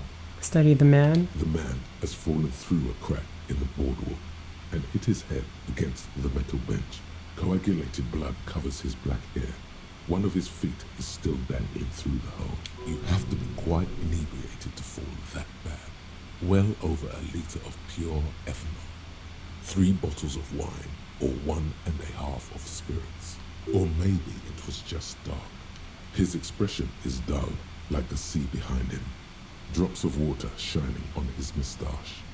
His eyes, empty and wide, look frightening in their frozen gaze. Height, 170 to 175 centimeters. Curly hair, stout build. Age, approximately 50 to 60 years. He was confused when he died. Confused and alone, most likely. Overcome with the awful surprise of it all. He was just about to head home. The first step back home proved to be his last. That's what the chewing gum seems to point to as well. There's some dried blood on the metal bench, right where the corpse's head rests. The floorboards are rotten and slippery wet around the hole. An empty bottle lies nearby. A chewing gum wrapper is clutched in his fist. A dried chunk of blood covers the hair at the back of his head. An open wound. It's sticky and cold to your touch. This is what killed him. This is where he came out of himself, drop by drop, when he was unconscious. It took 3, maybe 4 minutes. I don't see any other major wounds, do you? Just this one. Seems like the head wound was fatal. It's exactly the shape of the bench. They screech under your feet ominously. It's hard to say whether the dead man's weight was the cause of the boardwalk to break. It definitely looks fragile. You see waves churning below. Something cracks beneath your feet. A .75 litre Tallulah vodka with its cap missing. There's hardly anything left inside. It's mid-market spirits with a slight touch of menthol. The man meant to enjoy himself, have a good time. Tear all around us. I'd prefer if you didn't collect them this time. It's not proper. True. It feels Disrespectful. Grabowski spearmint chewing gum. Green leaves on the cover. The man's mouth is half agape from the terror of the fall. The blackness of death. Stench. You think you see white chewing gum too? He ate the whole pack, right? It's to cover the smell of alcohol before going home. The worst thing is, I've seen it before. Almost the same scenario. Even the chewing gum. It's always the same. In a ditch off a road below the 881, he thinks. A young father. Then he shakes his head to make the memory stop. The entire boardwalk creaks in the wind as you take a step back. Who is this man? Looks like one of the locals. He'd have to know this spot to come here. You don't just walk over here. But that's just a lazy assumption. What do you think? At least this man knew how to party. Imagine the same scene without the bottle. Now that would be just sad. This is pretty sad, just in and of itself. This is an omen, a sign from above. Don't start drinking again. He looks like me. I could have ended up just like him. Dead on some empty boardwalk with a bottle next to my corpse. Well, at least you're not married. Or, what if you are? But let's try to not run ahead. For now, all we know is that he's an unidentified middle-aged man found dead on the Martinez boardwalk. What do you think happened here? Death by misadventure. He slipped and fell through the boardwalk. A truly unfortunate accident. If it wouldn't have been for that bench, he'd be alive. Could it be related to the lynching? No, I don't see anything that points in that direction. For now, let's treat this case as a simple, albeit sad, accident, unrelated to the murder case. Yes, but what if there's a killer on the loose? 2 suspicious deaths in such a short time frame. You're right, connecting it with the lynching is a stretch. Without any further evidence, yes. Do you think he was drunk? Oh, yes. What about liver failure? Some symptoms of acute alcohol poisoning could have definitely played a role here. Severe confusion, respiratory depression, unpredictable behavior. But I think that death arrived through head trauma, not liver failure. And the kebab? What about it? The deceased ate some kebab. It's probably from a nearby place, maybe in the box. Sometimes a kebab is just a kebab. Someone should be held responsible for this broken boardwalk. They'll seal this place off after the news reaches the coalition officials. I doubt that they have enough resources to actually repair the boardwalk. Not that sealing it off would keep anyone away. All it does is keep the city council's hands clean. Right. It does seem to be a pretty straightforward misadventure, although there's still a question of identifying the body. What should we do with him? From where I stand, I can see 2 options. We either take the case and follow the leads to identify the body on our own, or we report back to the station and leave this for our colleagues to handle. What about field autopsy? A field autopsy isn't necessary if the cause of death doesn't appear to be criminal, and this looks like a simple accident to me. I'd say we should just write down head trauma in the autopsy report and leave it at that. It would save us at least 2 hours of unnecessary work. That's fair. Good call. The guys at processing can take care of the rest. No need to rush. Let's look at that library card. The library card is folded into 2 and still slightly wet to the touch. The front side reads, Central Jamrock Public Library Card, issued to Billy Mejean, expires July 53. Billy is a unisex name. Could be the deceased, or his family member. Whoever owns this card is an avid reader. You find a list of books written in blue pencil. Radio thriller. Stand a little less between me and the sun. The last one in the list is The Glinting Curve by M. Theobald. A library stamp indicates that the book has been returned. Most of these titles seem to be in the sci-fi genre. Some thrillers too. If lost, please return the card to the library. Dial 005 02 55211 or visit us at Moreau Street, 78, Jamrock. Business hours 900 to 1800. We should first decide what to do with the body before taking any other actions.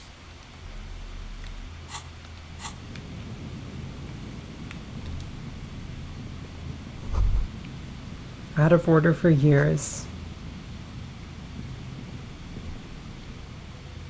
A man lies on the boardwalk. From where I stand, I can see two options. We either take the case and follow the leads to identify the body on our... Let's take the case. We've already examined the library card. Let's call the Jamrock Library from Makinena. And while we're there, we should also call the station.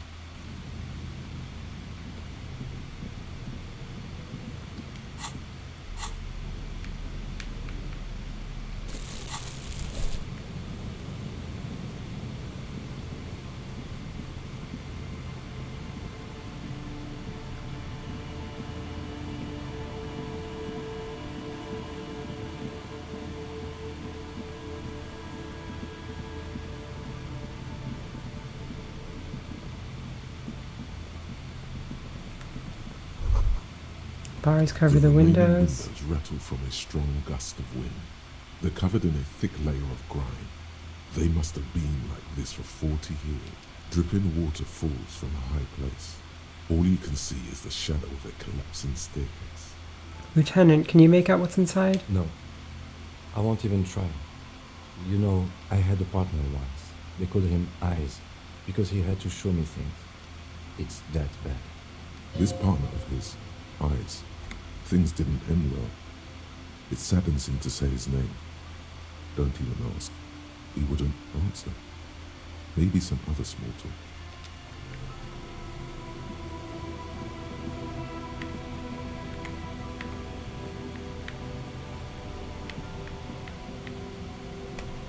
Damn it, game. You see, a once bright mural towering above you.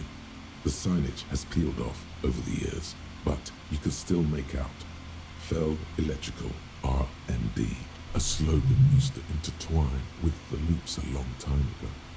Now, only a shadow of peeled letters remains.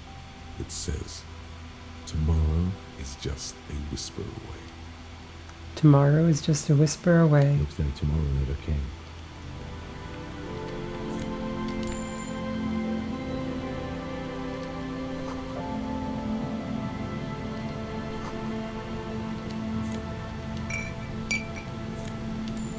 Five rail. Alright, you two, what's up? Okay, I'll notice the windows, especially with how there are no windows on the south side. This was to deal with. You officers, come to investigate the historic subtext of West Martinez?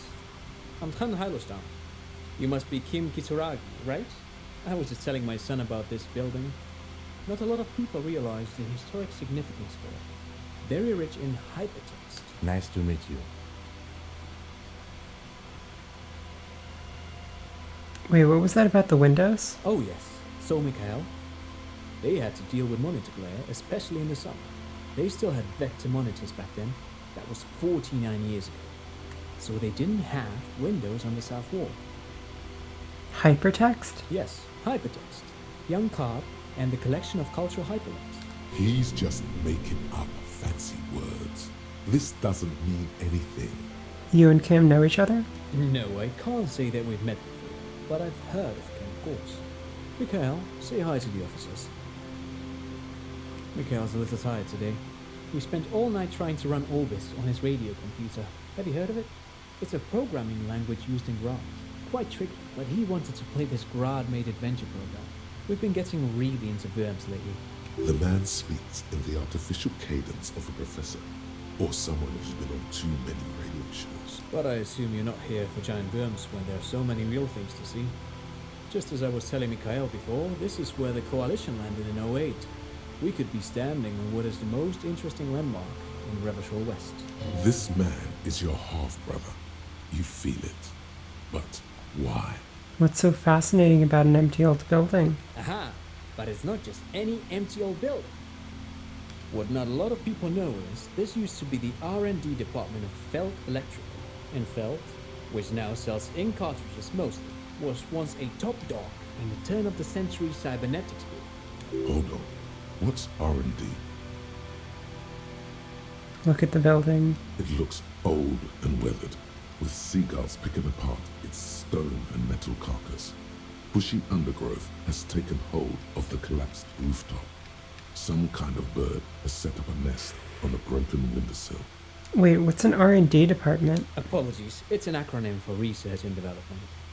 They don't use it anymore. You're probably more familiar with RTD, Research and Technological Development. I don't think I've ever heard of Felt Electrical. That's not surprising. Only a vestigial ink cartridge and ferrotape manufacturer remains. They started out as a midway electronics outfit in Königstein 2 centuries ago. After an aggressive move to Revachol, Feld became a global player in the emerging personal electronics market of the pre-revolutionary era. Still, Tricentennial was beating them in business machines. But Feld had an ace up their sleeve, or should I say they were developing an ace up their sleeve. I'm mixing my metaphors here. What was that ace? It was here in Martinez, possibly in this very building, that they developed prototypes for a tape computer. A tape computer? Mm-hmm. An elegant folding mechanism of rollers and ferrotape ribbons, portable enough to be a take-it-home solution. Revolutionizing business machines, possibly even bringing them to the average consumer, which is a feat of engineering even today's giants, Rehm, ICN and ZAM, haven't achieved yet. What happened? Indeed. What? The revolution! Unfortunately, their moonshot project never made it to the market. Feld's move to Revachol backfired. The revolutionary government liquefied their assets and expropriated those very advanced prototypes, possibly from this very building, or one of the adjacent ruins. All of this was built by Feld, even the boardwalk. Wild Pines built Martinez proper as a resort for their middle management.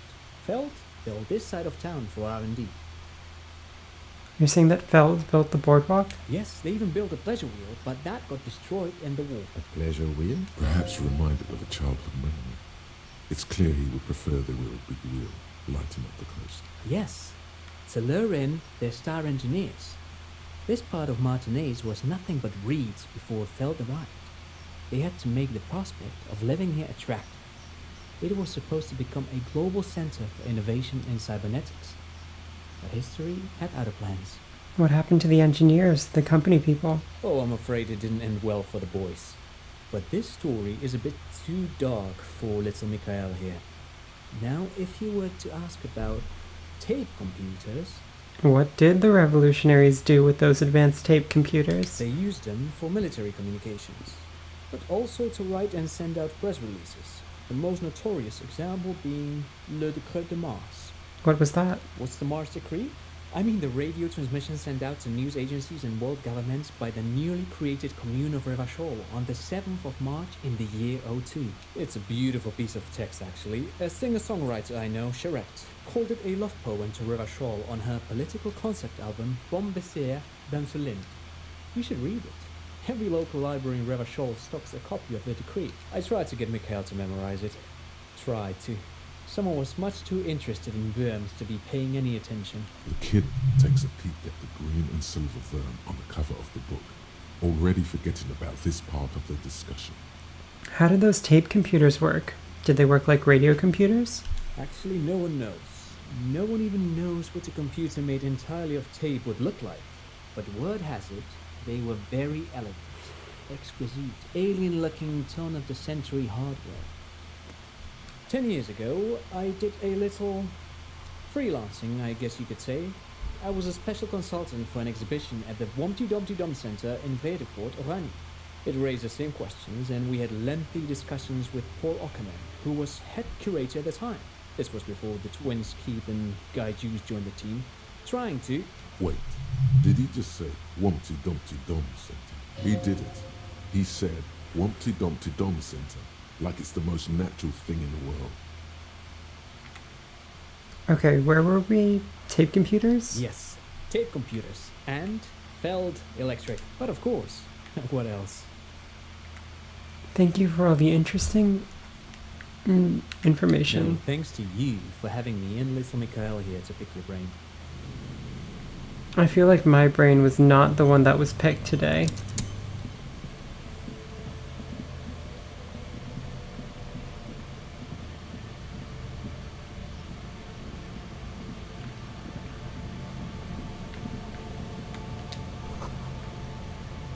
Tiny cages. Oh, I think we found our boys.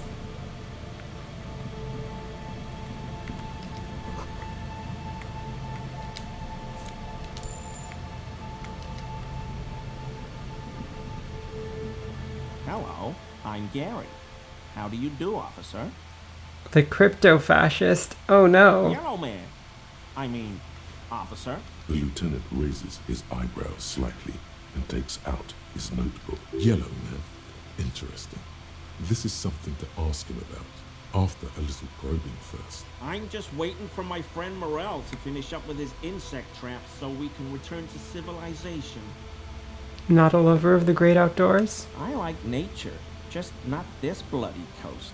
It's mostly drunks and degenerates that come here. Sadly, I think I might be a drunk. Or a degenerate. Maybe even both. Dark times will do that to good men.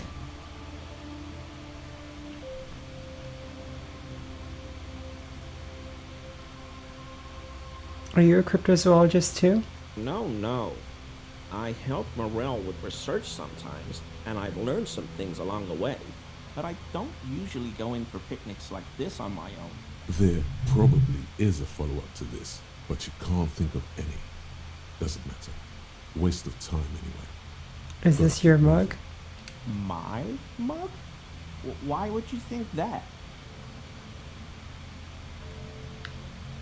You said yellow man. That's not something many people go around saying. Really?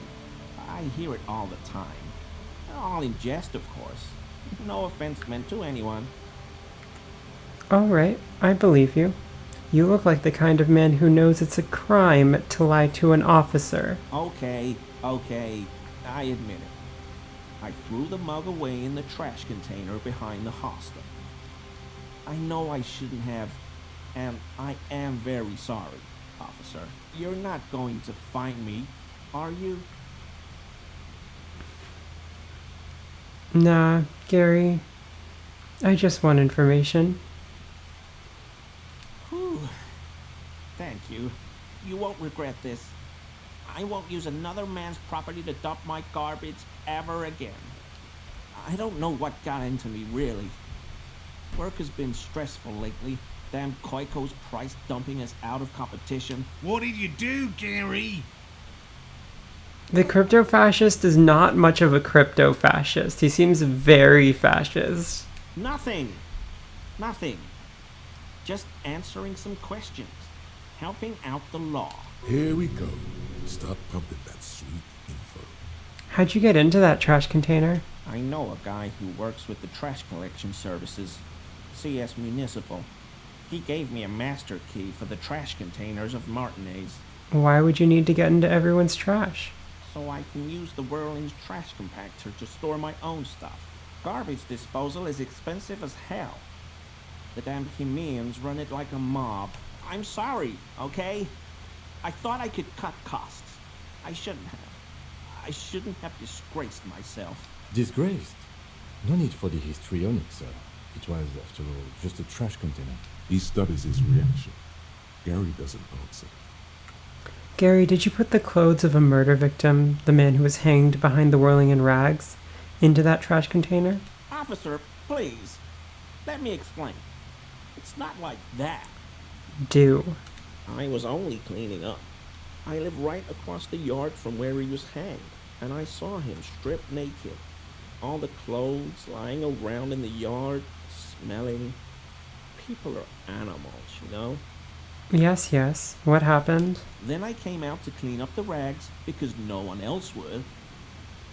I put them into the Whirling's trash, along with a broken mug, admittedly. Okay, I was coming to throw the mug away, and, well, I threw the mug there and the clothes too. Right. It was just civic duty. Exactly. That's exactly what it was. Civic duty. As he shifts uncomfortably, a series of clicks, like the clinking of glass beads, against one another as they roll across a hardwood floor. You've heard this sound before, but where? What's that strange sound? What sound? That clinking I just heard when you moved. Really? There's lots of weird stuff out here in the reeds, though. Insects, trash. Could be the wind shifting some garbage nearby. Every day, the wind shifts the reeds and whatever was left in them. Tambourines and condom wrappers, plastic and glass bottles. The smell of decay. You wouldn't know anything about the victim's missing armor, would you? Armor? No. I mean, yes. Of course. I know he was wearing armor, but I don't know anything about it. An infant could see he's not telling the truth, but he's too scared to admit more wrongdoing. What sound? I think you know what I'm talking about. I haven't the slightest. Every day, the wind shifts the reeds. I hope I could help your investigation, in my small way. Don't be so relieved yet, Gary. This bad cop may have been in your apartment, admiring your mug collection. Perhaps a little intimidation? Alright, what can I compose?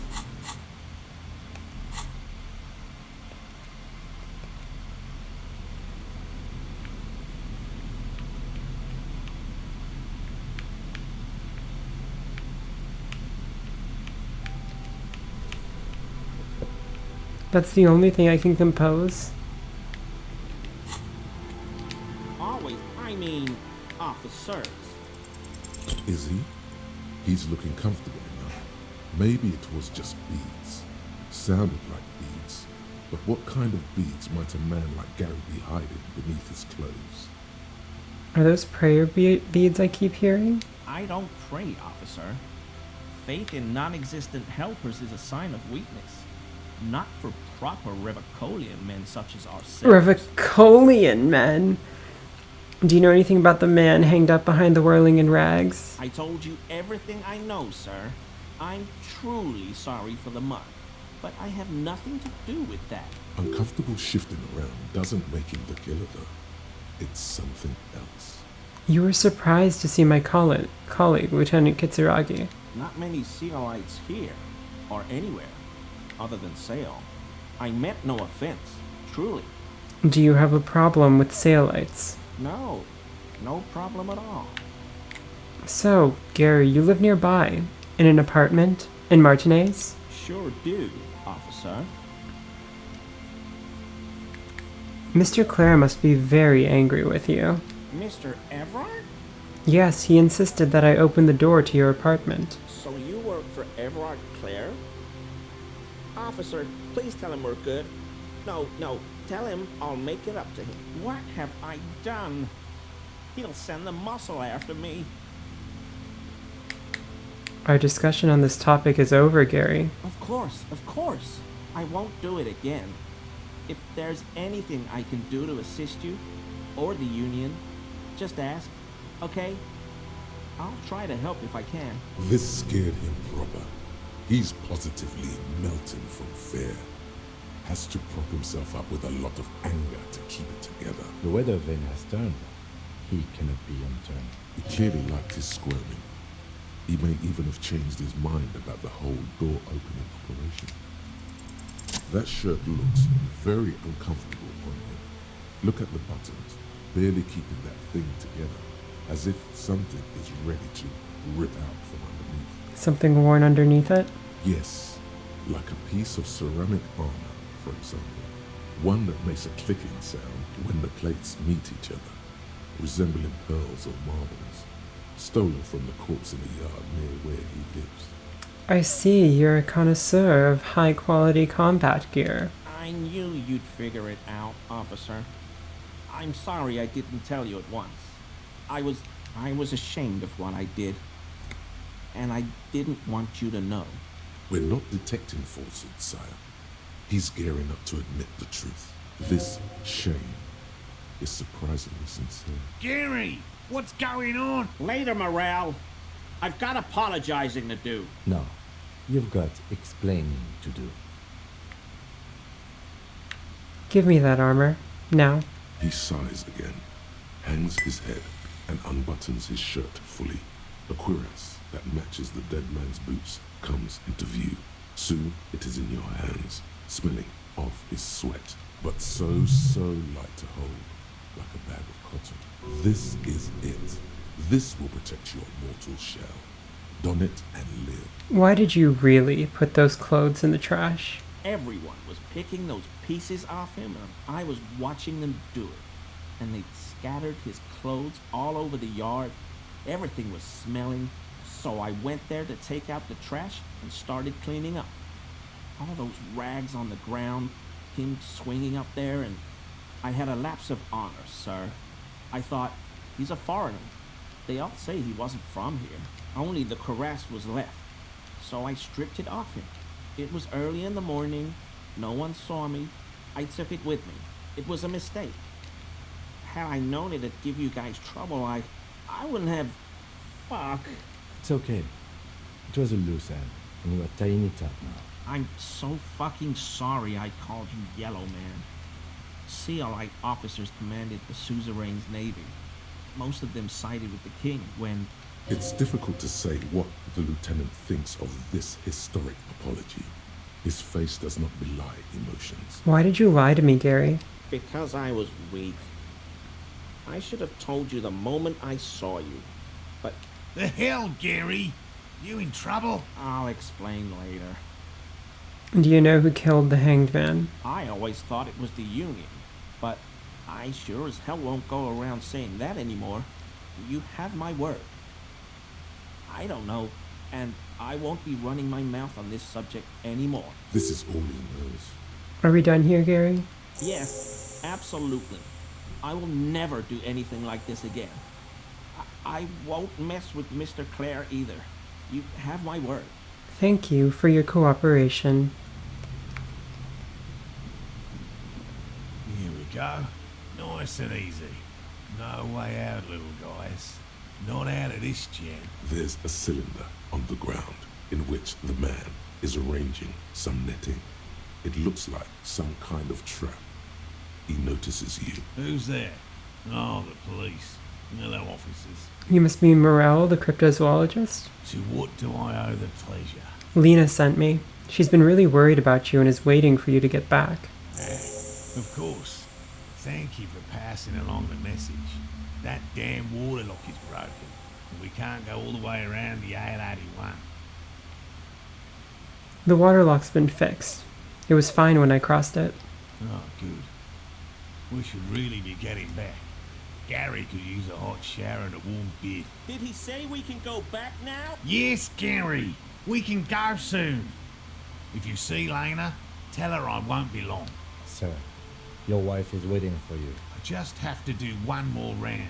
See if the phasmid has taken the bait. Then we're going. For all his passion, this man is diligent and patient. You could learn things from him. Tell me about this phasmid. Well, first of all, it's damn difficult to find, which is why we've been knee-deep in the reeds laying traps for it. What makes it so hard to find? Good question. Being a phasmid of the order Phantasmodea, a ghost insect, it disguises itself as plant matter. In this case, the reeds. Awful lot of reeds around, aren't there? And I suspect it may have also developed other specialised techniques to protect itself from predators or scientists in our present case. What sort of specialized techniques is the phasmid using to hide itself?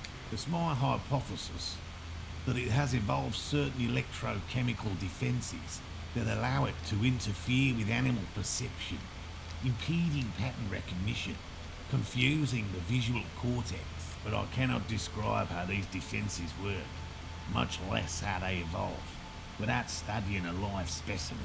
Yes, it makes perfect sense. You're beginning to suspect there's something paranatural about this phasmid. How big is this phasmid? I'm expecting it to be quite giant. One known species of phasmid, called the Megaphasmodea zoensis, is about the size of a grown man's forearm. So, Seems puny, to be honest. Why are you so interested in the stick bug? Aren't there more sensational animals out there? Typical rookie assumption. Insects are much more sophisticated creatures than those unversed in zoology give them credit for. Even simply catching a glimpse of the Insulindian phasmid would be the apex of mine, of any cryptozoologist's career. But to study it and its defences, find out how it stayed hidden so long, would be glory itself. What have you discovered about it so far? Very little, I'm sorry to say. No one's ever captured a specimen, so all our information is based on first and third-hand accounts. So no one's ever found one. Not yet. That's what makes it a cryptid. Just out of curiosity, if there's no proof of its existence, how do you know it's real? I know it's real. By which I mean, I've heard enough first-hand accounts to believe quite firmly that the Insulindian phasmid is more than mere superstition. Lena said there's been a sighting of it here in Martinez. Yes, the most recent sighting was by a couple of teenagers along the coast here. That's what brought us to Martinez specifically. It's the first credible sighting in several decades. Admittedly, it's an unusual location for this species, but with all the sewage runoff upstream, it probably doesn't matter much anymore. Maybe the Insulindian phasmid has died out? I have to resist the thought. Such an extraordinary creature is doubtlessly highly resilient. After all, it's generally thought to be capable of parthenogenesis. Parthenogenesis? Yes. The females don't need males to reproduce. Makes it easier for a species to survive in adverse conditions. That's pretty clever. Yes. The Insulindian phasmid is a very clever insect. That's why it's so damn difficult to catch. But as a scientist, I'll try my best to remain dispassionate.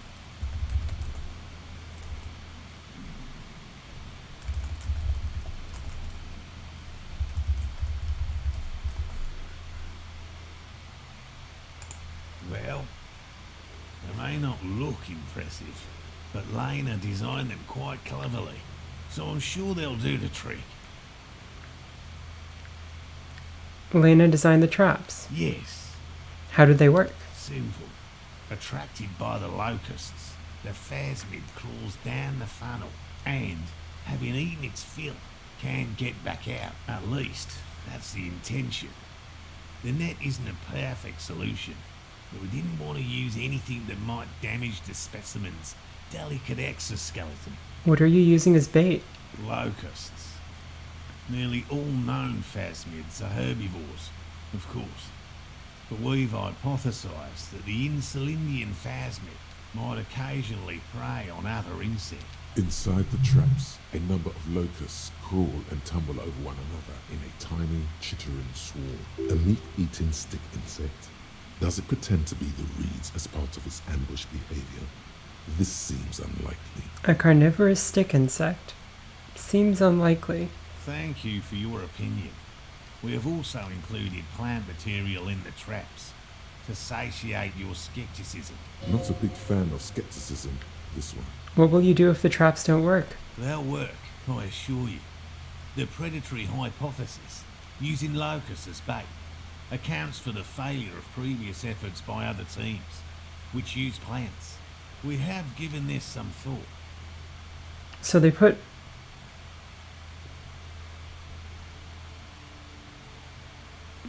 living locusts and plant matter in the traps, which means that they will soon only have locusts in the traps. Morel, I'm beginning to suspect you're full of shit. The traps do seem to be deftly and thoughtfully constructed. It's clear the cryptozoologist's wife knows what she's doing. Yes. What? Lena seems pretty eager for you to return. And I'm eager to return to her, I assure you. But I can't leave before we finish with these traps. My wife understands that just as well as anyone. Come on, Morale. We've been soaking out here for days. It's time to go back. And leave the traps? Absolutely not. I won't let Lena down. Come on, she wants us back. I'm soaked up to my nuts over here. We'll both catch reed crabs if we don't dry out soon. I didn't know the phasmid was so important to Lena. Of course it's important to her. She's seen it. A verified sighting, on record. One of only 4 this century, and it's hers. She's seen it. Really? She sighted the phasmid. She didn't tell me that. Yes. That's how we first came to know one another, in fact.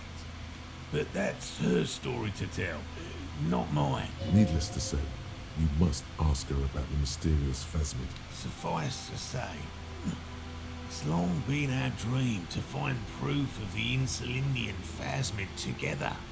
I can't abandon course now. His spirit may be willing, but his body might be too old to endure the rigors of the coast. Maybe you could go back to the whirling, warm up, and come back to check the traps later? No. The traps need to be monitored on a regular schedule. What would we do if the phasmid were to starve while we were sipping tea at the hostel? He's dead set on this. I could go for some trap setting. What if we check the traps for you? I didn't expect you to take such an interest in our work here, officer. Cryptozoology and detective work are very similar. Yes, indeed. Both require a great deal of research, attention to detail, and, above all, persistence. Where are these traps? There are 4 in total. One is to the south, on this little peninsula, by the boathouses there. It's very near. Another we set in Land's End, to the northeast. It's behind a small sand dune there, on your way to the old radio tower, after the church. The third is set near the canal, where you crossed, by a concrete slab. A big thicket of reeds going up the slope, and among them... Among them? Among us? You should check at least one of those before returning to this one, since I just said it. This one's more of a technicality, but still, better safe and stupid than sorry. That seems like a lot. Do we really have time for this extracurricular venture? Aren't you having fun? Even relative to examining a weak old corpse, I'm not sure making about in the reeds qualifies as fun. But have it your way, detective. If you think it's important, you have been right before. What do I do if there's a phasmid in one of the traps? Bring it to me at once. Just make sure the trap is closed tight. He's not comfortable with the possibility that you'll claim the find, but he's lying about this even to himself. What if I encounter the phasmid in the wild? That's highly unlikely, officer. But in the event you do, I'll spray you with a pheromone mixture I developed. It's made of musk and research chemicals. The pheromone should attract the insect to you, or at least prevent it from bolting beside it. It's quite potent. Will last you about a week. I don't want this, thank you very much. Your choice.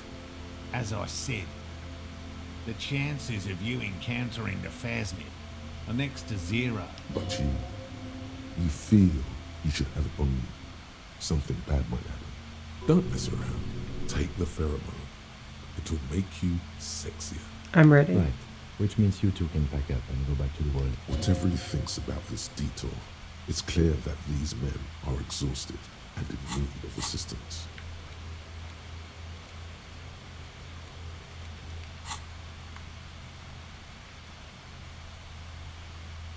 Okay, so there's... I think the game will tell me. Someone's talking sense. Thank you for your help. Gary and I will start breaking down camp. If you have any more questions, now's the time to ask. How'd you become a We'll be gone cryptozoologist? I've just always liked animals and puzzles. Searching for cryptids is a bit of both. He seems reluctant to talk about himself, but he'll open up if you prod a little. So you're living your childhood dream out here. It's not child's play. Just because I have to trade through the mud every so often. Why not just be a normal zoologist? Real. I know you think one is a respectable profession, while the other is superstition. Everyone does. No, being a cryptozoologist... no, it's a profession. Indeed. My methods do not differ from other scientists.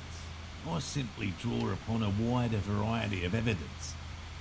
And I have more hope that something truly surprising might happen. Your nerve endings tell you there is no such thing as a positive surprise. And has anything truly surprising ever happened? No, as I said, I have yet to catch a cryptid, although I have come close. Interesting. Something for later, this close call. What kinds of evidence do you use? Everything from forgotten regional lore to newspaper accounts, like the one that brought us here, to look for the phasmid. And I keep a very open mind. So you've never discovered a cryptid? No. Very few cryptids are ever discovered, and not for a lack of trying. To stay hidden is a cryptid's primary quality. It's even in the name, cryptid. So how many cryptids have been found? Of the list of cryptids kept by the Cryptozoological Society of Chemney, which is 4,082 items long, about 2,000 have been confirmed as hoaxes. 2 are categorised as confirmed discoveries. The rest are in differing stages of discovery, refutation, and data collection. Only 2 have proven to be real. Yes, the Chateau Quan forest pygmy, who turned out to be an extinct species of primate, and a cave salamander from Hugo Grad, who is, honestly, quite unremarkable. It's in a zoo somewhere. We cryptozoologists are brutally honest with ourselves, more so even than the public. With cryptids, most cryptids are hoaxes or they are never found. That does not mean we should stop searching. I don't know what to say. That's a small number of discoveries. Do you know what the success rate in pharmacological research is? 0.00003% of bioreactive agents have reproducibly beneficial effects. Yet science persists in the search for medicine, as we persist in our search for new species. He has clearly done his math on this. There is no surprising him or swaying his opinion. Thanks for explaining that. Now something else. Yes? Let's talk about specific cryptids. You need to ask him about specific cryptids. Cryptids you've heard about from Lena or his friend Gary. He won't just talk. Which cryptid did you almost catch? A willow person. It's a long story. One non-specialist would find rather dull. What are willow people? They're not people, really. Some argue they aren't really animals, as they seem to have evolved directly from trees. They're very, very thin, almost flat in fact, and can camouflage themselves easily, wrapping themselves around trees and blending in with the tree bark. In that way, they're not too dissimilar from the phasmid we're looking for here. How did you almost catch a willow person? Gary and I painted an entire grove's worth of trees in slow-drying paint. It was a bright lavender colour. I was hoping one of the willow people would get paint on it and not be able to camouflage itself. After waiting in hiding for hours, I saw a figure slip from one of the trees, a lavender shadow dashing through the grove. And then? I chased it with a net. Not very elegant. You can't be elegant in the field. And, well, it was faster than me. A lavender shadow. I know you think we were snacking on funny mushrooms. It's easier to mock someone than to admit that the world might be more interesting than you've imagined. Furthermore, I'm not saying it was a confirmed sighting. I'm painfully aware of what goes into verifying such things. There is a serious possibility that I saw a squirrel or a trick of the light. I am my own harshest critic. And Lena's sighting of the phasmid, is that? Confirmed. It's 100% verified and meets all the standards of an authentic cryptid sighting. By all means. Did you know Gary was hiding the armor? Hell no. I had no idea. And I'm still cross with him, to be honest. It's not like him. He's got his quirks, but dishonesty, disloyalty are not one of them. Thanks. He's still glad his friend stood up for him. Okay. Checking the traps, you say. Land's End, far northeast of the Feld building. Near the boathouses west of the Feld building.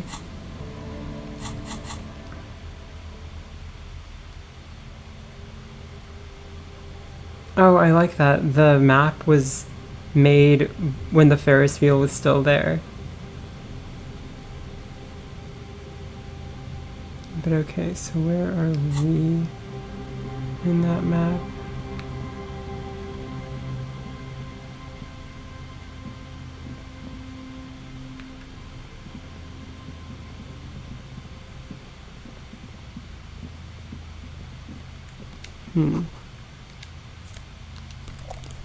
Oversized superstar sunglasses. Oh, here's a trap. There's a trap in the reeds at your feet. Looks like the same one you saw Morel set before. Same mesh, same wire behind you. The ruins of a residential building rise over the reeds, shielding them from the wind. The reeds rustle confidently. When this district was booming, the reeds were kept at bay. Nothing obscured the freshly painted facades. Nowhere for drunks and adventurous teenagers to hide. Now only the wind blows. Locusts are crawling around in the trap, confused but uneaten. You see no carnivorous reed phasmid gorging on them. Big surprise. Anyway, 1 down, 3 to go. No need to grin. I'm not expecting to find anything. I'm just helping some citizens and getting some fresh air. I meant no offense. Just...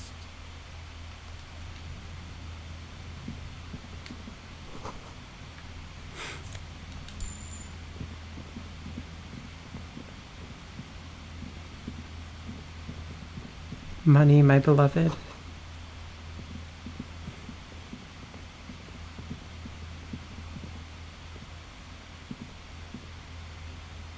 Can I really not go there? Huh, I guess not.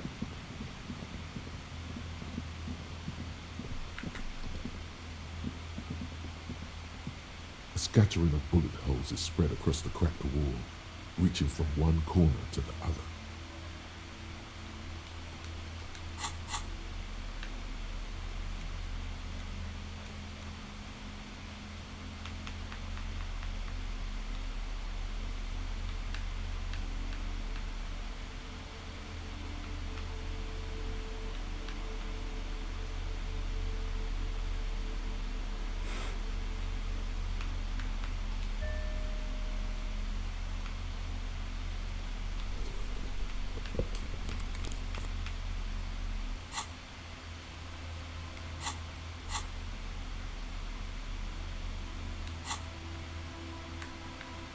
A scattering of bullet holes is spread across the cracked wall. A row of ghostly shades stand facing the wall. There are many of them, a dozen at least, their heads lowered and eyes blindfolded. It's quiet. No sound, no movement. 10 meters away, other shades are lined up in an orderly manner. Automatic rifles prime. A gust of wind blows by. The coats of the firing squad flap slowly in the breeze. A single person stands on the side. The sun blazes high up in the sky, baking the planks, the sand, your skin. The order was carried out in the afternoon. A long time has passed since the moment of this fusilade. Rain and brine have since washed all the blood away.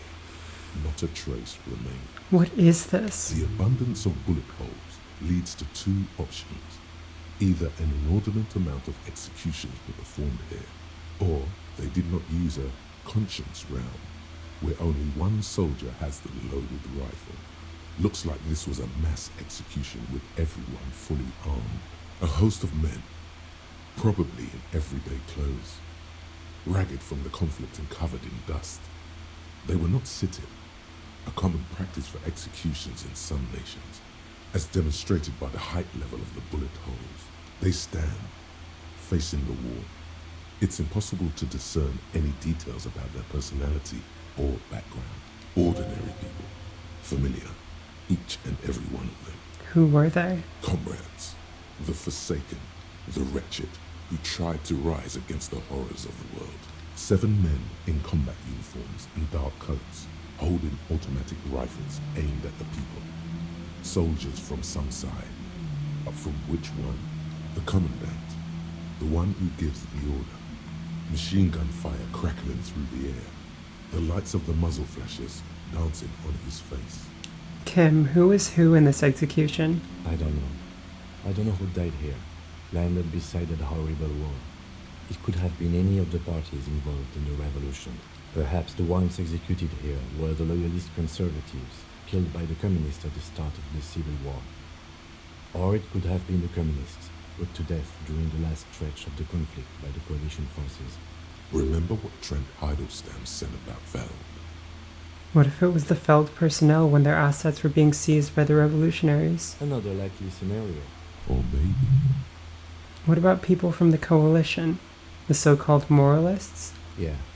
It's very unlikely the coalition forces were the ones who died here. They were always the last ones against the world. To be honest, if a coalition member was anyone in this situation, it was a commandant, the superior giving the orders. A cold sea wind blows away the figures. A row of ghostly shades facing a crumbling wall. Okay, so I can't With ask another him. 7 shades standing. A cold...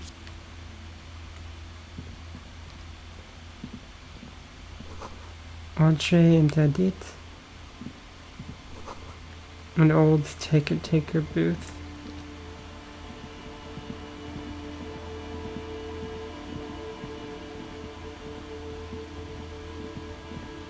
Unless this is the Ferris wheel? Doesn't really fit though, I don't think. It might. Inaccessible door. Fallen people.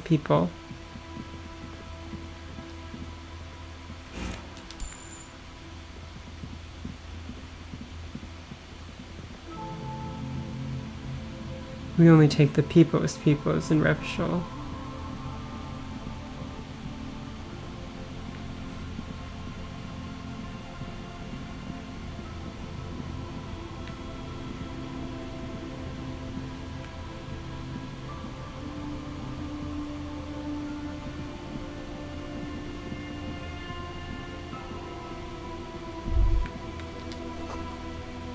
People paid money to park here.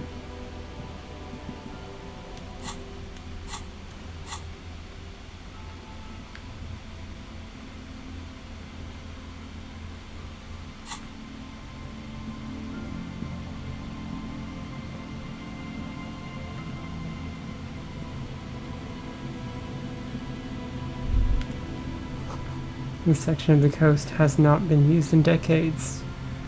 Yeah, it sounds about right. This is the trap Morel just set.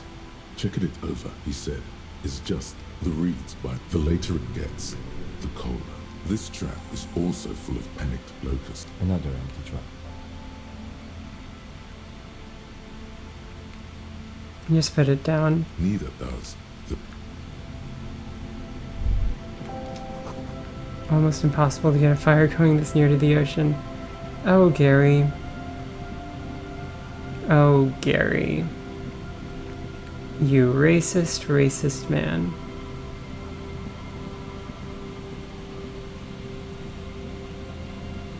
Confusingly racist, too.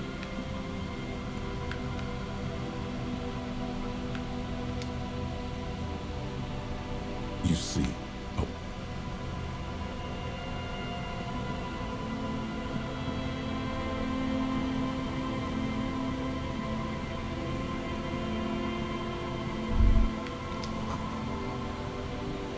The source is upstream.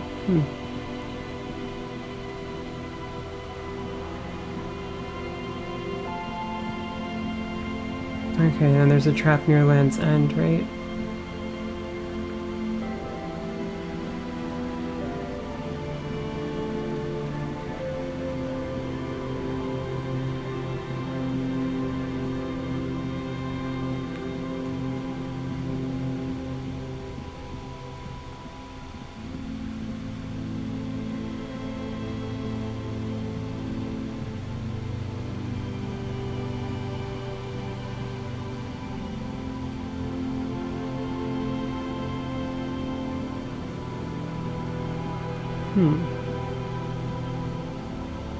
Maybe it's past the church on the other side?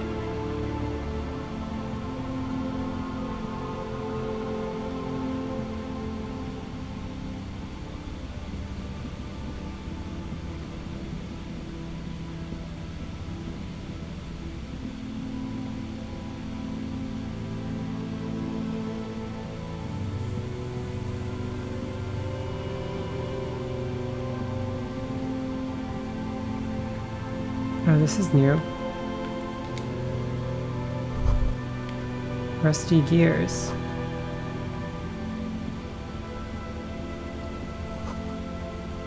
Recently discarded barrel.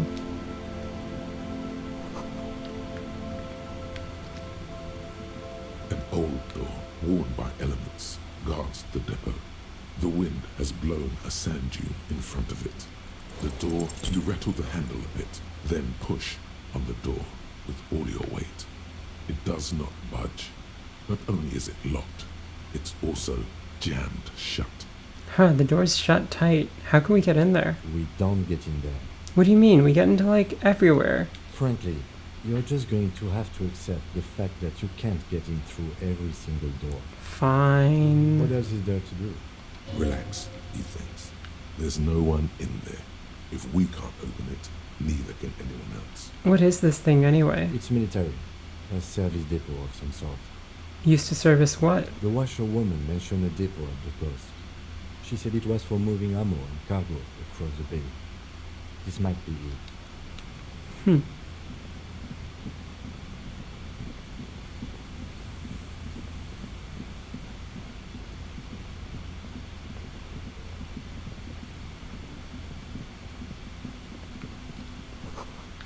An old campfire.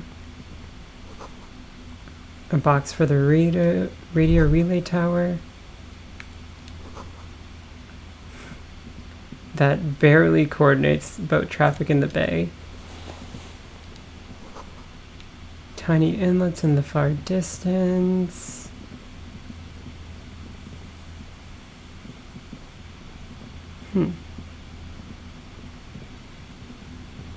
But where's the trap?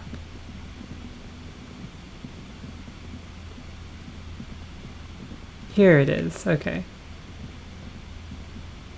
This trap's not too hard to spot, once you know what to look for. The reeds sway in the coastal breeze. They seem to be waiting for something. The wind picks up here, near the cape's end, surrounding the narrow strip of land from 3 cardinal directions.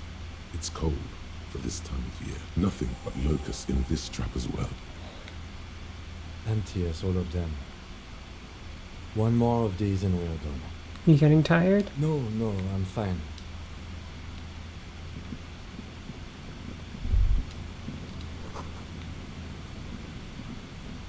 The boardwalk's long shadow. You can't step over that? Come on, Harry. Come on.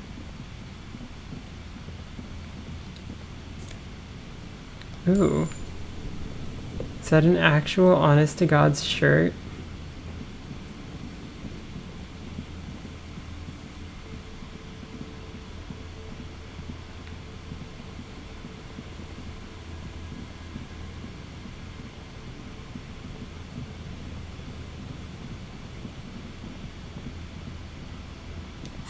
Okay, then I can fast travel from here to the shack.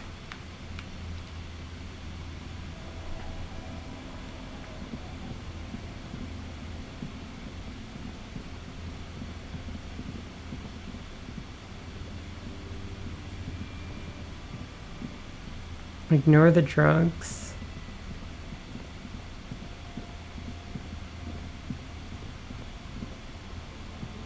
Ah, that's closed.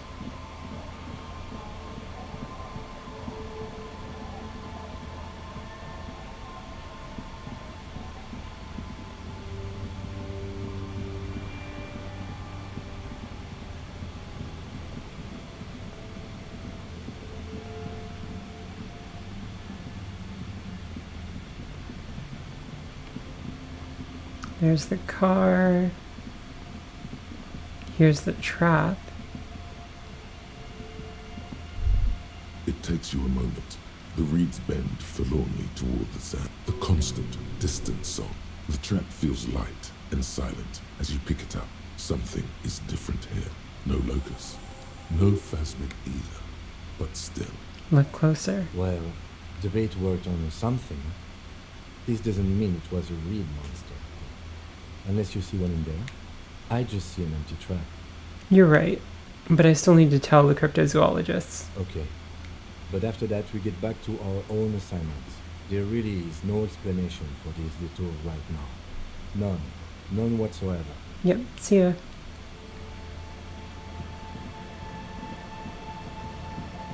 Gosh, Kim, can't you have a little fun once in a while? Now, where's that tree?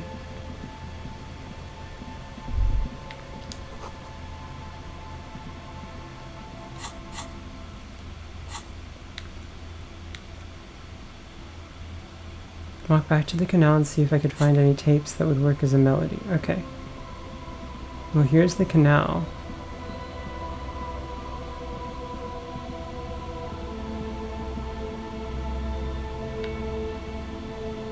I'm looking for a tree specifically.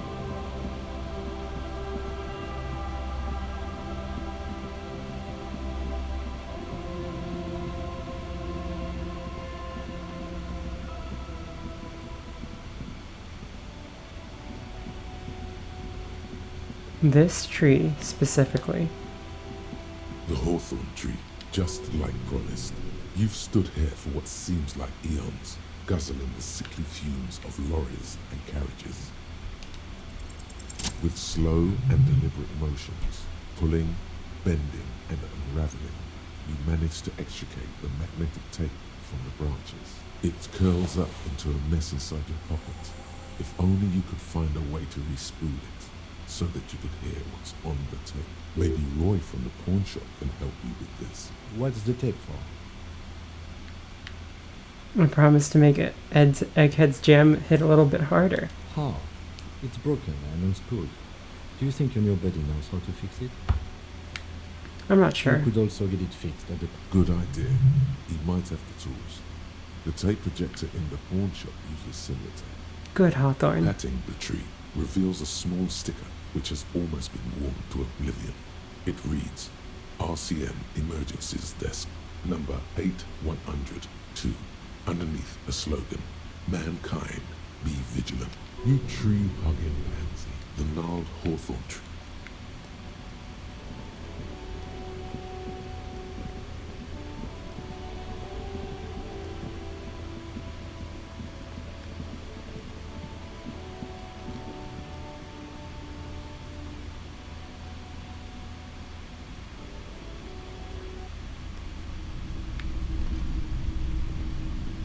Hello, hello. You mean Reese Foley?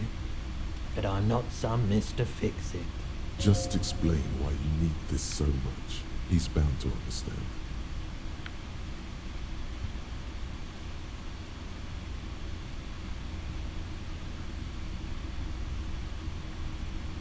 It's not worthless, Roy. Huh? What do you mean? Yes. What about it? Is it any good? The music, I mean. You're quite invested in this. Okay, I'll help you out. You take some time to look around the store. The play of visuals all around the pawn shop is mesmerizing.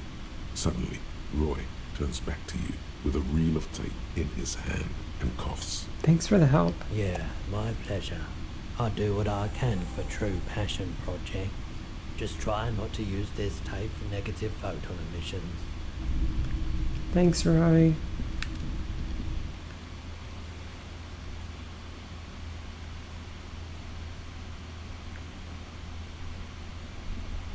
Oh, there are stairs. Who are you? Fuck the world. Why are you looking at my partner's car? That's one brutal motor carriage. If I were a real skull now, I'd jack it, paint it in palm tree livery, then bottom light it neon style. A snazzy shit-ripped skullmobile like this would make a fine trophy. We could, like, hang fucking shrunken heads from the side mirrors. Cops' heads. Scary tribal shit. Yeah, tribal shit. A cop carriage like this would have proper skull value. While I appreciate the interest you take in my brutal motor carriage, I have to stop you right there. The RCM takes threats directed at its property seriously. It's just theoretical work, Copper. No basis in reality. Man, if we were certified skulls right now... I was just trying to steal the car in Minecraft. Come on. I can tell you who we're not, cop. We're not snitches or skulls.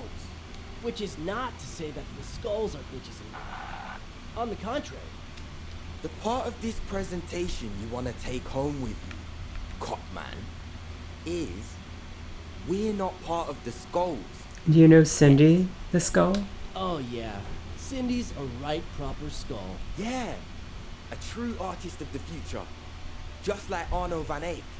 By the way, if you see Cindy, give her our regards. The lieutenant on your left is unusually lenient toward them. I see you kids are into erotic dance music. Oh man, yeah. We're not fucking kids, man. Be wary of the abyss. It's a threat. An impotent threat of violence. Just wanted to talk about music and now there's conflict all of a sudden. That's right. You should back off and let silence rule supreme. What is wrong with you? Now you're just empowering these punks. This is ridiculous. Boys, do you know why the gang is called Skulls? Yeah. The skull symbolizes the embrace of death and nothingness, present in all of us. The vehicle of our future operations.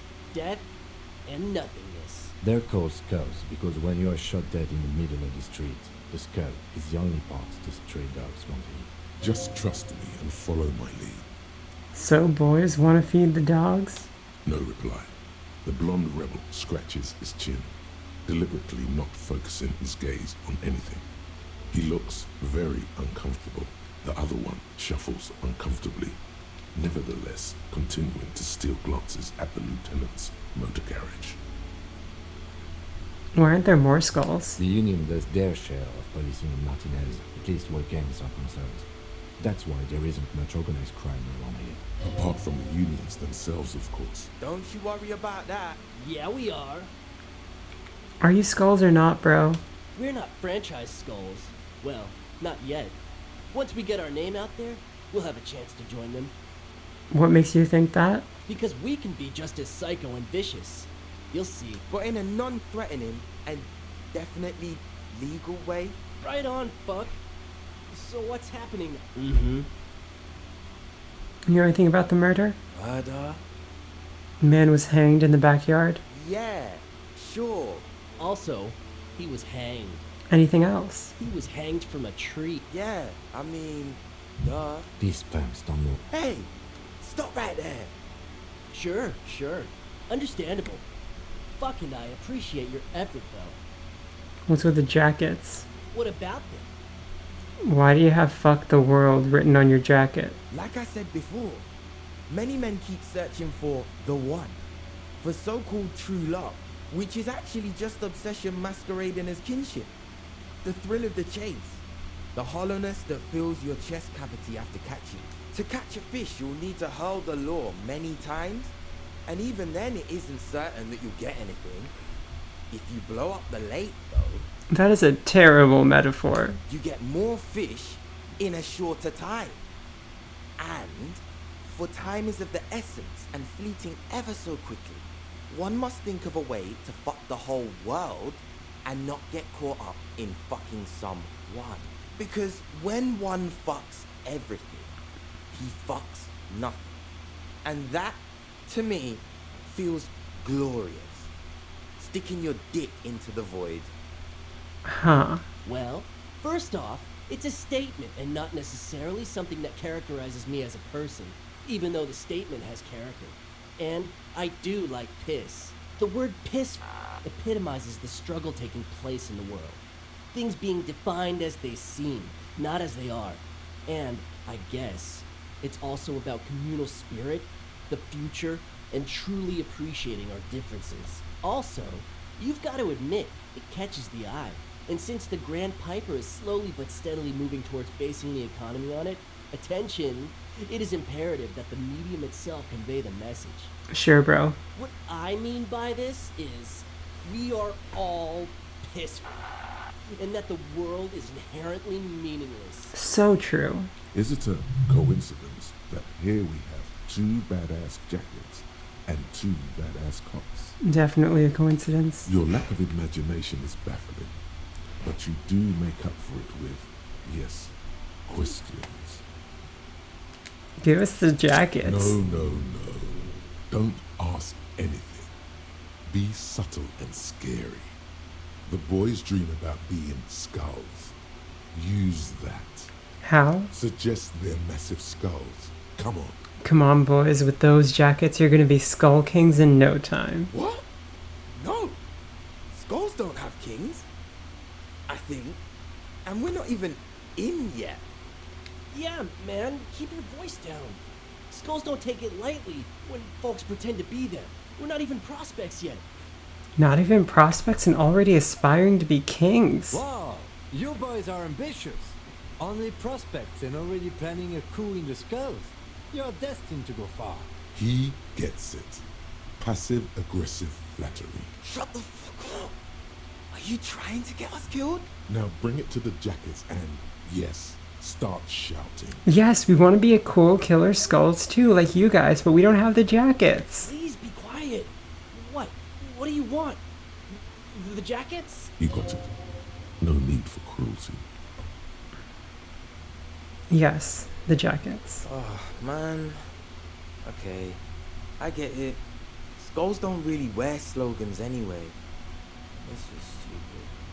Fuck.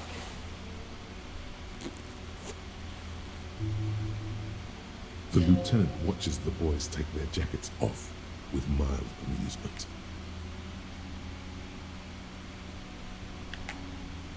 I'll take the. I think I'll take the. This one. I'm absolutely okay with not having either one, thank you. They're a pair. This case doesn't require us to go undercover or... Cold-hearted cop. I'll take both of them then. I'm fine with that. The jackets are meant to complete each other. If a man was standing alone on a street corner with his written on his back, it'd just be an individual that has taken a liking to you, right? And fuck the world all on its own is, frankly, generic. I don't know, Eric. It's cold out. Yeah, let's get out of here. The cops fucked us.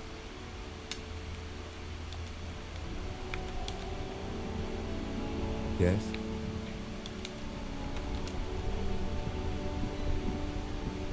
Inside, you see a set of steering levers, a radio microphone, a pull-out toolbox. This is Precinct 57. How may I assist you? Need to report a dead body. One moment. Can you please describe the body? Yep, all we that. suspect he might have been inebriated when he fell. There were bottles all around him and traces of vomit on his shirt. Any signs of violence? It seems like it was an accident. No field autopsy necessary. What about his belongings? Did you examine his clothes?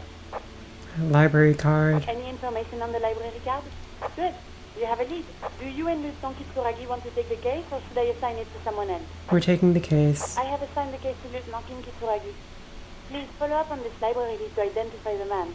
We'll send someone to take the body to the morgue. That's all for now. Thank you for reporting in. Is there anything else I can do for you? Library. Hold on, officer. I've got Central Jamrock Public Library on the line, and I've already introduced you to your librarian. Connecting the call in 2, 1. Yes, this is Central Jamrock Public Library here. How can I help you, officer? He sounds worried, yet ready to assist. This is how people get when the police call. I'm looking for any information you can provide on Billy Méjean, a reader. Billy Méjean, you said. Give me a moment, I'll have to check our database. On Moreau Drive in Central Jamrock, in a darkened hall lit by orange desk lamps, far away from the noise outside, a middle-aged man taps commands into an old radio computer. A printout falls on the desk. Behind him, a lonely reader scours some dusty bookshelves, looking for a paperback. Yes, hello, are you still there? I found Billy Méjean's home address, is that alright? No phone number, unfortunately. They're too poor to have a phone line. Yes, home address is fine. Here we go, sir. Rue de Saint-Ghislain, 33B, apartment number 20. It's in Martinez, I believe. Cape Side Apartments, it says. That's all. That's where the smoker on the balcony lives, isn't it? Do you have any other information? It says here that they returned their last book just a few days ago. but I wasn't at work that day. Do you know someone who was? Marie?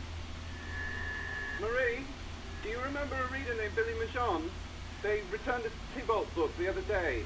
Yes, it was my colleague Marie. She said that it was Billy's husband who returned the book. He also asked for this new sci-fi release, Lowe's Radio City 87, but we don't have it yet. Good. You have a name now. So Billy Majon is a woman, not a man. Marie knows Billy. She's been working here longer than me. Sometimes her husband returns some books for her. And then goes for a little drink later.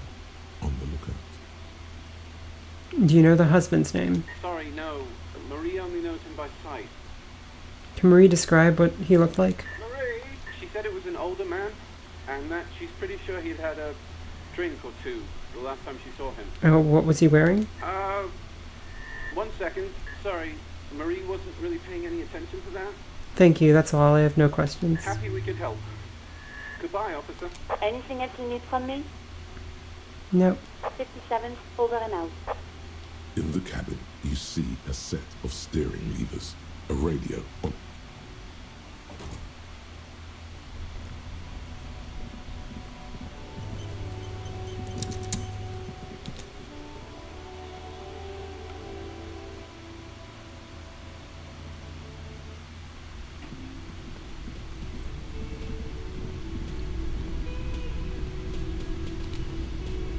It's great to see you again. Oh, sweetie, I don't even know how to thank you for finding my husband and helping him out. I hope we haven't been too much trouble for you. He was just on my way. Here, I want to give you a small token of my gratitude. It's a tie, Mexican origin. The pin is an antique, quite special. The little silvery knob holding the tie together feels warm in your hand. It's in the shape of an avian skull with 8 eyes. Cool cryptids. There's really no point in manipulating anyone. She'd be only too pleased to tell you about her work. Go on and ask. Hey Luna, I'd like to hear about some of the cryptids you studied. Could you just tell me about a couple? Oh, I'd be delighted. One cryptid, not a couple. One. This won't turn into some kind of cryptid extravaganza. Okay, Ken. He nods and assumes a waiting posture. Cryptids, cryptids. Let's hear about all the interesting cryptids. Is this bird a cryptid? No. It's the cryptid. The cryptid? Oh, yes. What is this bird? The 8-eyed teracorn, the largest flying avian ever discovered, with a wingspan of 11.5 meters. It was thought to have gone extinct 3,500 years ago. Some even doubted the fossils were real. A mutation, they said. Until... Mutation? All of evolution is a mutation. Until it was sighted by renowned Gotvaldian explorer and naturalist Uwe Plattenkalk in 21. I need to hear about this sighting. It happened on a botanical expedition into the vast and unexplored Wandau Canyon in southeast Ilmara. Dr. Plattenkalk got separated from his group during a sandstorm. Wandau is... the world's largest canyon systems alone in the blasted desert heat. The doctor wandered eastward, where man hasn't stepped foot in over 1,000 years. Since the fall of Pericarnassus, he was lost, without any navigation equipment and desperately low on water. After a day or two, he noticed a bird high in the noon sky. A great black bird. It seemed gargantuan. Every now and then, the bird would dive down to feed on an animal carcass somewhere on the horizon. But by the time Uwe got there, the Teratorn had taken off already, and the carcass was picked clean. This happened many times. Eat the bird, Uwe. It's the only way to survive. He was following it? Yes, or rather, hunting. A bird that big has a lot of blood in it, and he was dying of thirst. For many days, Dr. Plattenkalk followed the Teratorn until they reached a great canyon wall where the bird finally landed to rest. Professor climbed up there with a rock in his hand. He found the bird sleeping with his head tucked under its wing, a great black pile of feathers on the perch. So he approached, slowly squeezing the rock in his fist. Watch out. Then the Tetatorn suddenly looked at him. He could see it had 8 eyes, 4 on either side of its skull, like a spider. And the man couldn't move. He was paralyzed, frozen into place with the rock in his hand. Whatever he did, he could not get closer to the bird. Why? The bird was controlling his mind, kept him from approaching. He could step back. Every time he stepped forward, paralysis. Uva spent 3 days trying until the bird flew away. How'd he survive? The 8-eyed Tetatorn was indifferent to him, as long as he didn't get closer than 2 steps. It even let him feed on some carcasses up there, and the 2 unfertilized eggs it left behind. An 8-eyed mind-controlling bird? Fuck yes. Absolutely, sweetie. Cryptozoologists have been tracing it ever since, but Wamrao is vast, mysterious, and holds many secrets. Modern radar telemetry shows great promise. We will confirm this one by the end of the decade, latest. This one I like. Not only does it have 8 eyes, and is a living fossil, and the largest bird ever to live, it also does mind control. So that was the last anyone saw of it? Sadly, yes. But there are numerous reports of 8-eyed bird skulls from Elysium. And then there's the striking resemblance to the Pericarnassian imperial eagle, an ancient heraldic symbol that is hard to pass off as coincidence. The imperial eagle, too, had 8 eyes. Very, very hard. This one's very famous. Everyone knows it. People will be looking at that tie on you and thinking, that man is into cryptids. So, what else do you want to know? Of course, dear. You never told me you'd seen the Phasmid. Oh, you don't want to hear about some old woman's ramblings. Ramblings? Nonsense. Darling, I didn't even get the size of it right. You were a child, my dear. Really. It's extraordinary what you were able to describe. Now go on. Tell our friend about it. He's proven his interest in the field. Reflexively, the lieutenant read his familiar notebook. Well, it was summer. I was building a racing track out of sand on the beach near a tall stand of reeds. Quite a tall one. Many times my height, I remember. When, all of a sudden... Wait, where was this and how old were you? I'm getting ahead of myself. I was 5 and a half in Betancourt in the suburbs. My grandmother had a summer home there. She'd just started forming memories. Real memories. Not the billowy haze of infanthood. What happened? The strangest moment of my life. I looked up and one of the reeds moved. Not like a plant, but like a living thing. It stood up and looked at me. Its body unfolded like some antique toy. I've never seen anything like it. She had no fear, just surprise. I didn't know this can happen, so I reached my arm and touched the thing. It felt just like a stalk of reed, but it moved, swaying, towering above me. After a while, 20 seconds, a minute maybe, it left, went into the reeds. Did you follow it? I tried, but I was only a child. There was mud and high water. I couldn't see it anymore. I was just standing there knee-deep in mud, looking around me. Where did you go? Don't go. Then what? I ran back home to my grandmother and asked her if reeds could walk, and told her they were looking at me. Of course, she just laughed at me, but I knew what I'd seen. For years, it was a story I told at parties when I wanted to impress boys. That sort of thing. Of course, most people just took it as a strange, amusing anecdote. So did I, honestly. But then I met Morel. We were on a date. Can you imagine? She tells me a story, and it's the most detailed report of the Insulindian Phasmid I've ever heard. The sounds. She told me it hissed.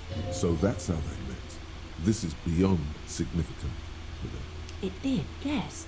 Like reeds in a gust of wind. The way it moved, the colour, how some of its limbs were white, like marble. It matched perfectly with what I know from other accounts. It was amazing. If it weren't for Lena, I might have given up hope years ago. It's no exaggeration to say that she restored my faith in my profession. You were on a date? Our first, yes. Its limbs are white. Not all of them. There is some white coloration reported, along with beige, where the camouflage ends. How big was it? It's hard to say how big things are when you're quite small yourself. To me, it seemed to be taller than I was then, but that's probably not the case. Kim, what do you think of this? I thought it was a wonderful story, madam. But I don't believe it. A child left unattended on a warm day. Children make up stories and then end up believing them. Maybe you imagined it? How could she? Who imagines this? She didn't know about the phasmid. This is the main thing here. What makes it a confirmed sighting? She had no previous knowledge of the insect. So she couldn't have made it up or imagined it. That's true, yes. I'm almost certain neither my mother nor my grandmother knew of it. It was only when I started telling my story as a teenager that boys would tell me, "Lena, you trying to tell us you saw the Insulindian phasmid out there in those reeds? Get out of here." They just give me a cider and ruffle my hair and tell me to stop dreaming. But I saw it. Thank you for sharing this with me. You're welcome, sweetie. And she could get up and walk right into the reeds on her own, into the mud. Anyway. He tries to play it cool, remain professorial. Good. Okay. One of them was empty. Completely empty? No locusts? No phasmid either? That's not ideal, but... It just means the Insulindian phasmid is even more clever than we thought. Of course, more clever. You're dealing with a subject near and dear to their hearts. It might behove you to tread. Yes, the Phantasmadeia picked off the locusts and escaped. This is good news, though we'll have to reconsider the design of the traps, make them more secure. Another trip to the reeds. Are you sure you've exhausted all the alternative explanations? Of course we have. Wait, Morel. He may have a point. We have an obligation to rule out other hypotheses. You're right, dear. It's a fair point. But what other explanation could there be? Pardon me. This is a big deal for us. You've helped us twice now, and brought some great news too. My gratitude, and the gratitude of the Société Cryptozoologique de Ravachol is yours. Heartfelt gratitude. But does it feel like closure? What really happened? Thank you, it's an honor. We should probably return to our main investigation here. This has been refreshing, but... Helping cryptozoologists isn't really a priority for our organization, is it? The lieutenant looks out the window, impatiently. Let's develop an alternative theory. Consider the way the empty trap was disturbed, as though shaken. Most likely the hands of a young person, hands small enough to fit inside the trap, too. You should ask the red-headed boy, Kuno. I think it was Kuno. A little hooligan. Oh, my dear Morel. You've been an old man for too long. Delinquents. Oh, you've been such a dear to us. Well, I see you've got all the help you need. I'll see you tonight at my place. Let's play suzerainty, but no more field trips for me. After this is your last chance to talk to Gary. Really, Gary? Lena, I'm sorry, but you're not getting anywhere. It was some kids. I know the little mutants around here. Leave anything out in the open and they'll steal it, even if it's bugs. Morel, it's been fun, really, but No need to apologize. Anything else worth talking to Gary about? officers. No. Hi again, Gendarme. Goodbye, gendarme.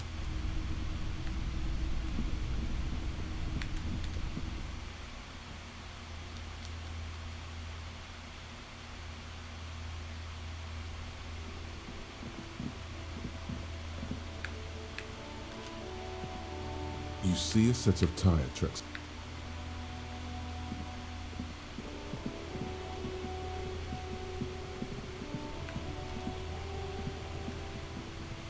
Fuck, does Kuno care? No. Oh my god, I told you that shit is lame! Shut up, see. Now they're gonna take you to lane prison! She sounds like she's about to cry, out of disappointment at Kuno's newfound lameness. What's this about? Deny everything, Kuno! You need to lawyer up! Kuno's not gonna say anything without his lawyer present. There's definitely something going on here. Remember his pig's head? Kuno...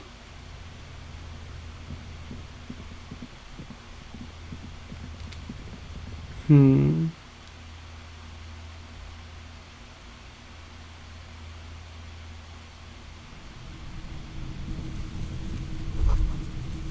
around you, the hisses and chirps of locusts. Well, detective, it appears you've solved the case of the locusts. For the missing locust case, which is a sub-case of the imaginary insect case. Kim. I'm not being sarcastic at all. We are making real progress here. I'll let you handle it. I like assertive Kim.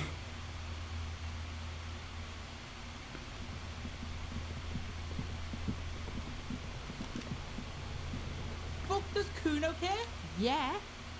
Kuno took the books, so what? So it wasn't a phasmid. A wave of disappointment washes over you. You say you don't give a fuck about bugs, then you go build a whole bug town. It's not Bugtown. It's the city of locusts. Locusts aren't just bug shit. They come out of the sky like a fucking shadow. Shit descends. Stop! You stop. It's like their fucking night. Locust City, Night City, City of Rage. The girl forces herself to watch again, the corners of her eyes twitching from discomfort. City of Rage sounds pretty cool. Kuno, the pig wants to help you! Oh, that's how lame it is! Please just don't say you're... An artist? Maybe I am an artist. You hear that, everyone? I'm a fucking artist now. That's great, Kuno. It's cool to make art. Oh my god, Kuno! He's gonna make you totally lame in, like, 3 seconds! Don't let him, Kuno! Yo, fuck you, see? Kuno can be what Kuno wants to be. Kuno's his own man. Kuno's free. Kuno made himself into Kuno. Kuno can make himself into anything. Kuno can make himself into a pig if he wants. Kuno can make himself into a... Kuno doesn't give a shit. Don't make yourself into a pig, Kuno! You'll have to take me away! So that's what this is about. Without a word, she disappears entirely behind the fence. For once, the boy is lost for words. He turns completely red now, with splotches of white beginning to appear across his face. Use this momentary confusion to take control of the situation. Stop taking locusts. I don't give a shit. I don't need the locusts anyway. Shit is all lame now. She was right. The girl's face appears again, above the fence, just long enough to make eye contact with Kuno. What is the City of It Locusts? don't mean anything. It's shit. Kuno just likes to focus. Kuno likes to concentrate on shit. Build shit when he's zipping hard. Fuck. Pig. You really shouldn't have fucked with Kuno City. Now it's all fucking lame. What's gonna happen to the locusts? Kuno's gonna let the fucking locusts die. Oh, The fuck are they trying to catch anyway? With the traps? the Insulindian Phasmid. The fuck out of here. There's silence between the two children.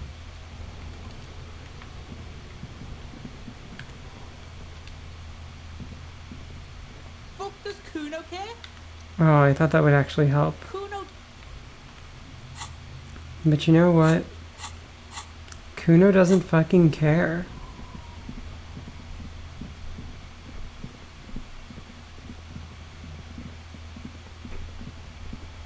Okay, so what next? I think talking... Oh yeah, I want to check this apartment.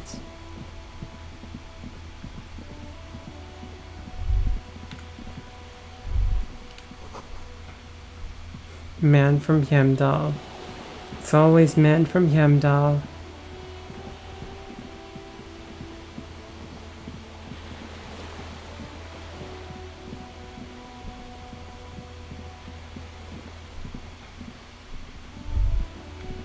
There. Do you smell that? Can you not detect that inimitable whiff of dissatisfaction and restlessness? That sense that the world is in need of dramatic, even violent reordering? What do you smell? Nothing. Or at least nothing in particular. Absolute rubbish. Your politico-olfactory cortex doesn't deceive you. The smell is coming from that balcony over there. You mean from Cindy? Certainement. A precocious communist youth. A symbol of a kinder, more hopeful future. Now's your chance to establish contact with your revolutionary brothers and sisters. A chance to establish contact with the future. What a beautiful, terrible thought.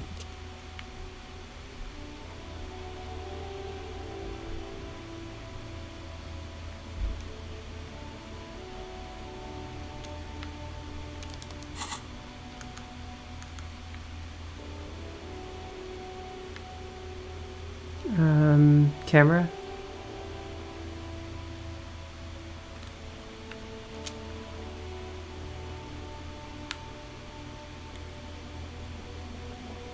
Just an ordinary wall.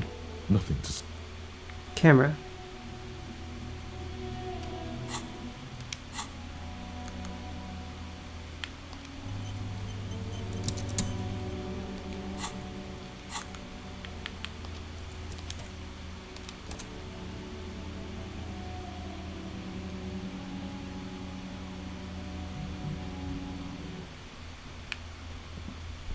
There you go, your back camera.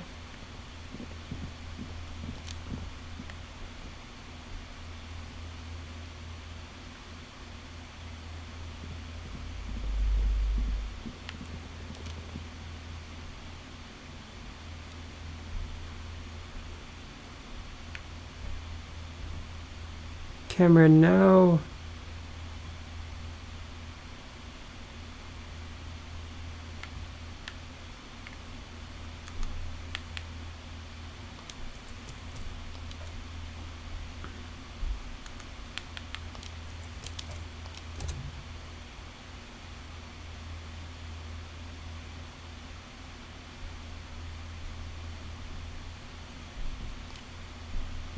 This door is made of metal and appears to be real.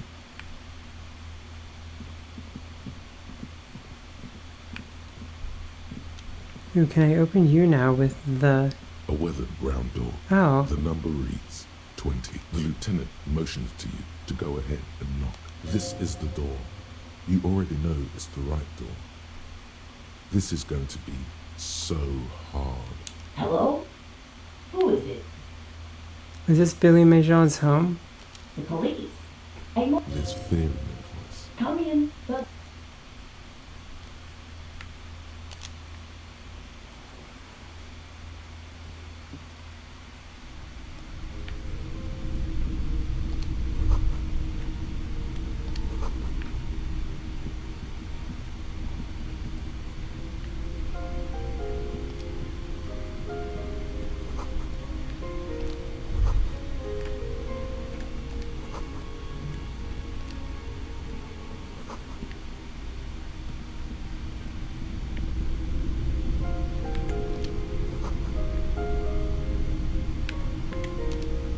You from the bookstand. I don't think I introduced myself properly. I'm Billy. Would you like something to drink? Tea? Lemonade?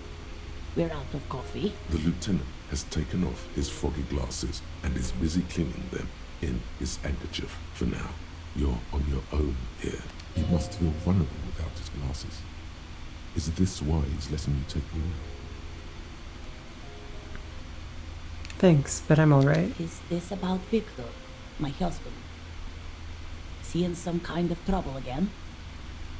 I can come pick him up in the station if that's what. No, this is something much worse. Is he in the hospital? How bad is it? Definitely no small talk. This isn't the time or place.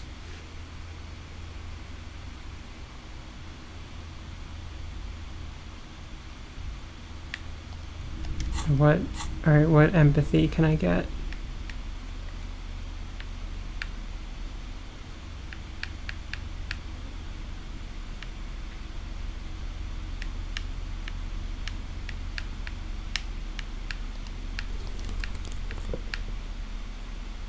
That's minus empathy.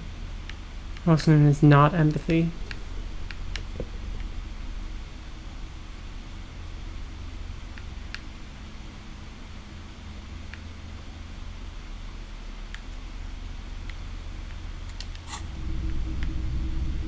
She looks up, too anxious to say anything. You've done this before. Just keep your focus. Ma'am, I'm very sorry to say, but your husband, Victor Mejean, was just found dead on the Martinez boardwalk. What did you say? Great and terrible spite.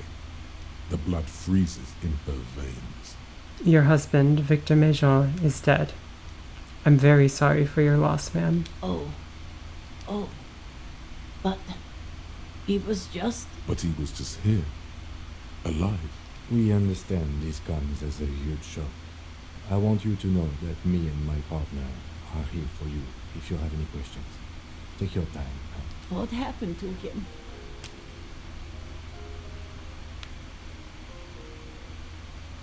It was an accident. Was he drunk? It may have played a role. I see. And you just found him there, lying in the cold. How long had he been there? If you say 2 days maybe, it will be etched in her mind forever. So, don't say that. It couldn't have been long. She blinks, eyes welling up with tears, as her hand starts searching for something from the pockets of her dress. The handkerchief. Ooh, yeah. The handkerchief is special, but it's not too special for this. A small, terrified smile quivers on her face as she takes the handkerchief and wipes away the tears. She looks disoriented. Is there anyone we could call for you? A friend, a family member, someone who could be here for you? No. I just need to tell my girls. It burns like acid. God, should I call them? Should I tell them to come home? No. A day. Take a day to recover. You'll be better prepared when they come home tomorrow. Good. That's probably the right thing. Thank you. She can't take much more. Her stomach is churning. Soon she will have to go to the bathroom and scream. Just tell me, what do I need to do next? Where is he? Can I see him? We've taken him to the city morgue. The local coroner will be contacting you shortly to arrange the funeral. Here's his number in case you want to contact him earlier. A very good call. Is there anything else that the RCM could do for you? No, I'll call you if something comes up. I'm still... Thank you. Thank you for telling me. I'll call if... These are her last reserves of strength. Her muscles will give in soon. Already, she starts to shake. Again, I'm very sorry, ma'am. We should step outside and talk.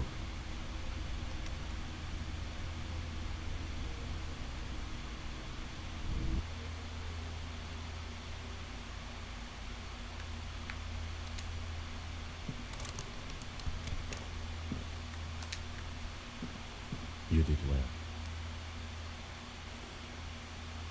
What now? I'll call the station when we are finished with the day and let them know the name of the deceased. That's it? That's it. We should get back to our case now that our duty here is done. What about Billy and her kids? They'll manage. They have to. It's not your place to live their lives. Right. This is close then. Let's go.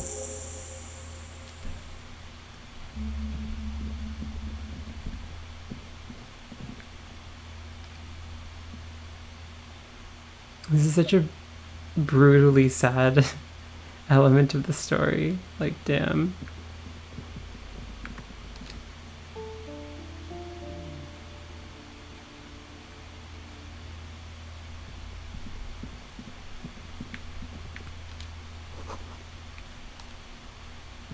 The door is closed again. Nothing to do there anymore. Though, big picture, the next thing to do is talk to Everart.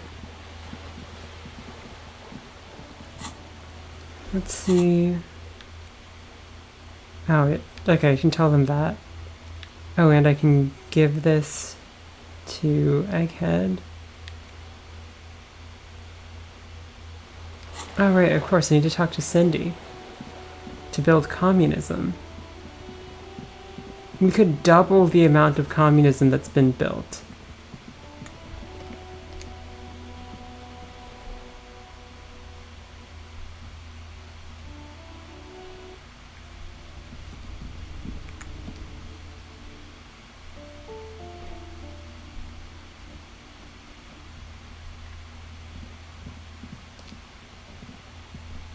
Hello again, officers. Have you come to admire my mural? Hey, sister, let's talk politics for a minute. And what do you know about politics?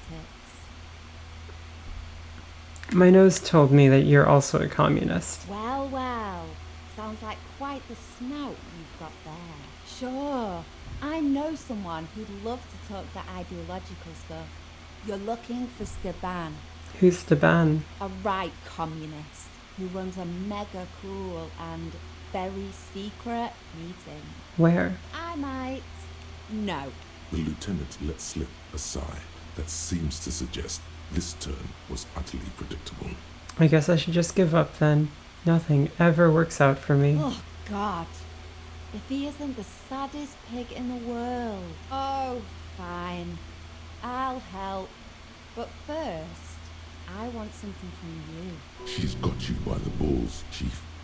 And she intends to squeeze them. What's that? A wicked grin extends across her face. A laughing skull. Death hilarious. This is gonna be bad. Oink for me, piggy. Just once. This is no way to treat your revolutionary brother. Wrong! This is exactly how I treat my little brother. Oink, oink. There, that wasn't so bad, was it? It's not the worst indignity you've suffered the last several days, but it is up there. The lieutenant, needless to say, is not impressed. Sounds like you're really serious about meeting Steban. It's touching. Sort of. Steban's group meets only at night. In an old room in these apartments here. It just so happens you're in luck. Their weekly meeting is tonight. Poke your snout around sometime after 10 p.m. and you might just find them. Why do I feel like there's a catch? Oh, smart pig. Because there is. See, Steban's a bit on the paranoid side. He's got all these mega secret passphrases to keep out infiltrators and the like. You can't join the meeting without one. And you're not gonna tell me. Why would I? That would be so boring. Now, let's see if you're half as dedicated a communist as you say you are. That's enough. Off with you then.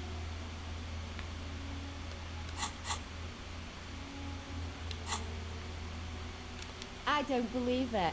I've never known those boys to have manners. The bemusement in her voice doesn't fully mask genuine tenderness. I think they're afraid of you. They'll never be skulls, but their hearts are in the right place. Skulls are cool. Fat chance. But you can still do your part to revitalize the neighborhood. She throws you a conspiratorial glance, then presses her finger to her lips and squints up at the sky, as though straining to hear something in the distance. Have you noticed the quiet? Every so often, you might hear a gunshot pierce the air somewhere in Jamra. But in Martinez, No gunshots. No sirens. The people are languishing in boredom and complacency. This place is a sepulchre. We'll paint it red. We bring the raucous. You bring the sirens.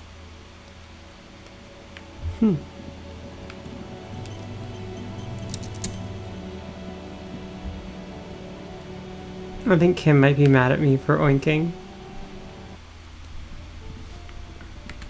Like the pig that I am. Oh, Harry.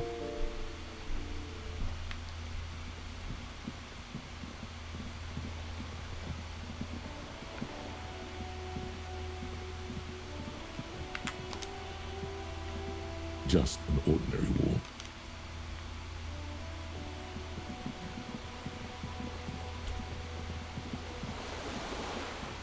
Okay, so next is debrief with Wayne and Morel.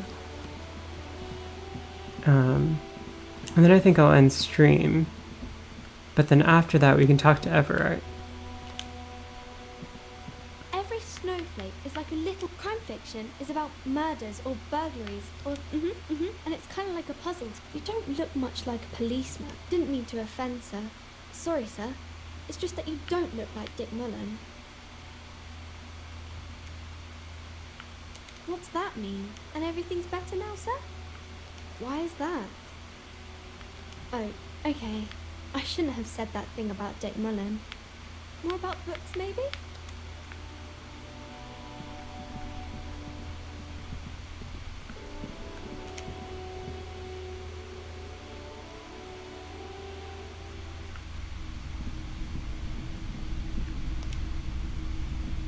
Hi again, gendarme. Bye-bye, gendarme.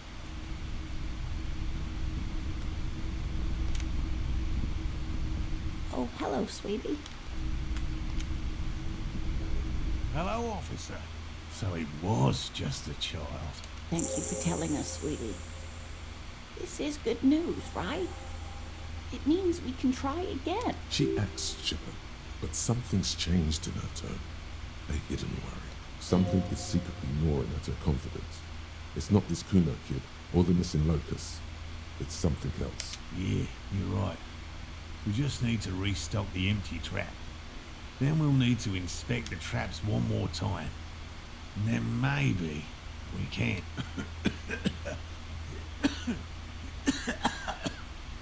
Darling, I told you to take it easy. You're getting sick. Maybe it's time to go home. You're right, you're right. We can come back next season when it's warmer.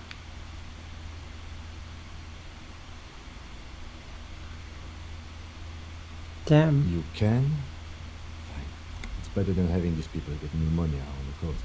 But after this... He wants to see this tale through, as much as you. Otherwise, he'd have stopped this already. But he cannot let it drag out after this. Really? It's too much, officer. What Morel means is we're grateful for your help. Here's a fresh fractured locust. They should slide right down the funnel. Don't like that. Should this lead to a discovery? I'm not talking co-discovery, of course, but... Wow. Co-discovery. You'd be famous. You'd show them all. This does tingle the pleasure center. This would show them all. We need to get you on that list of discoverers. No question about that. Hi, fellow cops. You have anything interesting to say? Again? He might be wearing a disguise. Yes, it's a hobby of mine. Yes? What is it? Okay. Yes. That was pretty good. What? No. No. You weren't even in the room when it happened. And that was just complete shit. Jean, he's not right. Treat him like you treat McCoy's little brother. Maybe it didn't go as well as I thought. You think so? It was very nice. She's lying. Probably.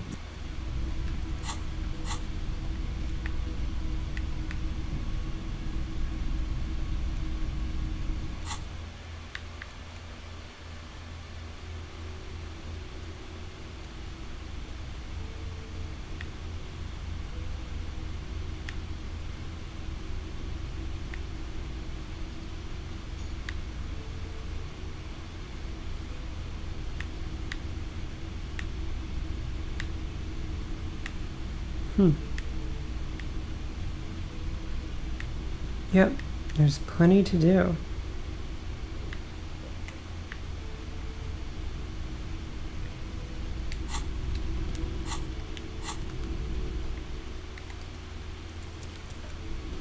After tonight, though. Thank you everyone for watching.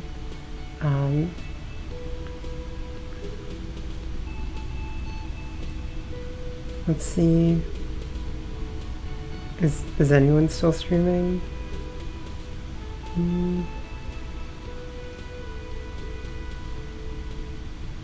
Let's just raid GDQ.